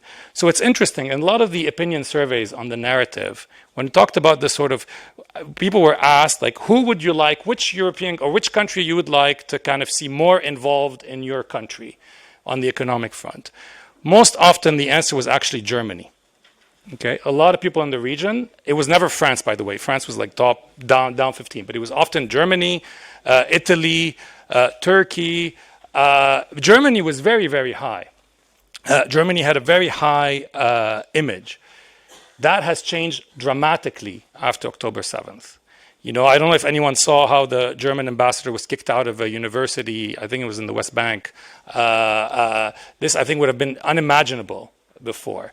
The number of people in civil society that are cutting off long-term ties to actually probably some of the most progressive German foundations, Rosa Luxemburg, Heinrich Böll, Friedrich Ebert Stiftung, just cutting off saying, we're not going to do business with you, even if we're not going to get funding. Similar to things that we saw after 2003, where there were a large swath of civil society in the region saying, we're not going to take US money, we're not going to accept this. And actually, it's very interesting for me to look at the dynamic after 2003 and the sensitivities when the US would put language in there saying, you have to use this word, do you condemn this as terrorism? You have to kind of comply with this act, you have to kind of use this. And actually some of the reactions now we're seeing from civil society to Europeans telling them, well, but you need to do, in Arabic we'd say, fahazdam, you have to kind of make sure that your blood is clean enough, have you condemned Hamas before you come into this room? Have you condemned this? Have you condemned this? Do you have a Palestinian flag? How do you check who comes to your conferences? And this is where I think civil society is saying, you know what? We've seen this film before. We don't want it. Okay, if that means us cutting out of business, so be it. Particularly, frankly, with the younger generation. So I can tell you, I run an institution. Some of my stakeholders are my own staff, some of my younger staff.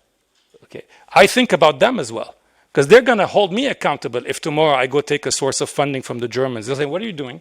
We're not going to work for this organization anymore. It's not your decision. So also organizations have changed. And finally, so where does this leave us? And I'll finish here, Emmanuel. Sorry, I took a bit longer. But, okay, it seems clear, and I think it's been clear for a few years, a sort of aspiring for a normative policy right now. The moment seems completely wrong, right? I mean, on the European side, we're not seeing it. That sort of desire to build a normative relationship just isn't there.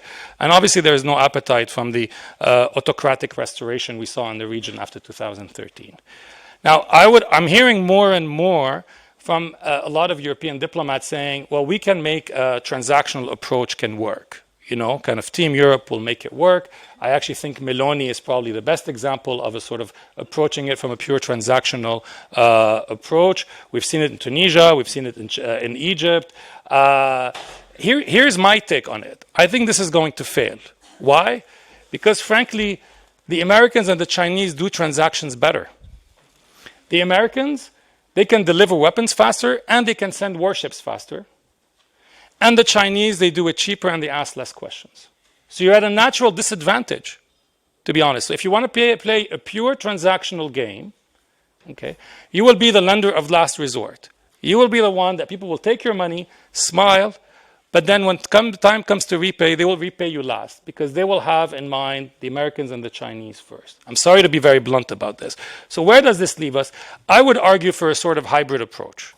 Okay, a hybrid approach that would actually recenter, okay, the EU has no desire and probably doesn't know how to do democracy in the rest of the region. That's totally fine. I don't think anyone is expecting them to do it. But then deliver on development, but real development. Don't just deliver on humanitarian assistance. Okay? Don't rebuild Gaza and don't say anything when Israel actually destroyed what you've spent billions building. People look at that and say, this is crazy. It's your own money. Don't you care about these solar panels? Don't you care about these wells? You paid for them. Why aren't you condemning it? So if you have success stories, tell us what they are and communicate around them. Because to be honest, I was actually trying to brainstorm of one clear success story that I could actually sell to you today as saying, take this and push it forward. I'm not sure what they are. That's one. The point of entry cannot be refugees. What people are really fed up of is for 10 years, all we heard about counterterrorism. You had to go to a meeting, you start talking for an hour about counterterrorism. Now you come to a meeting, I come from a country where we probably have, a gazillion problems, and I have to listen politely for half an hour about Europe's refugee concerns. People are, you want to have this conversation away. Yes, you can express your concerns, but listen as well to what others. So I think try to imagine something a bit more creative in terms of the transition, because even what we're seeing now on the green transition, which could be a big space, but actually most of the projects being put forward, they're not benefiting the local populations. They're these big elephant in the room green hydrogen projects, which are mostly about German industry. So civil society in the region is not a fool. They know this is happening, and they don't want any part of it. People were protesting in Tunis recently about German green policies in Tunisia. It wasn't about Gaza because they're like, we just don't want any of this anymore. So I think there are spaces. I would argue for a hybrid approach, which will, I think, give you a slightly comparative advantage compared to the Russians and the Americans. Sorry, and the Chinese as well. Thank you.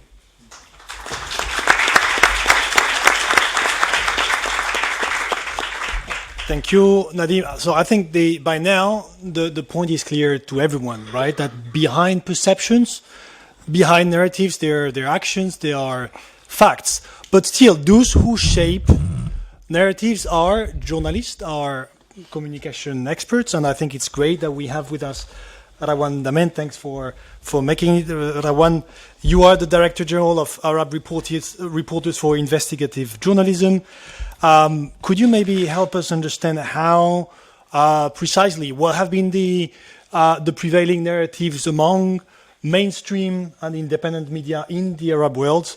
I think that would be maybe the most interesting contribution from you. So please go ahead. I think you have some visuals to show us, right? Yes. Can I invite you to stick to your 5 minutes? I'll try. Great. So thanks a lot, Manuel. It's great, Haitham and Nadim, to hear all of that. So my name is Rawan Damen. I'm a Director General of Arij, and I'm a documentary filmmaker originally for 25 years in the Arab world. I filmed in most Arab countries and many around. This is my email for anybody who wants to communicate later.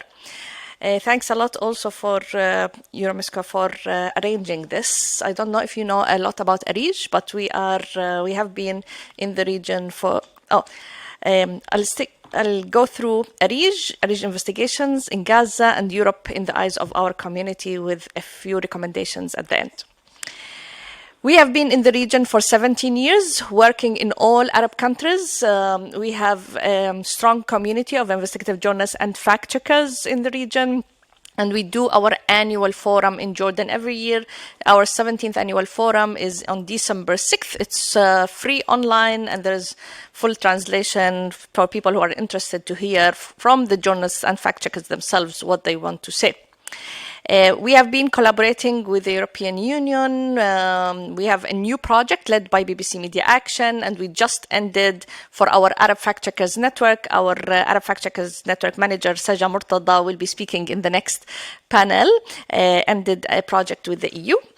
And we have been collaborating and partners with many European countries, Sweden, Denmark, Netherlands, also with Arab Fact Checkers Network from France and the Netherlands as well. I'll mention a few examples of stories that we did, and at the end of the presentation, there's a QR code if you want to access the English language version of our investigations. But just to say that when we cover, and others in the region's examples, there's a story we published, a journalist even here based in Brussels did it for us, connecting Libya, Syria, and Europe on the bloody route of happening between the Sham airlines in Syria and through Libya to Europe. We did also a story covering, and one of our best coaches and investigative journalists in Arij did it, connecting Cyprus with Libya and Lebanon together. So there's always those stories that connect the dots and say that it's not only neighbors and Mediterranean, it's real stories happening between the two regions. But also, we just published 2 weeks ago a story about Uber. And so Uber is everywhere. It's not only it's everywhere. And we did this recording of 100 trips in Uber in Jordan, where I'm based and I live, and found out that all those trips are recorded audio. So when the camera is filming outside of the car, it doesn't mean that it's filming only outside of the car for car accidents. All the audio is recorded in your app and in the driver app. Uber never said this in their privacy policy, and after 2 weeks of publishing the investigation, all of their privacy policy, even here in Brussels, if you check to take an Uber, they will ask you, please accept our new privacy policy. You will say, yes, okay. If you go and read it, it says that it's recording all the audio for 7 days, and they don't use it unless it goes to the court if there is a crime in the car. And also we did a story about how Russia bombed and brought also the Syria's healthcare sector, how they benefited from the bombing and making, Russian entities that are close to the Kremlin into the health sector in Syria. We have been training in Palestine, Gaza for the last 17 years. In the last 5 years, we trained 250 journalists and fact-checkers in Gaza. With the war, we asked them what do they need and what can we do. The Red Cross was not able, and not any international organization was able to get any media equipment into Gaza since October 7th. So we started purchasing equipment from within Gaza for all the journalists and fact-checkers whom we can. We helped until now 230 journalists replacing their media equipment, which means a mobile phone, a laptop, a camera, a lens, a battery, and slowly, of course, all of them have been displaced and needed humanitarian aid in addition to the equipment just to get the story covered, as long as no European or international journalist is allowed into Gaza Strip. Have the EU media, really organizations and mainstream media, lost credibility in the Arab world? For a large extent, from the community we are dealing with every single day, we would say, yes, there is a clear problem. From spreading misinformation, biases, and racism, to neglecting some important news, no mention of them at all, to the lack of solidarity that Palestinian and Lebanese journalists felt. There has been, more than 130 journalists in Gaza killed and 3 Lebanese journalists in Lebanon killed. Since the Lebanese journalists have been killed, no journalists have been allowed into southern Lebanon to cover by the media organizations because they are afraid for their safety. And the question that they ask us, are our voices really heard by the EU media? I'll give you a few quick examples on the misinformation and biases in different languages. So in French, there was a clear content about how the Gaza story is not there. There is a very, very few stories into this. Or even, talking more and more about anti-Semitism rather than talking about the story itself was a big thing. This happened also in Dutch newspapers and outlets, the same, like Message and Content. In Germany, and like Haytham and Nadim, I think Nadim mentioned Germany very clearly, and there was a big problem. Something like in November last year, Jews or aggressive Arabs, we need to decide which ones we want to keep. Something like this, or something like criticism of EU aid to the Palestinians, saying, do we also pay terror pensions to Hamas murders, is really something that we never expected that the German entities will publish. Many European journalists decided to leave their outlets. It's not only that, Arab journalists and from the Palestinians and Arabs are really having a real problem dealing with this content, but European journalists said we cannot continue. One of them is in the Republica, but there's a lot. And also we salute journalists who are fighting from within the newsrooms. The newsrooms all over in Brussels, and I know this, and in many places around the European countries are having real fights within the newsrooms. It's generational and also ethical discussions in the newsroom every single day. So my recommendations, when you lose credibility, it's very difficult to rebuild it. Yet, if it happened, we need to start today. There's no way to wait and say we are still in the war, we are still in the trauma, we don't know what will happen, and let's wait. I think waiting after 7 months is a real problem. Some shifted, like the 4 to 6 weeks at the beginning. October till mid-November were really the worst, like from the examples, but until now there's a serious problem. I think also we should find more ways to build the long shelf factual investigations and content that can live long for knowledge building. The focus is sometimes more on the newsy things, that on social media things that goes, but there is a lot that can be done on the long shelf content. And in a conference like this, I wish next time this is done to have Arabic translation into this and get Arab people to speak in Arabic, and there will be a bilingual translation. It's extremely important, I think, if we are really doing the Euro-Mediterranean thing. This is the QR code. Just if you can scan it, you will access the English language investigation. This is my email, and happy to get the questions. Thank you very much. Thank you, Rawan. Well, interesting, because I thought you would tell us more about how the EU is perceived in Arab media. But it's true. The issue of Euromed perception is a two-way street, right? It's also about how the EU perceives its southern neighborhood. So fair enough. It was useful. Thanks a lot, Rawan, for your contribution. Abdulatif Slaby, you are a senior data analyst at the peace organization PAX. It's not the first time we ask you from EuroMeSCo to help us making sense of social media. So we're moving from mainstream media mainly to social media. In that sense, can you maybe tell us about what you saw, the prevailing narratives in social media when it comes to the European Union over the last weeks, months? That would be great. So, back to you. Thank you again. So here we come to a very interesting factor on perceptions, narratives. And I don't want to tread on old ground because we've mentioned double standards, hypocrisy multiple times. I'm sure you've seen it in the description. So I would like to approach it from a different angle here. Generally speaking, of course, there are these criticisms and there are these accusations from a perspective of international law, multilateralism, human rights, migration, development, that the EU is falling behind and not really committing to its promises.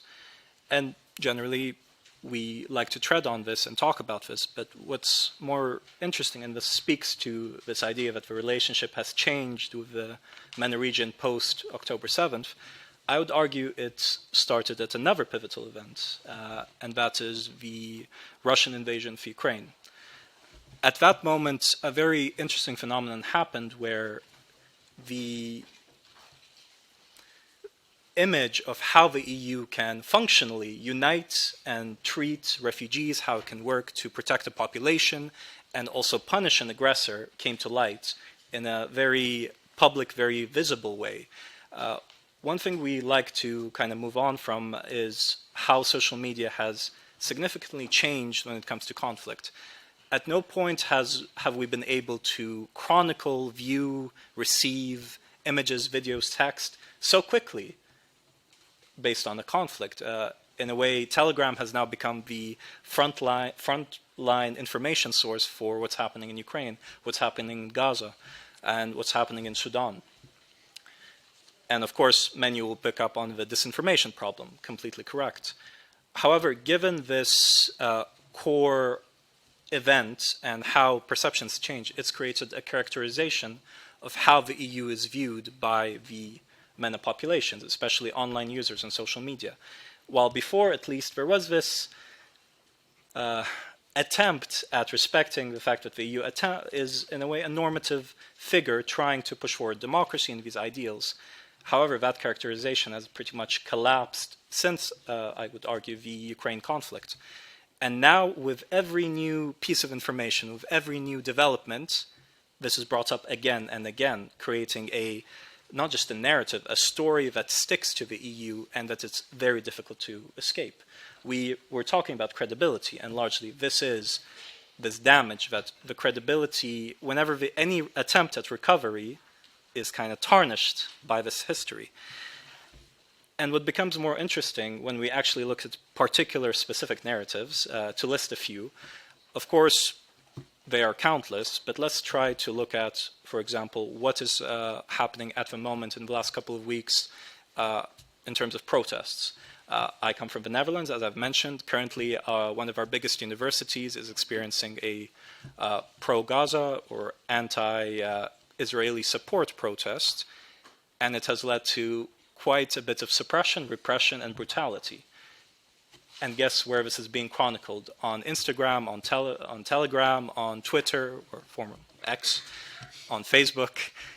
It's not just in Europe, it's also in the US. And the fact is, when online users in the southern Mediterranean and the MENA region look at these events, look at how governments have, I think this was mentioned earlier today, almost banned the use of the Palestinian flag, or in some cases have,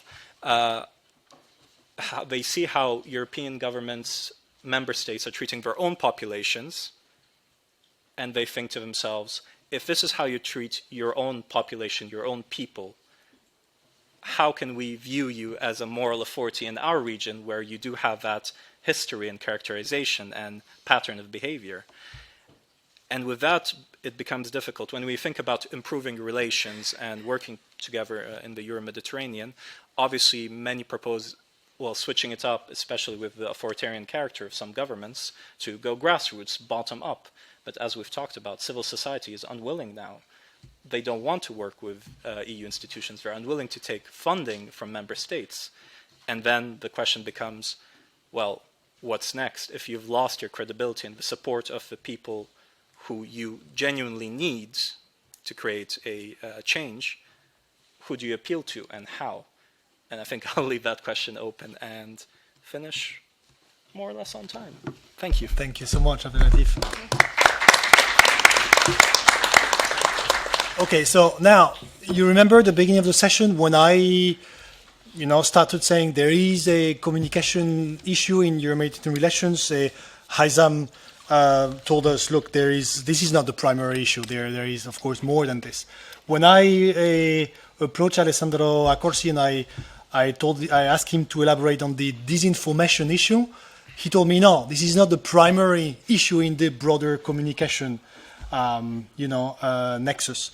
Alessandro Accorsi, you are the senior analyst on technology and conflict at the International Crisis Group. You used to work at the ES as well on strategic communication, so I think you're perfect bridger here. Can you maybe elaborate a bit on your point on the issue being the disinformation issue being not necessarily the main issue in that specific region? Thank you. Well, I was trying to keep suspense on whether disinformation is a problem or not, but at this point of the conversation, I think it's not a shocking revelation to say that no, not really. That's the short answer. Let me take a step back.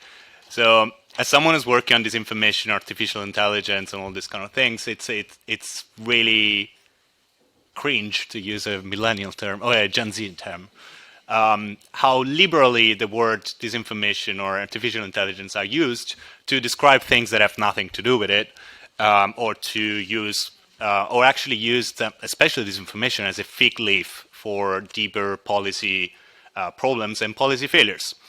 Let me start from the beginning. First question, does the Middle East have an information problem? Yes, a huge one, an enormous one.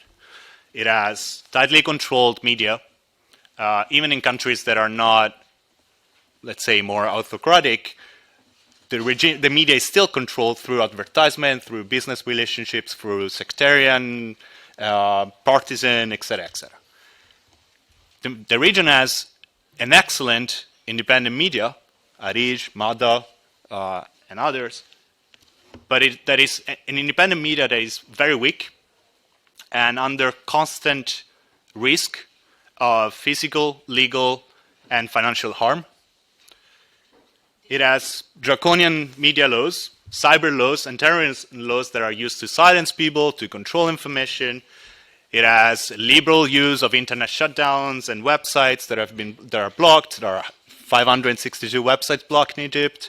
Protests start and internet is shut down. There's spyware, cyber surveillance. There are basically low or no privacy standards. And on social media, there's a safety moderation problem, mostly because large companies, large private tech companies like Meta, have moderation biases when it comes to Arabic. Why? Because they were asked to rush to put out moderation systems to fight terrorism, because that's how Europe and the global North in general sees the Middle East, as a problem of terrorism, as a problem of migration. So all our policies are based on that. And then you have TikTokers and influencers who actually are arrested, harassed, or even killed by governments in the region. So yes, the MENA region has a huge information problem. And yes, the MENA region has a huge disinformation problem. It has an influence manipulation and information warfare problem.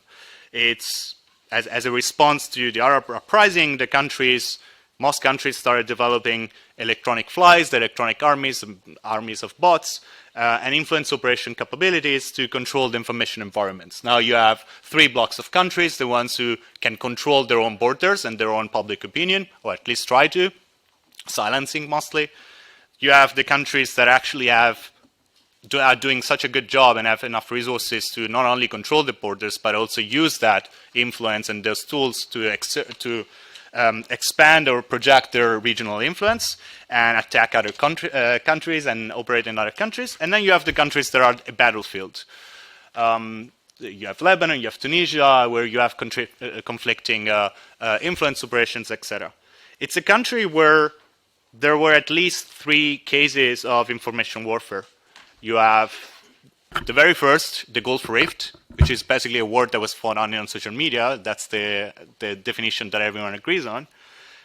You have the Tripoli offensive, where information manipulation and disinformation played a huge role in the military operations. And you have the war in Gaza. I'm not going into all the details, but I brought a super long, not a super long, but it was a long research on how Israel did information warfare in Gaza, at least for the first 4 months of the war, and where the information manipulation, the disinformation, the internet shutdowns, etc., actually helped advance military goals on the ground, actually helped Israel implement the Dahia doctrine, the doctrine of maximum damage, for the first time ever, because before, when they tried in 2008, 12, 14, and 21, they were stopped by public demonstrations at the threshold of 2,000 deaths. And now we got to 4 months where Israel was actually able to use influence operations and actually use it, especially in Europe, to delay that response. Then you get to a point where I used to work in strategic communication, and I'm really sorry for my former colleagues who will follow up in the next panel. I know how hard that job is, but even strategic communication can do no miracles when your policy is bad, or when you cannot really hide at some point the fact that there is starvation and that you are also promoting very radical and extremist messages and actions. So you cannot do that, and at that point it failed. But what we see in Gaza is actually information warfare on a scale that we didn't see before. So is there a disinformation problem? So again, there is a disinformation problem in the MENA region, and it's a huge security and political threat to Europe. And Europe should take it seriously, and it's not. Michael Koller is here. He was instrumental when he was at Engineer in actually understanding that we needed to invest in independent media and in supporting independent media in a way that wasn't transactional. That it wasn't, we are giving you money to write stories about migration and terrorism, but we're giving you money to actually work and keep that space open and build that institution of independent media. But is there a disinformation problem when it comes to the European Union? No, not really.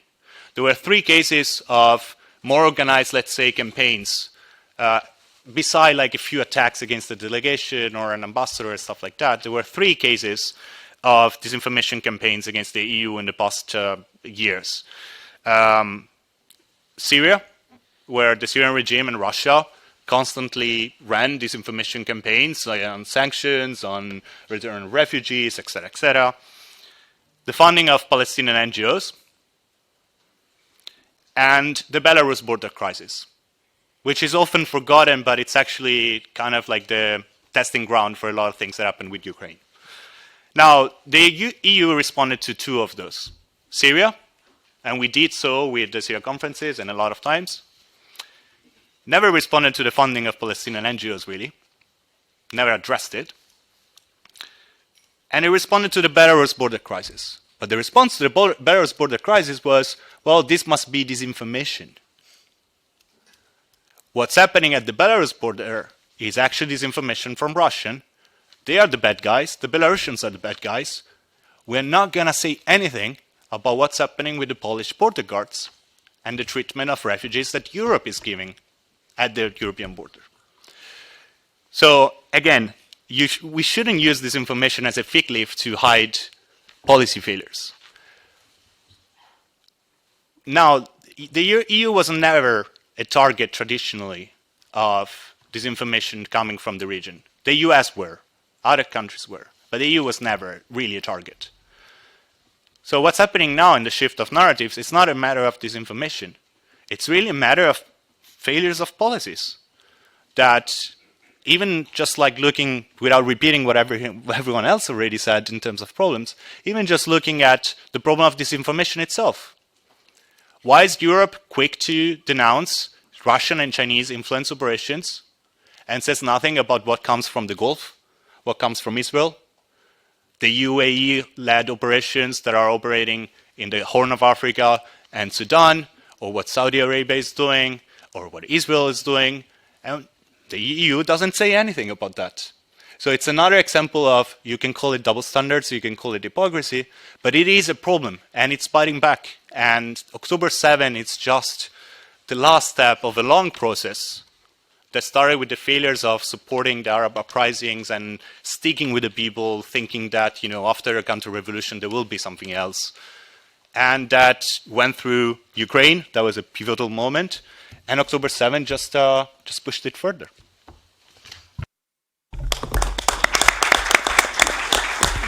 Thank you, Alessandro.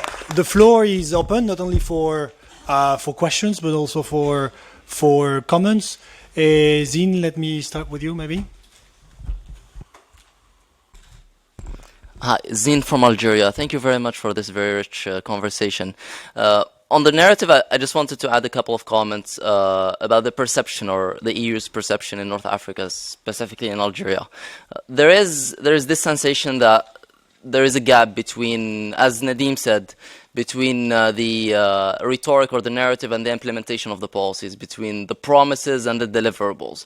And I think that all stems essentially from the fact that there has been, over the past few years, more of a reactive policy, a reactive approach to the region rather than a long-term, thought-after strategy. there is war, we'll go for stabilization. There are people in the streets, will go for democracy promotion with the civil society. And I'm not saying that's bad, I think that's really good, but included within a long-term strategy and a long-term vision. And to reach that, just to move very quickly to the second comment, I support what has been said earlier about the dialogue, but the dialogue has to be effective communication, not just speak to speak. And I think the inclusive dialogue does not only have to include the governments, the civil society from both sides, but also those people who live on both sides of the Mediterranean, meaning the diaspora. I think Europe, the EU and its member states have great assets, history, trade, human-to-human connection, and there is today, as much as there is it is a moment of crisis, it is also a moment of opportunity, because the future of the EU's perception is being played today, and perhaps unlike the old generation, the new generation does not want to import the values, but wants to co-design this Mediterranean space. So I think going for this inclusive dialogue is very important. Thank you. We also have a journalist here in the room. I forgot to turn to Shada Islam, who is with us today, and also Mr. Martos, if you want to react also to things that have been said. Shada, you have the floor. Thank you very much, Emmanuel, and hello everyone. I'm Shada. I'm based in Brussels. I'm a commentator and a writer of op-eds and columns for the EU Observer and also The Guardian. So I was really, really delighted and to hear you speak truth to power. This is what I call a very vanilla town. We tend to regurgitate and repeat things that are conciliatory and fall in line with dominant narratives. So it's been really sobering, I have to say, to listen to you. But it also validates what I've been saying through my articles and have had great pushback from people within this EU bubble. So then I won't repeat what you've said, and really I'm really inspired by what you've said, and I think this is a very important moment for Europe. I'm a European. I used to say I'm a proud European. I have difficulty saying that at the moment when I see our response to what's happening in Gaza. And I note that it hasn't, the officials who spoke here before me, before you, didn't even use the word Gaza. So this is where we're at in this lovely town. Three kinds of narratives that I have focused on. First of all, the first narrative is this first story we tell ourselves, and I tell my students this at the College of Europe, is how we see ourselves. And we got this from the European Commission. We see ourselves as good people. We have come together after war, we're a peace project, and we're basically just the good guys in a very, very difficult world. We're the Democrats, you know, we believe in human rights. And that reality, that perception of ourselves has been shaken by people like yourselves, people like myself. It's difficult in this town to reset yourself, you know, to reboot your hard drive. The second narrative is how we see the other. And all of you have been kind enough not to say it, but let me say it. It's still Edward Said's Orientalism. It still is. You mentioned terrorism, Abdul Latif. You mentioned also migration. That's the only thing we see. It's not just true of the Arab world. It's true of the global South. And that is something that is, I think, we have to recognize. I always say there should be a statue to Edward Said in front of every EU institution to remind them of where their prejudices and their biases come from. The third narrative I think that you have spoken about is the relationship between us, the good guys, and them. And those people out there, we call them our partners. Yeah, we say that. We want to have an equal partnership. But when we look deeply into the narrative that is embedded in our policies, and unfortunately I have to say in our Mediterranean policies also, is not one of equality. So I think these are the narratives that people like you, Rawan, and all of us have to try and change. And unless we do that, I firmly believe that Europe will lose the future. It will lose its credibility and its relevance in a multipolar world where there are complexities and where tagging on to the US point of view, tagging on to the US policies is not going to do it. So I wrote a piece in The Guardian about a month ago which said exactly what you're saying, that we're losing the very people in the global south that we need, the change makers, the people fighting for justice, for democracy, for human rights. We're losing them. And I thank you for actually illustrating that so powerfully today. And I think really as journalists, commentators, we have to continue to speak truth to power. If we do not do that, if our policymakers turn a deaf ear and a blind eye to what we are saying, what we believe in, and what is the reality on the ground, I think we're going to lose the future. And I think this is a real danger for the Euro-Mediterranean relationship, but for Europe per se. Thank you very much.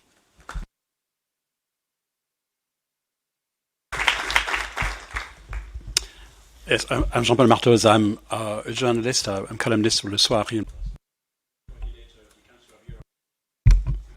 The coordinator of the Council of Europe Press Freedom Report. And I worked for CPJ for many, many years. I was really happy to hear such bluntness in the way you express yourselves. I mean, I was expecting some kind of a quiet, kind of diplomatic EU language, which I have been accustomed to, which says nothing and unfortunately doesn't go to the core of the question. As Walter Lippmann, the famous West journalist, said, I mean, tell the truth and shame the devil. It's what you did, and I think I really thank you for that. I would never see, I mean, the point of discussion about North and South in the Euro-Mediterranean partnerships and all those questions, I would never see it as a North versus South issue. For me, having worked for many, many years in press freedom work for the International Federation of Journalists, for Human Rights Watch, for CPJ, I always saw the world as a community of values, in the sense that my Algerian journalist who was under threat in the 90s, or Moroccan journalist today threatened by slaps, I mean, abusive illegal threats, they are part of my family. They are not, I don't see them as people from the south or from the north. Irish, for instance, for me, is part of my family. I don't see it as something talking, as Shada said, I mean, from the honorable north to the dubious south. Not the case. So this is something that we have to break. This question, which seems to be geographic, but it's political and philosophical and human. We decide to be on the part of the change makers, as Shada said. We decide to be on the part of the autocrats, or the conservatives, the one people here and there who don't want to change. I just wanted to highlight one issue. I mean, you have been talking, Alessandro, about the question of press freedom in the MENA region. But let's talk about press freedom in Europe. I mean, you talk about what's happening in, let's say, in Syria or in Morocco or whatever. But let's talk about Italy, for instance, where under the current government, the RAI censors a famous writer. I mean, Scorati, for instance. This is not something that a EU founding member was supposed to do. Let's look at Hungary, of course. Let's look at a number of countries where the relations of power within the mainstream media has been shifting towards much more conservative, much more right-wing media. In France is the case, in France, for instance, which means there's a backsliding also in our own region, European region. And that's why, I mean, I think it's so fundamental to discuss the question of press freedom in all part of our Euro-Mediterranean area, and to take a very decisive position in favor when it comes to supporting the media. It's just, we should be very selective and biased in the way we support the media. We should just only support the independent media, free media, the ones that are taking risk to tell the truth. I was in charge in the 90s of a European Commission funded huge program in Africa called Media for Democracy. And I was not supposed to select the media I was working with. I was supposed to support the media in general. It was a failure, because I was supporting journalists who were so close to power that they were undermining the reason why we were pushing for change in the area. So these are some reflections that I wanted to just suggest at this moment. Thank you very much. For the sake of time, we have a 10-15 more minutes for this discussion, so please go for short statements. I have Hannah, Pfeiffer, Ali, and Asim on my list, and then, yes. So, Hannah, do you want to start? Yeah, thank you so much for this excellent panel. I can only echo what has been said. I'm very grateful for you to have pointed out many important things, especially that this is not about narratives, but about policy and facts that have changed and disturbing realities. And so the answer is also not strategic communication. I found that very important, so thank you so much. Coming from Germany, I was particularly interested in this idea that there's some sort of collective disillusion going on.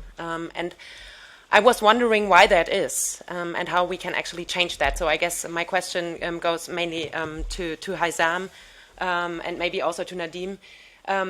What can we do? Like me as a researcher, as someone who tries to influence public discourse, how can we make people realize what's actually going on and end this collective delusion?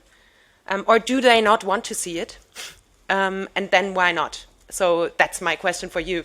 I hope you can answer it. Azim?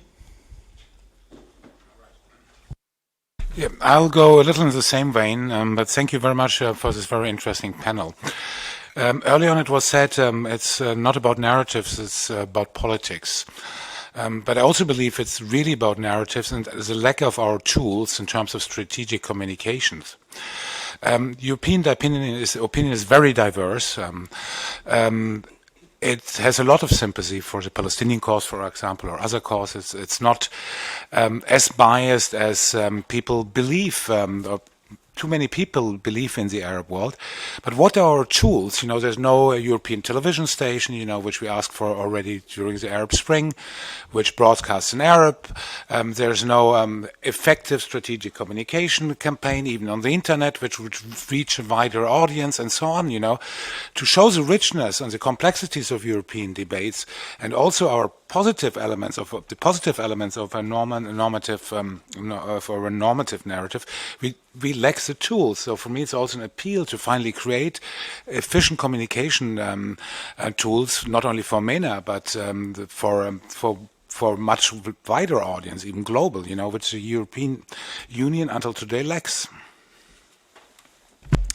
Thank you, Ali. Thank you. I'd like to build upon what Hazim and Nadim have said and extend the horizon onto Iran, which also, given the geopolitics of the region, also pertains to Euro-Mediterranean topics. I mean, I'm not sure if European policymakers have missed that, but over the past few weeks and months, we've seen several warnings by RGC commanders, Islamic Revolutionary Guard commanders, about Iranian involvement in the Eastern Mediterranean. But what I wanted to say is that talking about the credibility of, the collapse of European credibility, we Iranians had our Gaza moment. And the Gaza moment was European silence in the face of, the Islamic Republic's crackdown on novel forms of protest over the last half a decade. And this also pertains to European policy, and it reflects the two blind spots of the crown jewel of the European External Action Service, which is the Iran nuclear deal. One, the internal dimension of Iran, the irreversible gulf, in my view, between state and society.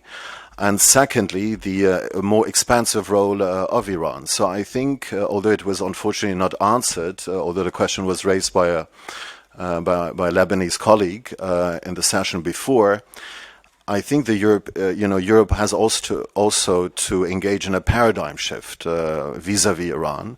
Otherwise, all of that are going to continue.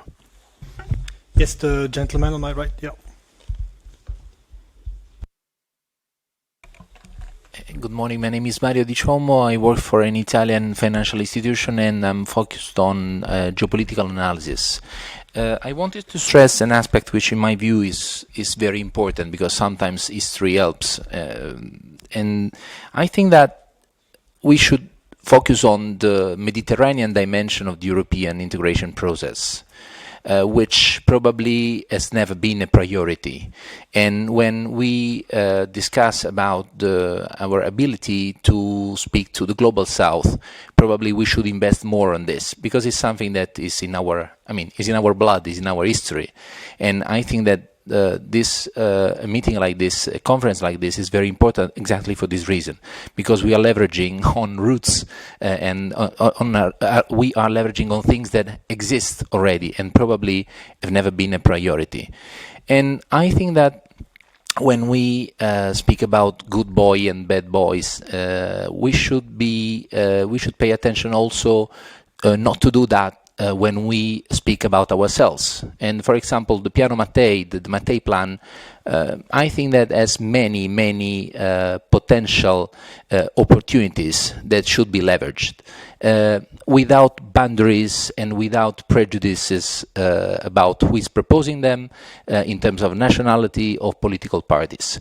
Again, let's try to work on what we already have. Let's try to improve it.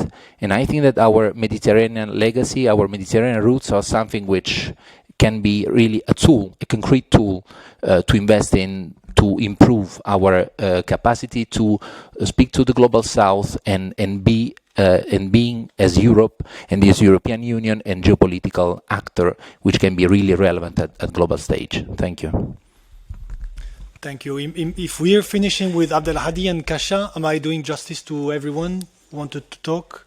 Yes, then Abdelhadi and Kasha. Thank you very much, and this is an opportunity also to talk to policymakers at EU level, and I'm Abdelhadi from Gaza. I think they should look in the mirror. If the EU was a person, they should look in the mirror every morning and ask themselves what they are doing today and what they did day before.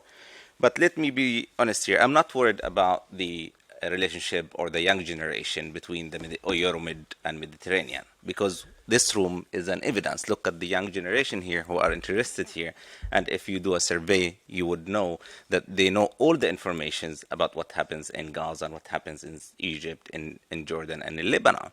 So what I'm worried, and not worried at the same time, is the European project.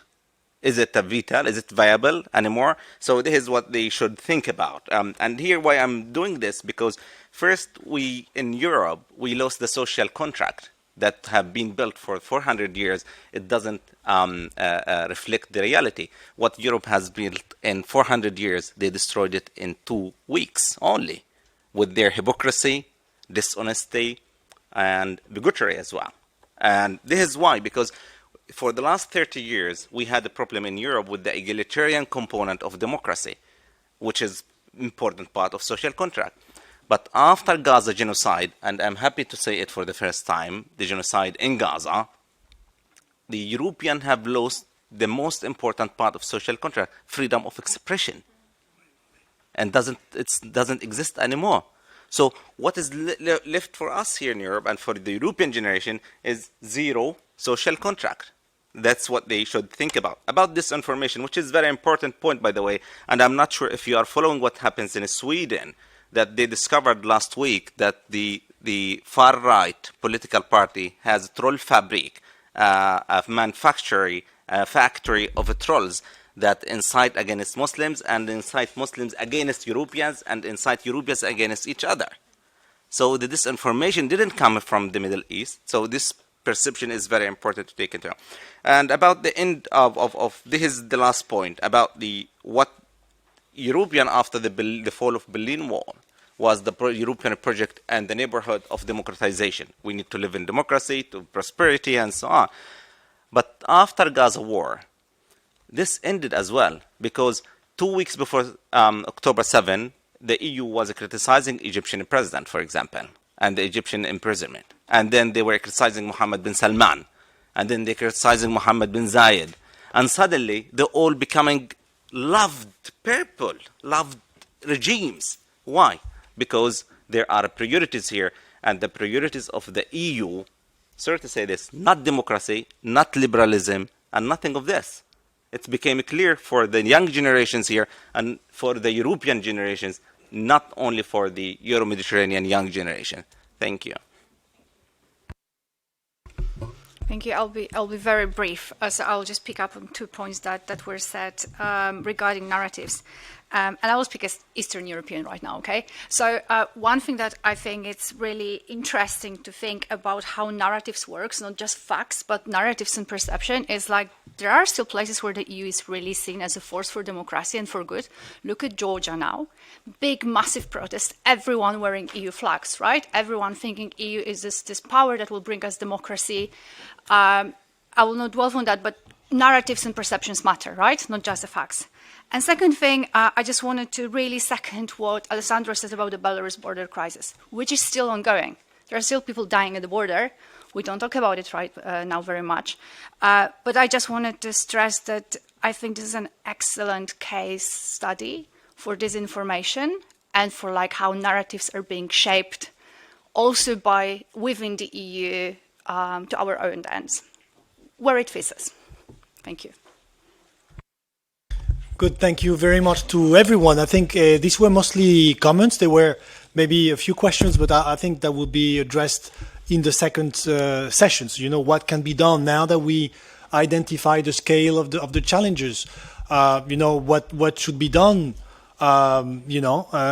taking into account these challenges. And I think we do need to also focus a bit on the half full part of the glass. I mean, the European Union is still, despite all the challenges, the EU continues to invest on Euro-Mediterranean dialogue, on cultural dialogue, continues to invest in multilateral fora like the UFM, like the Annalene Foundation, we hear also thanks to EU co-funding. So I think, for the second part of our session, we need to see what can be done, taking into account these challenges, but also what can be done to communicate positively on what the EU continues investing in, okay? So I suggest we leave it for now.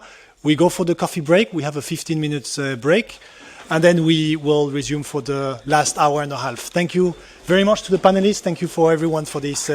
Now, taking into account the shifting perceptions that we described in the first session, the challenges, again, the narrative perceptions being rooted in the reality, obviously. The question is, how should the European Union adapt its communication strategy?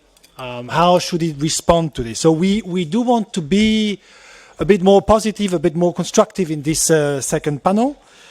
I really think that when adapting its strategy, the EU needs to be aware of its strength, of its soft power, of the intensity of the cultural ties between both parts of the Mediterranean.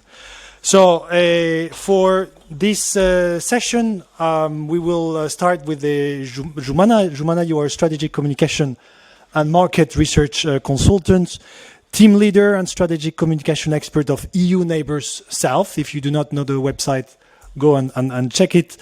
My question to you would be how the EU has already started recalibrating its strategic communication approach in the MENA region. Can you tell us maybe about the tools that you've been developing here in Brussels, but also in consultation with all the EU delegations in the region? The floor is yours for 5 minutes, Jumana. Thank you. Well, first of all, very mindful that this is the last session of the day and I'm trying to keep your attention. And second, also mindful of the comments in the past session, which I believe also I want to thank the panelists because that was truly excellent, but it's really making our job a bit hard on this panel, but we'll try. So I will start with the positive notes, indeed. Our program, EU Neighbours South, is a regional communication program that is managed by DG NEAR here in Brussels. And we work with the 10 delegations of the southern neighbourhood, in addition to doing our own regional communication as well. One of the important parts of our work is the opinion polls that we have been doing for the past 11 years to assess perceptions and attitudes towards the European Union and better understand, people's expectations and concerns when it comes to the European Union.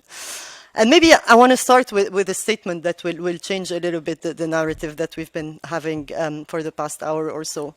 The EU is, and always has been, one of the biggest, if not the biggest, donor of support to the southern neighborhood, to the 10 countries of the southern neighborhood.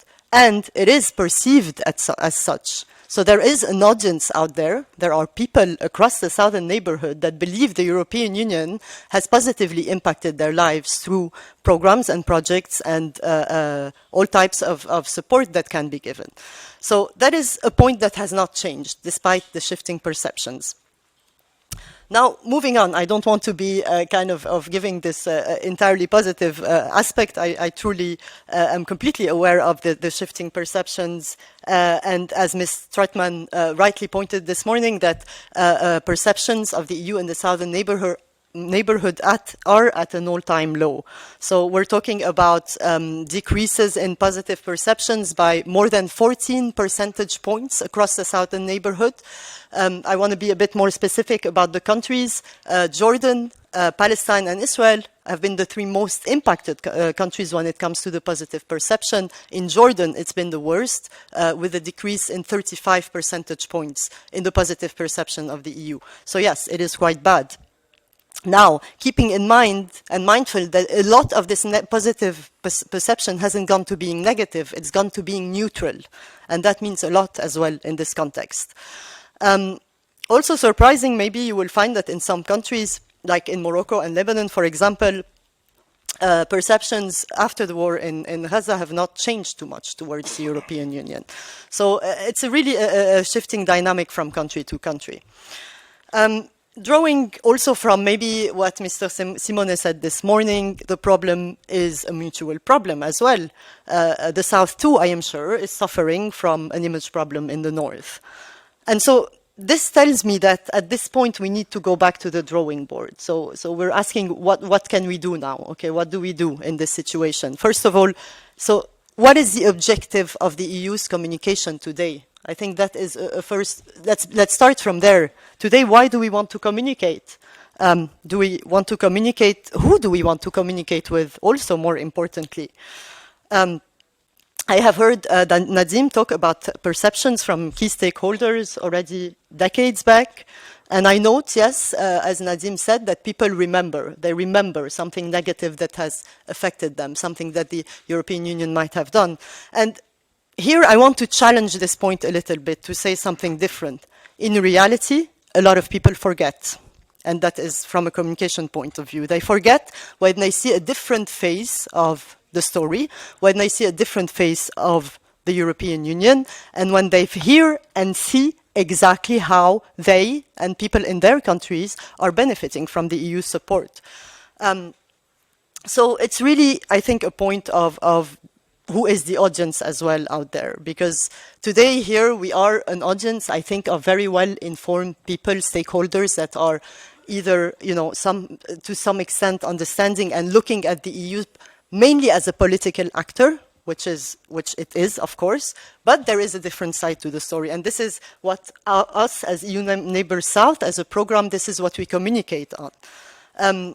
I heard before that there aren't so many success stories to talk about, but from this other point of view that I'm trying to mention, there are success stories.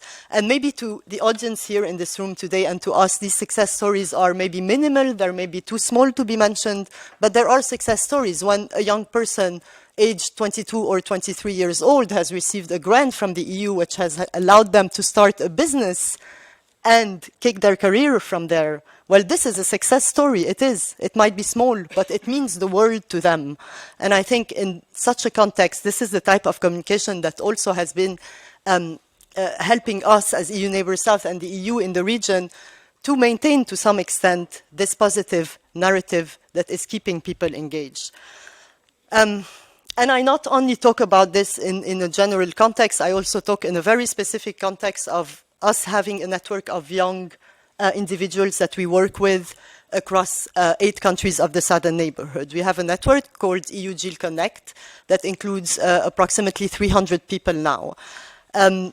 This network, I can tell you, at the beginning of the war in Gaza, was in upheaval. We went through the most difficult time, I think, of the past 4 years of this project, because every single person in that network was about to quit the network. They did not want to hear about the European Union. And yet today I can tell you that not only the network is still there, it is growing, it is thriving. And these young people are actually contributing to the EU's communication on the ground. They are organizing their own events, they are going towards people, they are talking about the opportunities that they have been getting thanks to the EU support. So I guess, again, this is looking at things from a different perspective and a different audience. But what I want to say also is that I think, relating back to the topic of the day, which is strategic communication, so we've talked about objective, we've talked about who is the audience, and I mentioned these tools a little bit.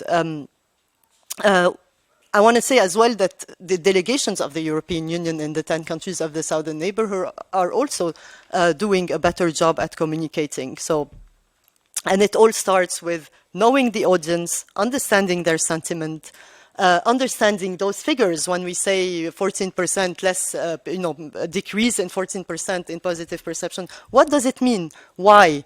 Dig into that in order to be able to develop a message and a narrative that can successfully reach audiences.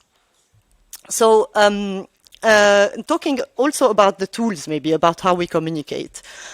I think we've been talking about communication in a very general terms. Okay, so what are the tools that we use to communicate? I think here also Isabel will talk a little bit more concretely later and will show you examples of what we mean by communication in this context. I know I'm short on time. I just want to finish with the most important topic. I think the topic of importance on which the European Union should be focusing on is crisis communication, because this is where the problem lies.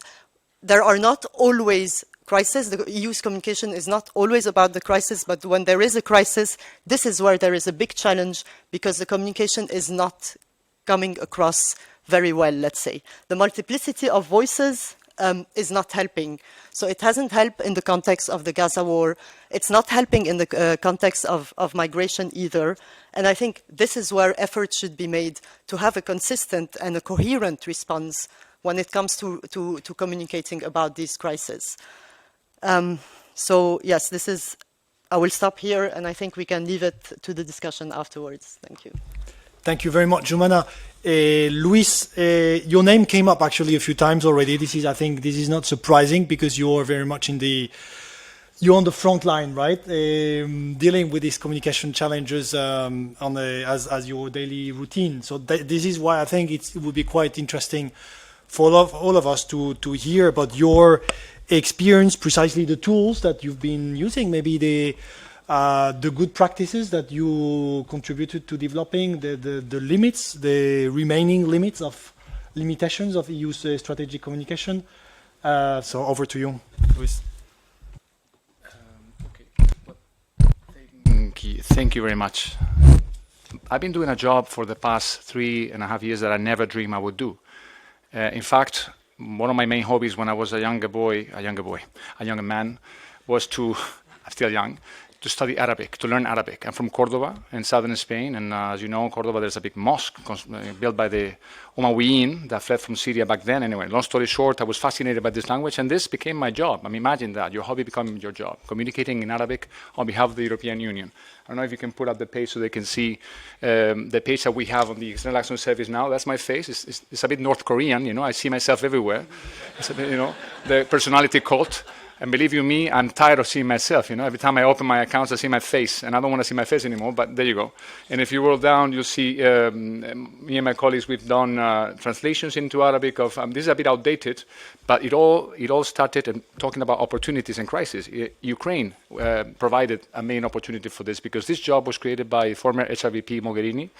Alessandro Accorsi, who was just there, was the head of the Task Force South, along with Nabila Masrali and others. Lamias is also there. Many colleagues made this happen, and I was the guinea pig that ended up doing the job. I don't know who said this, but it is totally true. Before Gaza, the hostility was out there already. Clearly. I did hundreds of interviews on Pan-Arab channels on Ukraine and the invasion of Russia into Ukraine, and what I was challenged, it was very challenging for me, obviously, not only because it's in Arabic, but because people were saying, what about Palestine? What about Iraq? What about Libya? what about Yemen even? I said, well, Yemen, that's a bit far-fetched. But anyways, like, okay, fine, let's discuss Yemen too. But every time I had to push back. I had to push back on Iraq. Well, Iraq, we didn't invade Iraq. Some member states like mine went into it, but I can assure you that the European Union as a union did not. Libya, well, it was a NATO operation conducted under 2 UN Security Council resolutions. And yes, there were civilian casualties, but I'm not sure the EU is responsible for that either. Palestine, well, we are at the forefront of the support of the Palestinians, and so on and so forth. So Gaza happened, and this pushback, this ability to push back in media was actually dramatically reduced. I was unable, I had to do it. In fact, for a month and something after the 7th of October attacks, I was unable to go on television because all the Arab channels, right, not only Al Jazeera, and by the way, for those watching our channels, you know that there's no comparison in terms of reach between Al Jazeera Arabic and the rest. You have a giant and all the little ones. Al Arabiya is the next one, but just give you a figure for those who don't know, on any moment in time, YouTube, you go on Al Jazeera, you'll see that there is 50, 60, 70,000 viewers. The next one, Al Arabiya, will have 2,000 or 3,000. Just to give you an idea. Al Jazeera Arabic has been in a war mode since 7th of October, all right? War mode. So therefore, going there was, I would make a fool of myself because Barheli, Commissioner Barheli, was tweeting one thing, HRBP was tweeting another, and there was a cacophony, and let's admit it, and I've admitted publicly too. I don't think there's nothing wrong in admitting this. And I'll go, I have a very, very short time, but I'll go into my 3 E's. I came up with something that sort of echoes, with the first E, in my view, is explain. Something what we need to do is to explain. And by that, I mean the EU is a very complicated animal. It's very complicated. With 27 member states, and I always crack the same joke. When I crack a joke in the corridor and I have a French and an Italian and an Estonian, and I'm sure there's an Estonian in the room, but forgive me, the French and the Italian will be cracking down on the floor, laughing, and the Estonian will looking at me like this.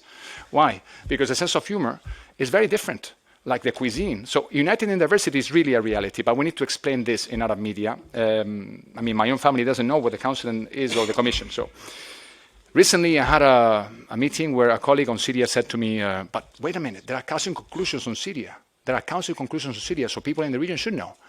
And I said, okay, Council conclusions. First of all, nobody knows in the EU, beyond this bubble here in Brussels, what Council conclusions are, let alone in this region. So do you think that by publishing Council conclusions, people who follow the Syria file are going to know our position? That's revelateur, of the gap that we have, the gap between the infosphere in the region and the infosphere here. I have to thank Jumana because she's doing a tremendous job with her project, and through her project we've been collaborating with influencers to promote this image, this innovative image of the EU.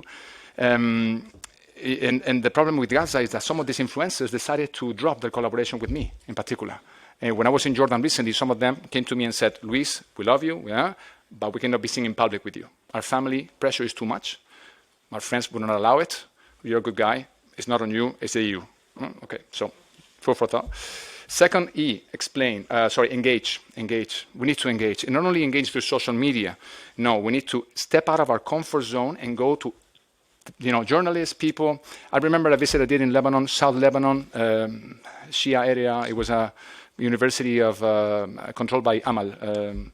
Anyway, long story short, it was on Ukraine. And I went there to explain why the EU cares about Ukraine.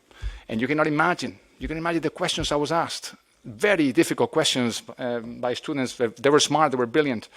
And they appreciated the fact we never agreed on anything, in fact, but it was good for me to be there and for them to be exposed to what I had to say for them and vice versa. And I think we need to do that to our delegations increasingly. Out of the comfort zone, no more usual suspects, step into the arena, let's say. And I just recently did a RT Arabic, Russian Today Arabic interview, and it was my first, and I was hesitating because it was tough, but I had to do it. Because I wanted them to hear what we had to say about Russia and Ukraine, and it wasn't easy. Al Jazeera is still worse. The third E is explore. So yes, you have to explain, then you have to engage, but then you have to explore new things, tools, promoting opportunities through the region. I had a chat with a colleague from the Egyptian embassy about that. There was an opportunity for youth in Egypt, only particularly to Egypt. So I decided through my social media, Instagram, to learn some Egyptian dialect phrases, and I talked to myself in that video, and it was quite funny. And I think colleagues in the embassy and others laughed a lot with it. But through that, people liked it a lot. In fact, people are looking as Jumana said, for opportunities, for projects, for concrete initiatives, and I think it's good to do that, to talk about that in an innovative manner. I went with HRVP Borrell on a trip to Lebanon and to Saudi Arabia in January, and I said, Mr. Borrell, please tell me something in Arabic. And I did a video with him in Arabic in the plane. I did a video with him in Arabic when I was visiting. And we were in Saudi Arabia with Prince Faisal visiting something. And I said, Mr. Borrell, please say Mandar Jamil. Mandar Jamil means nice view. And he said, Mandar Jamil. Wait, Mandar Jamil. And he liked it somehow. It stuck. And he kept repeating that. He went to Prince Faisal and said, Mandar Jamil. And Prince Faisal started laughing and so on and so forth. And it looked great in the video. Now, little grains of salt here and there, wishing Muslims happy Ramadan in a drawing. I did that a couple of years ago before Gaza. A nice drawing. I say nothing, but I just say "Kullu aam antum bikhair" in Arabic. It went viral. Why? Because people don't expect a guy, a spokesperson, let's say, with a tie and everything, who's usually rigid and formal, to do that. And there's no expectation. Therefore, we need to tap into the lack of expectations in that sense. And I end here. I'll end with the need to empathize, empathy, another E, a bonus of E. Empathize. You need to put yourself in the other's place. I've been watching Al Jazeera for years, Al Jazeera Arabic. You had to, and I've been watching Wael Dahdouh, the famous journalist, losing his family, killed in the war, and so on and so forth. You need to understand that this was watched from Morocco to Iraq by everyone at one, all the time, right? So you need to, when you go there, you need to know what people are watching and they're exposed to. You may agree or disagree. You may agree or disagree. And in fact, I've been pushing hard more than once on the fact that there's no criticism whatsoever in barely any channel about Hamas. Hamas, they kill innocent people too. And this has to be said. And I've said it. If they had not done what they did on the 7th of October, would we be here? Then you can argue, yes, the Israelis have committed this and that. They've been disproportionate. But what were they thinking? Were they thinking that the Israelis would just content themselves with a little operation 2 days? I mean, come on. So this is tough to do on behalf of the European Union, given the impact and given that. But I think we still have, as Romana said, opportunities to take, and we need to step out of the comfort zone and try to emphasize with the other. Thank you. Thank you very much. Not only did we want to hear EU voices here, but we thought, and that's the reason why we invited you, Mr. Lagaye. We thought it would be interesting to invite also external experts, external communication experts. Didier Lagaye, you are the founder and the executive chairman of MARCO, an influential independent communication consultancy, and you do specialize in brand building, in reputation management. So we thought it would be interesting to hear from you, an external perspective, your insights on successful strategies, tips on how EU could do better in terms of branding and communication efforts in that region. So the floor is yours. Thank you, Emmanuel, and I want to thank also EuroMeSCo to invite me here. I have the same challenge as my fellow speakers to try to get across a full life of experience, 36 years in my case, in just 5 minutes. It boils down to 6 years a minute, so I'll give it a try. And I'm going to focus on the glass, which is half full. I think in the EU we do a lot of good things. And obviously, as communicators, we are against washing. So obviously, it's a democracy, so public voting needs to happen. Our populations need to speak out. That drives policy making. And once that's set in stone, then conflicts can be solved. We can only communicate as good as we can to spread the good news about the glass which is half full.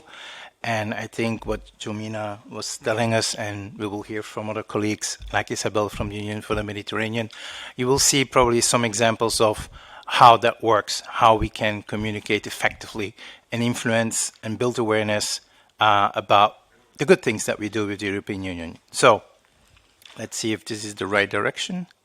Yes. So like Annabelle pointed out, we do have some relevant experience in the matter. My agency has been working with many EU institutions, trying to focus on what we do well within the EU, not just within the EU, but also in Africa, in Asia-Pac, in LATAM, in the United States. We are one of the very few agencies specialized in communicating on behalf of European institutions. So if you want to focus on what we learned in that journey, is a couple of things. talk with the heart. Many of you in this room are policymakers. Well, I don't know if you're policymakers, but at least you analyze the policies. You manage data.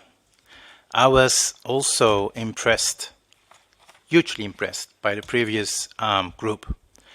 People who have so much know-how, so much expertise, so many insights. But do they get their message across effectively? Are they speaking to the heart? And I'm talking about public awareness campaigns. I'm talking about influencing citizens, normal people. None of us are normal people. We are privileged people. We are informed citizens. We are the exception. We are the 1%. We need to influence the other 99%. So talking with the heart and to the heart is what we need to do. Now, if you're interested, because in 5 minutes, again, there is only so much I can get across, I invite you to look at our docuseries that we produced. It's available in Amazon Prime Video, and it talks about how we're pushing the communication barriers. One of the things that we do is trying to work with emotions, not rationally. These 99%, they use TikTok. 15 seconds, don't come up with facts. Okay? So lo que todo el mundo se lleva es la emoción. Es encontrar el equilibrio donde tú mezcles la emoción con la razón con verdad. Ahí es donde se conecta la emoción con la razón.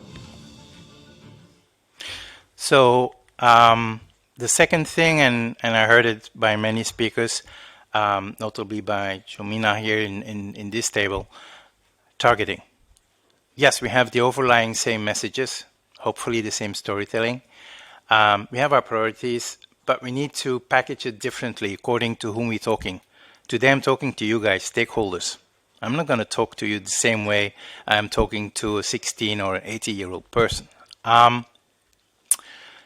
It's complicated because this is facts and figures. It's boring, but I see suddenly everybody's looking up. So because you're the 1% interested in those things, not the general public.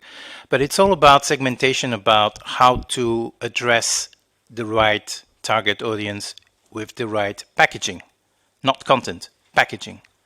And packaging is today visual. You need to talk in videos. You need to spread the news using film. Short films, not 5 minutes, okay? 30 seconds, 15 seconds max. And that's a challenge. But we excel at that. At Mark, we produce 15 videos a day on average. We also do documentaries, longer ones, for stakeholders, okay? Visuals are also out of home. It's digital. I heard Alexandra talking about digital and digital warfare. We're not doing warfare, but obviously the digital platforms to reach the 99%, especially the younger generations, is crucial. And you need to communicate with captive images and videos. Empathize, testimonials. I think I heard, again, you were talking about success stories. We, in communication marketing terms, we talk about testimonials. It's the same thing. Let them talk about what good examples there are out there of EU-funded projects, youngsters that have been successful as entrepreneurs thanks to original funding from the EU. Again, on the left, you will see a lot of blah, blah, analytical, because that's how you win tenders in the EU. And then on the right, you implement and you do it with visual storytelling. So you even have to come up with some comics and then you turn it into video. This is a good campaign. For instance, a lot of testimonials across Africa. Africa does not exist. If Europe is already like challenge, right? We have many different voices in Europe, unfortunately. Africa is worse. Even neighboring countries hate each other. Morocco, Algeria, just going a little bit south of Europe to start with. So you need to adapt those testimonials to make them resonate in each of those environments. You can't follow the same script.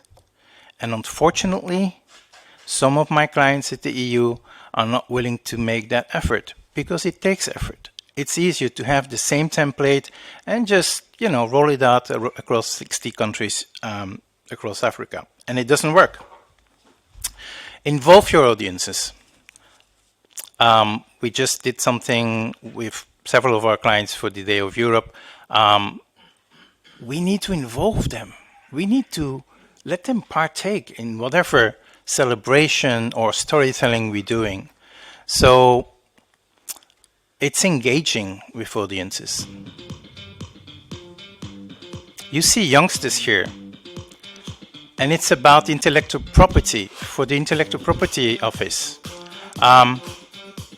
More boring legal stuff, I challenge you to find it. However, we engage with youngsters across the whole EU and beyond EU about the importance to protect innovations. 3 events, and let them do their storytelling. That is important. So again, and yes, we need to make sure that the glass is full, not half full. And I'm accelerating because my 5 minutes are nearly up. But that's what we need to do. And then, of course, if you look at the reality, and you clearly sounding out the reality on the ground, we do too. If we don't get our own people convinced, and yes, we're losing credibility by the policy that is not standing to our values currently. Imagine if our own EU citizens are less believing in EU. Imagine outside. So it's even more difficult. So yes, facts and figures are fine, but let's talk to hearts and minds of people. You all know these numbers. I throw a couple of graphs at you. One of my clients was happy that 1 in 5 people was positively feeling about the EU. I was like, is that positive? 1 in 5, 24%? Are you serious? You know, we need to get the needle to 60, 70%. So we're far from that. Even less so with younger generations. If you focus on this one, dramatic, really, because we're not in TikTok. We're not telling our story in small, short videos. And also, don't talk down. Don't take the easy road. If it's a partnership, it's a two-way communication. It takes 2 to tango, so it can't be a one-way street. Listen, involve, have them participate. That's really my great insight, and also what I'm trying to share with you. If you are not culturally sensitive and segmenting your messages, look at the chain. It's not going to work. Of course, it's language barriers, it's cultural differences. There are political situations, especially in Africa, but not only, also in the proper EU. And yeah, we need to really try to get our message across by doing more digital outreach, more testimonial-driven outreach, and that's basically what I'm saying in my last slide, and then I'm wrapping up. So I hope that this overview is helping some of you that are communicating to do it more effectively, more powerfully, and that you reach the hearts and not just the minds of people. Thank you. Thank you. Thank you very much for these insights. Yes, you need the pointer as well. Thank you.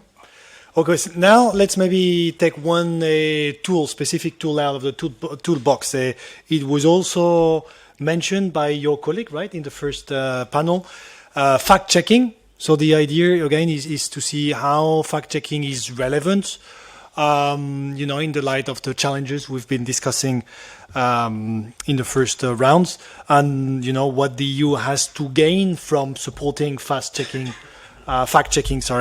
initiatives. So, Saja, sorry, I didn't introduce you properly. You're the manager of the Arab Fact Checkers Network, right? So the floor is yours. Thank you so much. It's great to be here today and hearing all these different voices from Europe and MENA region and North Africa. I am Saja Murtada. I am the manager of the Arab Fact Checkers Network, which is a network led by Arij Arab Reporters for Investigative Journalism. I hold a master's degree in media, and I am also an investigative journalist who have worked on several international projects that exposed corruption and wrongdoings all over the world.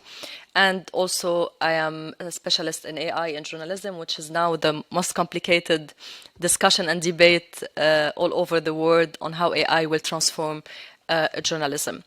The Arab Fact Checkers Network is led by Arij, and it was established in 2020. We started with zero budget. We started with a very, very small team, and we are still a very small team. But we are now composed of 40 fact-checking organizations, initiatives, and 250 plus fact checkers in 12 different Arab countries. We support fact checkers all over the Arab world on capacity building, protection, networking, and innovation. And of course, we focus on pre-publication fact checking within media organizations. And it was unfortunate that we noticed since October 7 that a lot of Arab media organizations and European media organizations don't do pre-publication fact checking and don't make sure that the information they are publishing are correct before publishing them and doing this huge impact all over the world. When it comes to communication, I think collaboration is the key. And this is what we have been doing since 3 years. We built a huge network, a strong network of fact checkers in the Arab world. And we did some collaboration projects. One of them was focused on Gaza war, and it was an international collaboration, not just an Arab collaboration. One of them was related to climate change. Yes, we have continued working on other topics, not just Gaza. We are still working on environment, we are still working on human rights, we are still working on politics, on social problems, economics, etc. And also, if you know, a few days ago, it was the World Press Freedom Day. And we were in Chile and we did a huge international collaboration on fact-checking the conference itself. I will start with Gaza war collaboration. We were doing an international collaboration while our colleagues in Gaza and South Lebanon were killed by Israel, while they were losing their homes, not having access to food, to water, to place to live in. We were supporting them. And we were also trying to share accurate information about Gaza by fighting misinformation.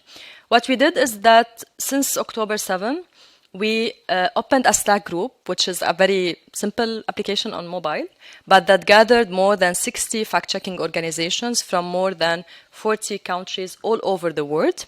Some of them are from Europe. We had 12 European countries and 13 fact-checking organizations from Europe with us in this group. And they were all the time working together on fact-checking content about Gaza. So a European fact-checker was asking another fact-checker on this group to provide support on fact-checking, on resources, on translation, to publish together about fact-checking content and misinformation around Gaza. And we published a lot of fact-checked reports in English, in French, in Italian, in German, and even in Japanese. So we had I was very shocked that some Arab videos were spread in Japan,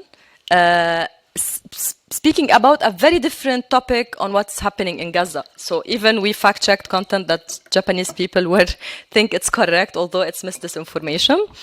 It was a great collaboration because it made sure that you can't work alone when a crisis is happening. This is what Jumana mentioned. We need great communication during a crisis. And to fight misinformation, we can't work alone in the Arab world because also European media organizations are still till now part of spreading misinformation about what's happening in Gaza. And the European audience need to know and need to reach accurate information about what's happening in Gaza. Here are some examples of some fact-checked pieces that were published thanks to this collaboration. We have in different languages, in Italian, in Bulgarian, in English, in French, etc. Even some misinformation were spreading about that Ukraine is giving weapons to Hamas in Palestine, for example. Fact-checking, a huge fact-checking collaboration were done on the disinformation spreading about beheaded children and Israeli children and the rape that Hamas did, etc. And all was fact-checked, and all the information, even some media organizations apologized of this information that they spread, and some of them neglect that they spread misinformation. Now I will go to another collaborative project, which is a climate change collaborative lab. When we had Arij had its annual forum in Amman, Jordan in December last year, COP28 in the United Arab Emirates was happening at the same time. So we decided that we need to do a collaborative project to fact-check climate change and the discussion that's happening about COP28. So we brought 5 European fact-checkers and 5 Arab fact-checkers who worked together and do live fact-checking on climate change. And they published 6 fact-checked reports, 3 in Arabic language, 3 in English language, and spent 2 days together discussing about climate change and about environment issues and the misinformation related to environment. And these are some pictures from this amazing collaboration that turned to an international collaboration. So the UNESCO reached out to us that they want to do a fact-checking lab as part of the World Press Freedom Day conference. And it was the first time that the UNESCO, which is a UN and a huge organization, talked about having the component of fact-checking in an international conference. So we gathered fact-checkers from Lebanon, Jordan, Spain, Nigeria, and Chile, and we worked together from 4 different regions. We spoke Arabic, French, English, Spanish, and we were for 3 days in Chile in Santiago, early May 2024, and we fact-checked the whole content of the newsroom before publication. And we were shocked that you have a lot of journalists, influencers, students, activists that know nothing about fact-checking. Nothing. You are people that spread information. You are people that use social media and use media organizations and use all platforms to spread information. So you should be aware of fact-checking. And this is what gave us the hint that we need to work more and we need to have such more collaboration on topics like that. And here also you can find some pictures from the lab in Santiago, Chile. Now I will go and give some recommendations that we concluded after years of work on fact-checking and also discussing with international fact-checking organizations, European, African, Latin American fact-checking organizations. The first recommendation is that we need to focus on cross-border collaborative investigations between MENA region and Europe. We have a lot of topics that are related, so migration, refugees, climate change, even now the war in Gaza. We need to work on investigations that expose disinformation campaigns. We should not just speak about this picture is AI generated. This report has some data that is not correct. No, we need to expose disinformation campaigns that some media organizations, that some politicians, that some political parties are doing, not just in the Arab world, even in Europe. So we can work together on that. And the second recommendation is that we need to have more collaboration during a misinformation crisis. Last year in the Arab world, we had several crises. We had the Turkey and Syria earthquake. We had Morocco earthquake. We had the war in Sudan. And finally, the Gaza war. All of them had a misinformation crisis. We noticed all over social media, politicians speaking in press conferences, media organizations spreading misinformation. It was a real crisis that need real reactions. So we need to collaborate more when any crisis happen and make sure that we are spreading accurate information and fact-checking all misinformation happening, because the audience have the right to know what's really happening, not the rubbish that we see on social media. And now also with AI, it's becoming very, very complicated with AI-generated pictures, videos, and text. Thank you so much. And here you can access our Twitter account, the Arab Fact Checkers Network, if you want. And thanks for listening to my presentation. Thank you. Thank you. I'm sorry, Sasha, if I feel obliged to just for the records, you You mentioned in relation with violence committed on the 7th of October, you mentioned specific fact-checking campaigns, which obviously, I mean, we all understand it's not questioning the existence of this violence. I mean, you're referring to very specific fact-checking Yes, fact-checking campaigns. some videos, pictures, reports that were spreading about the violence.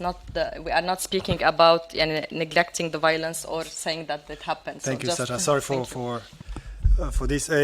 Let me turn to Isabel Pardillos. I'm really sorry that we finished this very long day with you. It's been a very long day, and thanks to all of you, by the way, for your patience.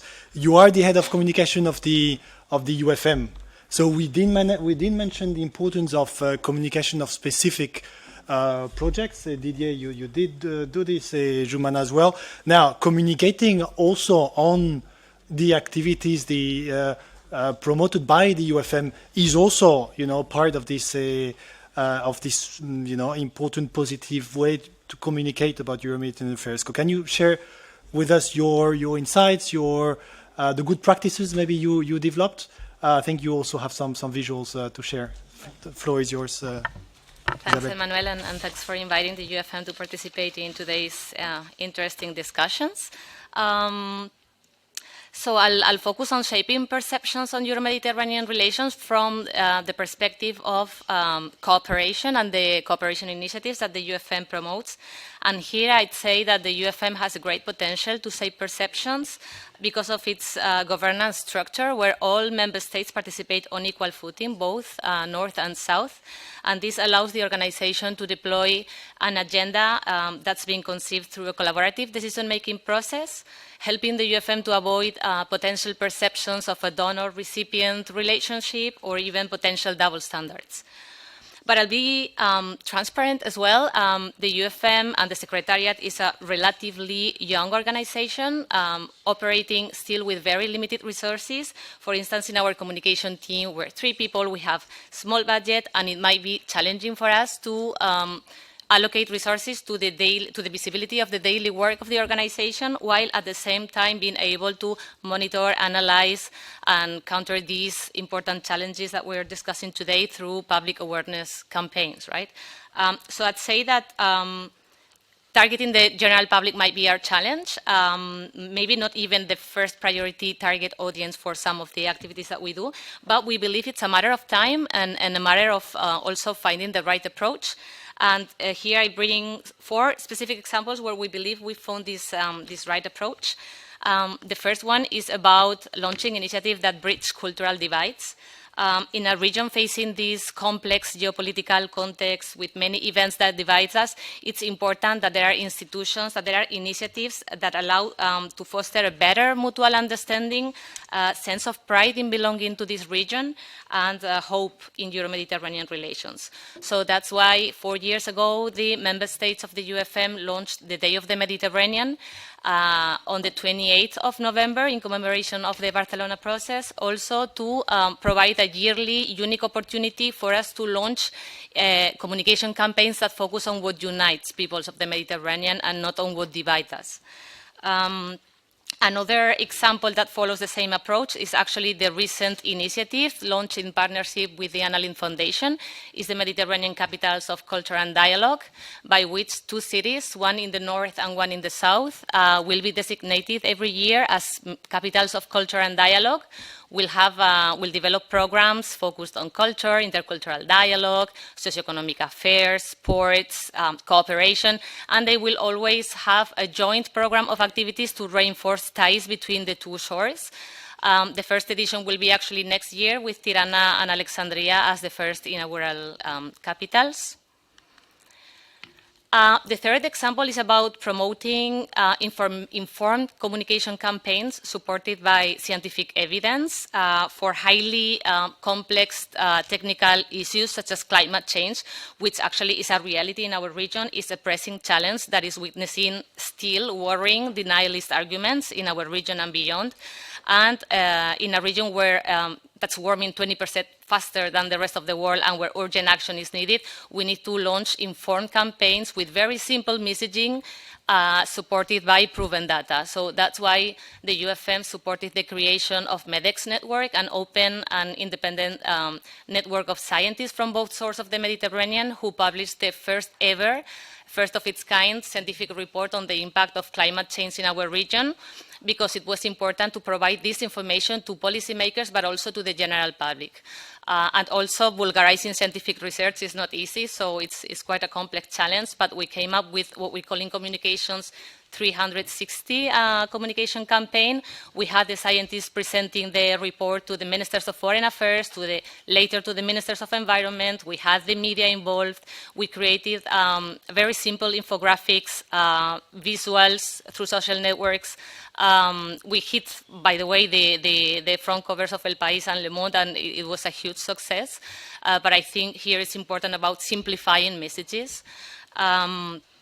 And also, this is actually a pillar of our communication strategy, is about creating and disseminating motivational human stories from the actors that participate in Euro-Mediterranean cooperation. Here we put people first and in our outreach efforts, and this helps us to connect better with them. Sometimes it's important to counteract these abstract geopolitical or cooperation narratives with success stories that showcase the tangible benefits of cooperation for the region. And we call this approach from cold facts to warm hearts. These examples might seem simple, even naive, maybe, given the magnitude of the challenges that were discussed before. But in our experience, this is working really well to connect with people in social media.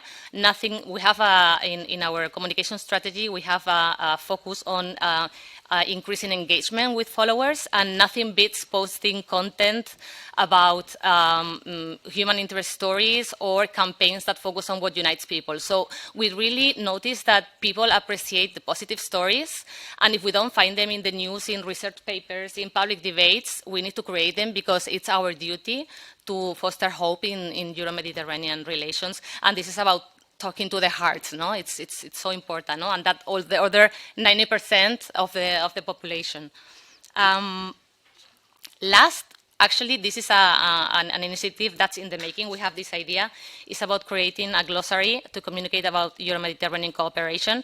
And this is also something maybe that might be of interest for EU colleagues, because sometimes when we talk about cooperation and development, we often use terms such as beneficiaries, vulnerable groups, speak out on behalf of, without realizing that we're adopting a paternalistic approach. And this is particularly important for an organization such as the UFM, where all North, South, all member states are represented on equal footing, participate on equal footing, because it's important to avoid this paternalistic, even sometimes victimizing or sometimes Eurocentric approach when communicating about cooperation, and that's important to say perceptions. And then I will just finish by a second thought that might be also of interest for EU colleagues. I started by saying that the UFM has a great potential to say perceptions, and I think we should use it more. We should partner more in communicating in the region. We have a unified message. We have shared goals, shared perspectives, shared initiatives, and we might do more communication, joint activities, more campaigns, more opinion articles in the press, co-signed by the co-presidency, North and South. Is a shared regional perspective in order to maybe influence also some of the EU perceptions in the South. And that's it.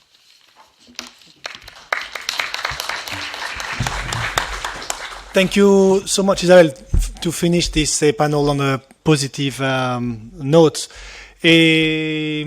Salam Kawakibi, you asked for the floor. Is there anyone else? We still have a bit of time. Yes. Thank you, Emmanuel. Salam Kawakibi. I am director of Arab Center for Politics and Politic Research in Paris. I'm sorry for my English because I'm from Paris. My first question is for Mr. Luis Bueno. I follow your work since the beginning, and you know that in France, some newspaper accuse you to be friend of Muslims or promoted the Muslim thought, because you don't insult Muslims. You must insult Muslims to be welcoming in some newspapers in France, and the most newspaper now in France become from owners by the extreme right, Mr. I don't want to speak his name. But my question is, when Al Jazeera asks Monsieur Borrell about how he qualified what happening in 7 October, he said it's terrorist act. Okay. And when the journalist asked him, and after 7 October, how you qualified the Israeli war, he said, it's not my job, it's the job of justice. How you can, as spokesman, to use the wood language to defend this position first. When Madame von der Leyen visited Israel to show her solidarity the day after the 7 October, it's very good, but it's not in her mission. As I know the Union European rules, how you can promote or defend or explain such issue. For Madame Saja, the fact-checking, it's a very good job, but when the agency, newspaper agency or news agency lie, how you can check? When the newspaper talk about Hamas spokesman mention 700 victims,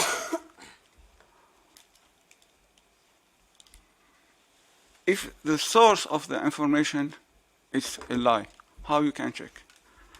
And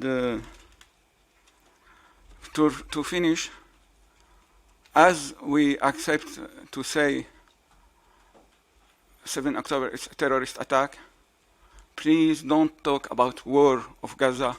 It's war against Gaza. Thank you very much. Patrick Simonet. Thank you. I would like to congratulate the panel. Really, it was a very interesting discussion. I wanted actually to react to the previous session, and I'm happy that I didn't do it because, I mean, some of the colleagues in the panel actually brought the elements that, in my view, were missing a bit, which is basically what we are doing in the field. Jumana, you talked about communication, but indirectly you talked also about what we are doing, so the kind of actions that we are doing. I mean, not to mention also the humanitarian assistance that we are providing that we have been providing for the last 60 years to the Palestinian and to the support to the Palestinian Authority. Luis, you mentioned also I mean, indirectly the work that we are doing, the diplomatic work that, for example, the HRVP has been doing on this war against Gaza, if you want, since the very beginning. I think it has been massive, the level of diplomatic activity, but that's also the activity that our delegation is doing, that we're doing collectively with EU member states. So I think it's not to say that, I mean, I would weigh my words, but there's no problem to being criticized, and I think that's your right. I mean, we are in a democracy. We had the discussion with Abdel Hadi just a moment ago about how we have to live with. I could accept the term of political failure. I mean, we have to accept the fact that it took us until the European Council of March to call for an immediate ceasefire at 27. I mean, mind you, I think it was very clear also from many European leaders that we wanted that ceasefire to come much earlier. I think the HRVP has been very clear about that. So there's no monopoly of the moral standing. I think Gaza is a tragedy for all of us, not just for you. It's a tragedy for us, and that has to be very clear. But let's not forget about what we are doing in the field. because it's important. It's actions that that matter, and obviously communication matters as well. And it's very interesting to hear from you the different recommendations on how we can improve about that. I like very much also what Saja was saying about disinformation, because yes, we might sometimes say wrong things. We might have political failures. But I mean, out there are some people, we know well about them, that are using that to to challenge us and to run disinformation campaign just simply because they want to weaken Europe. We know about that. So I think at some stage you're perfectly right. We have to stop being naive, and we have to push back on those kind of activities that are, let's say, against the EU interests. So thank you for making all those points all together, and I think, frankly, with the two sessions, it gives a full picture of how complex it is. Thank you. Thank you. Does it work if we finish with Asim, Rawan, Abdulatif, and Nadim? Okay, good. Short points, please. So, Asim? But not that short. Earlier on, I was talking about tools and asking about tools. I'm very delighted that you presented us some of the tools you're using at this stage. But before I continue, I'd quickly explain what I'm doing. I'm a political scientist working for many years on the crossroads between media, political science, and Arab youth culture, for example, and propaganda. From all of what I hear here, and what our own research showed for many years, we don't seem to have the instruments to really reach a wide Arab audience, which really has its own youth culture, which has an interest in participating in a global culture as well, which wants to contribute. And I think that's a major challenge, not reaching these elites, which we reach already badly enough. But, how do we bring over, what can we do through sports, music, whatsoever, of reaching those people who will be the opinion leaders in the Arab world in a couple of years? And the Arab world is connected. I mean, it's so highly interconnected, and there I don't see neither on a national level. I'm working also on this topics for Germany, for example, and in France. But the least I see on the European level, what we can do, where is our big outreach, and that's something I'm really concerned about. Thank you. Then Rawan. Just, our friend mentioned 60 years. So I wanted to say it's much more. And I think it's important. Somebody on our panel said October 7th is a new chapter of something that has been going for a long time. And I feel that the discussion have got to that journalism is new. It's not new. I did a documentary called Al-Nakba. So I advise those interested. We are, today is the 76th anniversary of Al-Nakba, but the story of Al-Nakba started 1799 in my documentary. So and many people think it's from the 16th century. If we don't go back to understanding the biases and that journalism started with newspapers long ago, we are not inventing the wheel with the social media. We should go to the root causes of the problem. Thank you. Abdulatif. Thank you to all the panelists. I particularly had a question for Seja. I've been following your work and the work of the Arab Fact Checkers Network for a while. It's very interesting. But one question I had, and this comes up quite often on policy recommendations, being you can fact check and you can reveal that something is misleading, incorrect, or false. But what do you do when it comes to removing that information from the platform? Because I feel like that's a very common issue, especially in the war in Gaza or against Gaza, with, excuse me, the example, but the decapitated babies, the affiliations, the tunnels. Very often it stays on there for a very long time, and it's led to a lot of issues. Have you had any examples of cooperation, or is it still an uphill battle? Thank you. Okay, so before I turn to, in particular, Saja for that question, to Luis for Salam's question, and to many of you for Azim's question, we're finishing with two interventions, Nadim and Jean-Paul. Nadim? No, thank you very much for a very rich panel. One question I think that comes up is scale, right? We all know today how communication operates. I mean, you can do these strategic communications, and then you have one Instagram person that has 1 million followers, right? Or Ghassan Abu Sitta is prevented from entering Germany or France, and here goes your communications campaign. So for me, the only way you can consistently communicate these days, I think there's one big asset, or it could be a liability, and lately it's been a liability in the EU, is your diaspora.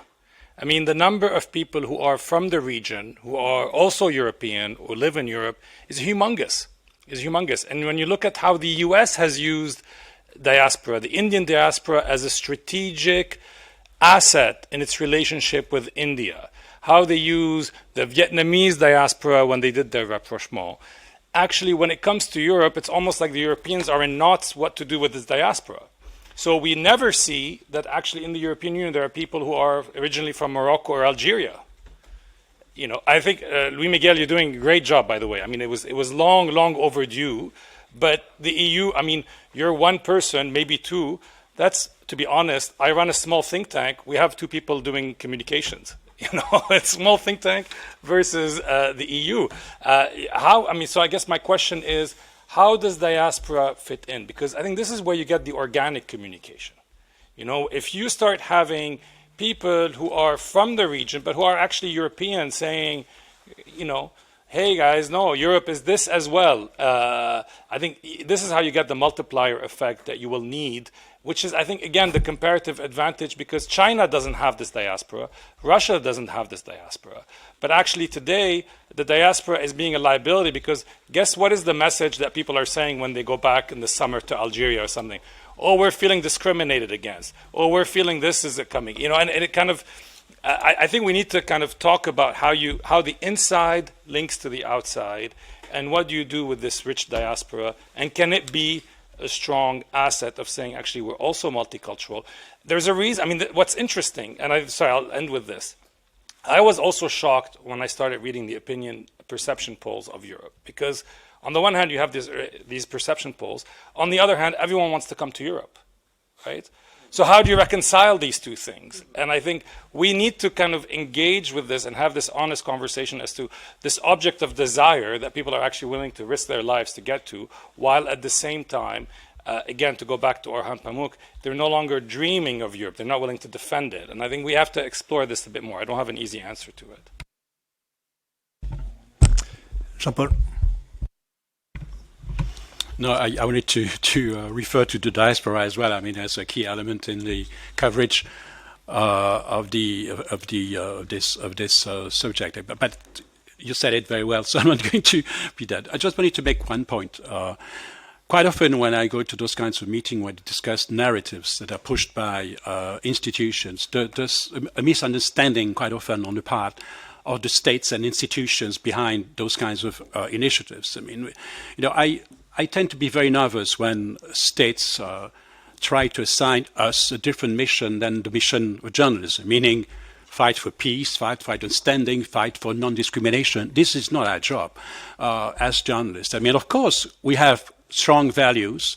We have charters of ethics, which, of course, push against incitement to hatred, for instance, push for a representative picture of the constituents of a society. So we have values, but at the same time, this is not our role to be a part of supporting a narrative from the north or from the south. The question is how to define our autonomy, which is our role in a democracy, as I see it. I don't pretend to represent the media. The media do not exist. You have specific media with different. Fox News is not even CNN, it's different. Fox News is not New York Times. So let's stay away from those generalizations that I have to say irritates me too often in many discussions on the role of the media. We are different. There are different models of media, different forms of journalism, different doctrines of journalism. Autonomy is a key. And a consequence of this is that the media themselves has to subject themselves to free inquiry about how they report on the media. The media often very reluctant in accepting the criticism that's targeting them from the south and from the north. thinking about against ourselves is fundamental. And it's something which, you know, I heard today a number of points about the media, the way the mainstream media in Europe covered, or in the US were covered, even the Gaza crisis. I will say that some of the media that were not really mentioned by name have been criticized by both sides. The New York Times has been called an agent of Hamas by pro-Israeli monitoring groups in the US, and it has been accused of being just this kind of a spokesperson of the IDF by other groups. It's not true. It's a very diverse newsroom with different people, and we have to acknowledge the facts.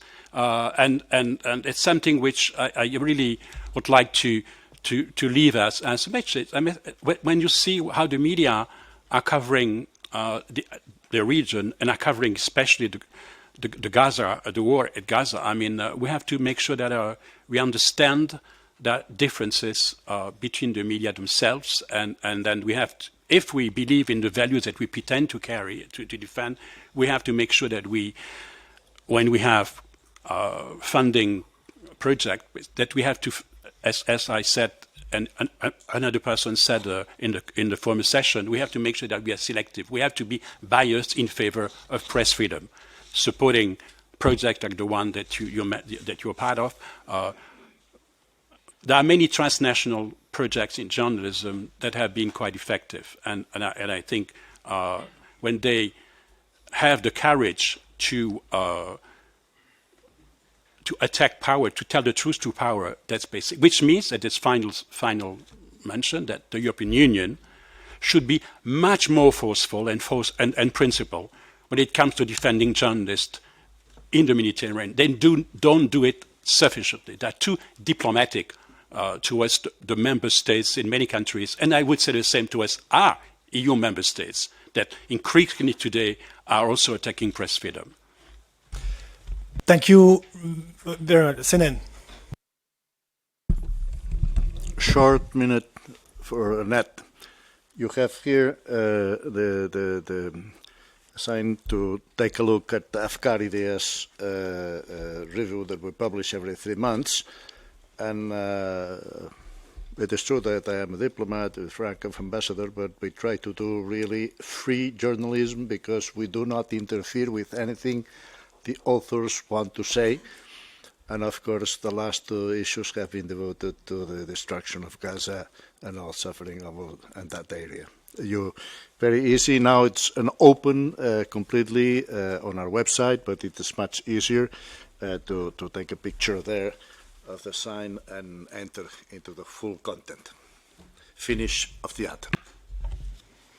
Thank you very much, everyone, for your insights. So I'm going back to Luis for maybe to answer Salam's point. Well, thank you very much for following me from the beginning. I mean, that is really an accomplishment. And thank you very much for your question. Really,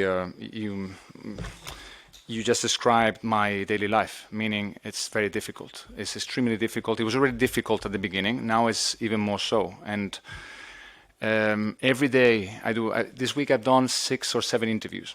They're all live because, as you know, I mean, whoever knows media in the Arab region knows that people don't usually go for recorded interviews. Very rare. I mean, major outlets want you live. So going out there live, and it's not, I don't want to praise myself, North Korea style, but it's a minefield. Because everybody's watching. If it's not watching now, they'll watch later. And if it becomes viral, then everybody will see it. And it happened to me in Lebanon when I went for an interview on Syrian refugees, and I gave the line. The line is, Syrian refugees, we're not against return, but according to the UN, we have an assessment that says the conditions are not yet there for a dignified and so on and so forth. Next day, my face was all over the news, everywhere in Lebanon, and to the point that I got, it was a security threat for my own. Gaza is being a turning point in this sense. And when Mr. Borrell went to that interview, yes, it was a debacle in terms of there's no denying, and he knows, and I told him, and there's little he could say. He said, he asked me once, in fact, what else can I do? And I said, Mr. Borrell, there's nothing else you can do. Actually, he's the most vocal. He's being called the voice of reason in the region on the Arab side. Because he was saying many things that no one was saying, as you know. But of course, he has member states on the one hand. He has many. I mean, he's the high representative. It's very difficult with a Europe that is so divided. And there, you need to explain. Look, Europe is not an NGO. It's an ensemble of 27 member states. Member states, like any other state, has national interests, and the national interest dominates foreign policy. Let's be honest. Now, when you ask about Hamas, of course, Hamas is a terrorist organization for the EU. It's listed. What are you going to say? That they no, it was a assassinat. No, I mean, the problem there is that he used the term war crime. He didn't say what you described. He said he used the term war crime. And the journalist, in a very agile manner, said, what about what's happened so far in Gaza? Are those war crimes? And he said, I'm not a lawyer. That's the thing. You know. So was I asked the same question? Yes, I was. But I avoided using the war crime. I said, of course it was a massacre. And actually, Mr. Borrell said it himself. He said, عمل فظيعة في مكان لا يبرر عمل فظيعة في مكان آخر أو رعب لا يبرر رعبا في مكان آخر. You know, a horrible thing or horrible massacre doesn't justify horrible massacre in another place.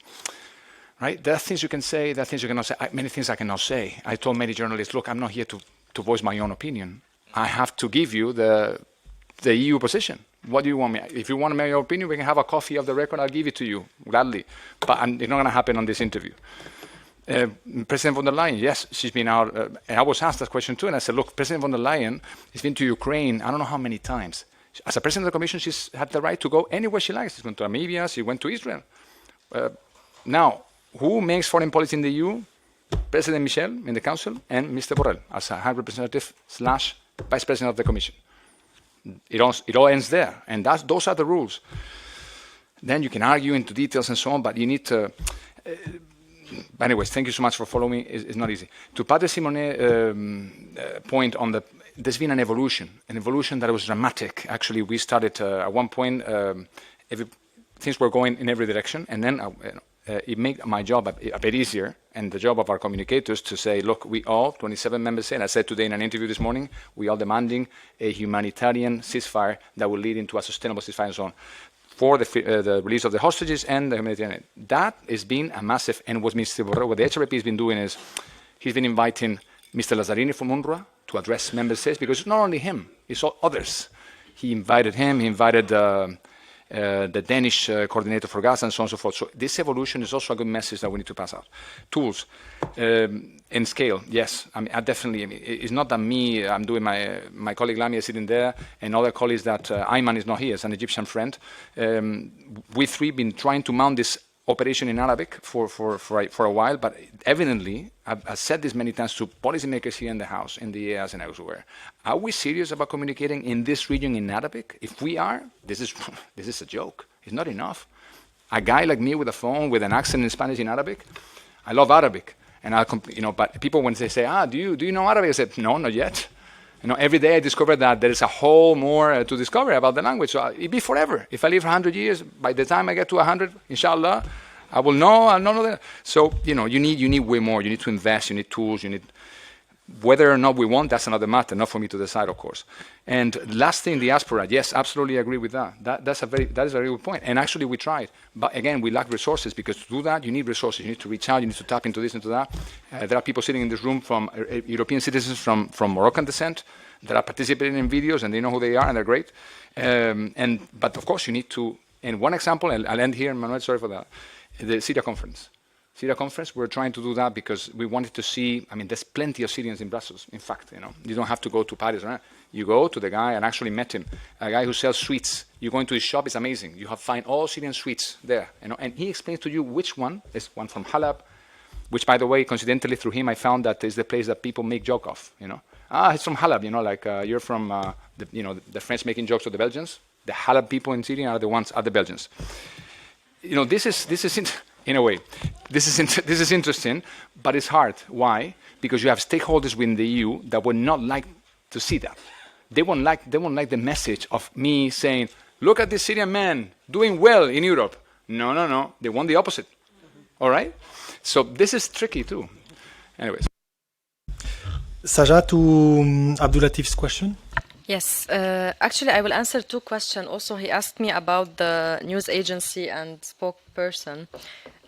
Louis, when you have a statement and you say numbers or you say information or you show pictures or videos, you get questions on them, you have to have evidence, because people will question the information that you are giving to them. This is the same thing for news agency and from spokesperson all over the world. When Benjamin Netanyahu and Joe Biden said that they have information on beheaded babies in Israel, where are your evidence? This is a very important question that fact checkers ask every day. So in our fact checking methodology, there is a very important rule. You can't believe any official statement and say that it's 100% evidence. You have to get other evidence, you have to get other sources, you have to compare between the sources before being sure that this is an accurate information or not. Regarding removing the misinformation from social media platforms, etc., as fact checkers, we do our job. We fact check the information, we say it's accurate or not, and we communicate sometimes, a lot of times, with who spread this misinformation, if it was an organization, a politician, an influencer, and we give them the choice. If they want to be accurate, they will correct, they will apologize, they will say that they were wrong, and they will spread the accurate information. A lot of them don't do that, unfortunately. And here there is a huge responsibility on the social media companies themselves. So now Facebook has its own third-party fact-checking program. They rely on fact-checking content to remove the misinformation from social media. And same for X, they have their community notes thing that sometimes work and sometimes not, based on the algorithm, unfortunately. So they have this responsibility to also remove the misinformation content when fact checkers prove that it's wrong and that there is a contrary information that is accurate. Thank you. Didier? Yes, let me address the diaspora, but before I go there, let me just congratulate Louis Miguel, because I think Louis is doing a fantastic job, obviously recognized by many in this room. I work with the Louis from the European Union. I work with the spokespersons. They are working with a triangle of key messages, and they are not allowed to go out of that. They use the questions to do their storytelling, and yes, they cannot answer all the questions that are being asked. And it's a very difficult task, even if you do it in different languages, in multiple languages that are not necessarily your native tongue. So kudos to that. And yes, it takes a lot of quick thinking on your feet to lend the messages you want to lend in an interview. And a mistake is very, very quickly made. So media training is what we do with presidents, with ministers, with spokespeople from European institutions, and it's very much needed. Don't let anybody talk to a journalist, without proper media training, because they will fail. I can guarantee you that. I also think that fact-checking is really crucial. I'm very frustrated because we have a very short time to talk about very complex issues. So let me try to get my main points across in 3 minutes, okay?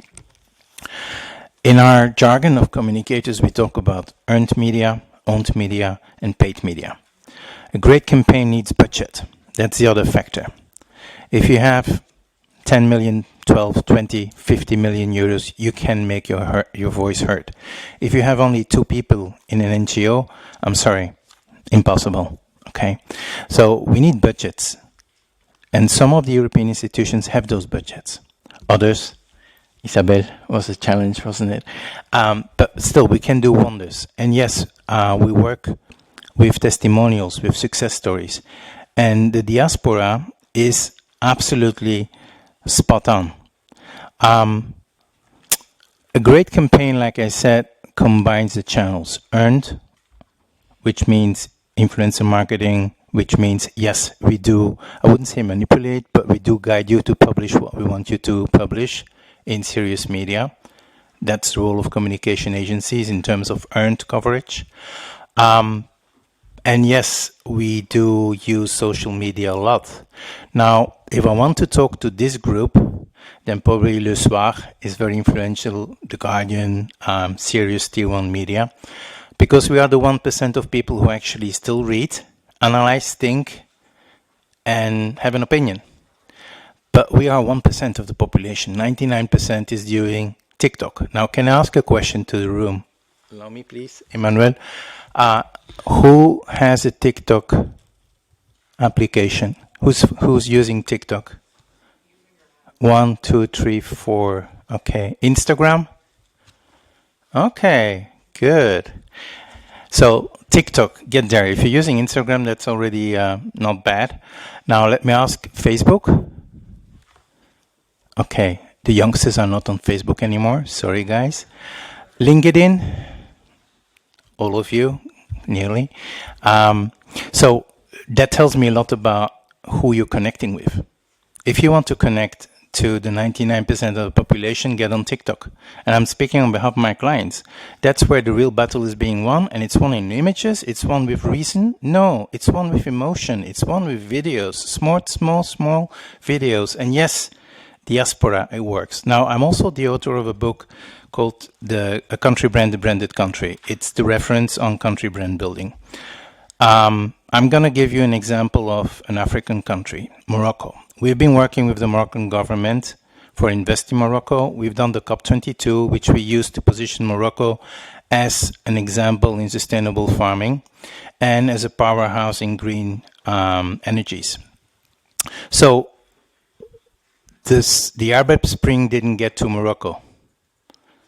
Did you ask yourself why? There's coffee afterwards. I'll be happy to tell you why.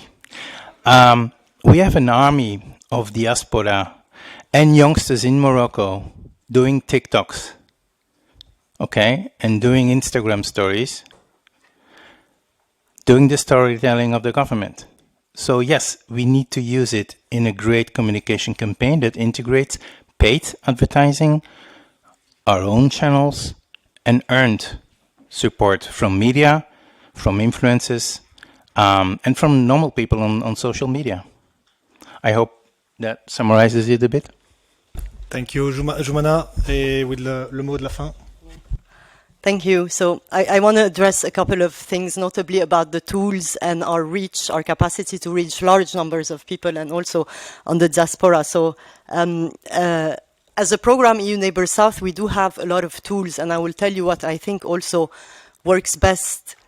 There is not one formula, and definitely social media by itself is not the answer. So we do a lot of social media, and I can tell you that from our channels, and you can follow us on Instagram and Facebook and LinkedIn, we reach millions of people when we post. Why? Because on one hand, we have collaborations with content creators, influencers from across the region. So every post sometimes can be really, really impactful and influencing. Now, on the point of paid content, of course, we also boost, we target, so we make sure that we're reaching a large and appropriate audience as well. And in that way, we are also reaching a lot of people. But more importantly, what I want to say is that especially today, in today's world, and because social media has become such a clutter of information that is sincerely exhausting even for young people, we are complementing this communication with in-person communication. And today, more than ever, the European Union and any other communicator needs to go back to in-person communication. And what we have done to do that is that we have created this network. I mentioned the EU GIL connectors. They are young people. And to say we are not only reaching the elite through them, quite the contrary. We have selected young people from all regions in every single country that we work with. This network is really a national network. It goes to rural areas. There are people in regions that didn't even know what the European Union means, what it is. Well, it's still an issue until today. But so through these networks, we are doing outreach, not just communication, not just digital communication. It is in-person outreach. And that leave the space also for open dialogue, for exchanges. When you're talking on social media, there isn't really a dialogue going on. People are scrolling. How long do they spend on your post? Do they spend more than 10 seconds? Our data says that no, not at all. 10 seconds they are looking at a video that has sometimes taken us weeks to produce, and God knows, it has cost a bit of money. And now we realize that the impact of those videos is maybe less than an open dialogue with a selected number sometimes of people, 30, 40 people in a room that are being addressed by a young person, not directly also by the European Union. It's a dialogue. They are multipliers, but these 40 people are going to talk to other people who are going to talk to other people. And this is how we are working now. And I think also it is a matter of people that are talking about the European Union or communicating about the European Union out of conviction, not out of because, you know, we are just here because we have to communicate about the European Union. They believe in what the European Union is doing on the ground. Now, on the question of diaspora, I want to say, maybe tell you a funny anecdote. So we have this network of content creators, influencers from different countries, and every year in May, we bring them to Brussels so that they can visit the institution, so that they can meet with officials and so on. And 3 years ago, we were here with one of our content creators from Morocco. And actually, when we got to the entrance of the building of EAS, there was there at least 20 people waiting for her, Moroccans from her country, waiting to talk to her because they had heard about the European Union through her, more than they had heard through the regular channels. So not to diminish the importance of working through the diaspora, but I think we have a lot of possibilities, a lot of potential to work in the countries with people who need to understand better, who need to be, with whom we need to communicate more. So, yes, with this, I mean, I would end and I would invite you, of course, yes, to look at our as you said, Marco, 5 minutes to explain everything that we do is very, very complicated. So on our website and social media, you can get a better idea of what I'm talking about. And thank you, everybody. Thank you, Emmanuel, and everyone. Thanks. Thank you to everyone. Time to wrap up with 10 minutes delay for the day. Thanks a lot. I hope you enjoyed. I enjoyed very much sharing these two sessions, which, by the way, I think are quite emblematic of what we are in EuroMeSCo, what we're trying to do. The first session was about a very candid, very candid discussion, but we didn't stop there, right? We didn't stop with the negativity. We try to be, we care. I think that's something that unites us. We care about Euro-Mediterranean relations, so we try whenever we have a chance to bring our 2 cents and be constructive. So with this, thank you very much. I hand over to Jenny with a few announcements. I hope you have a lovely evening. Thank you.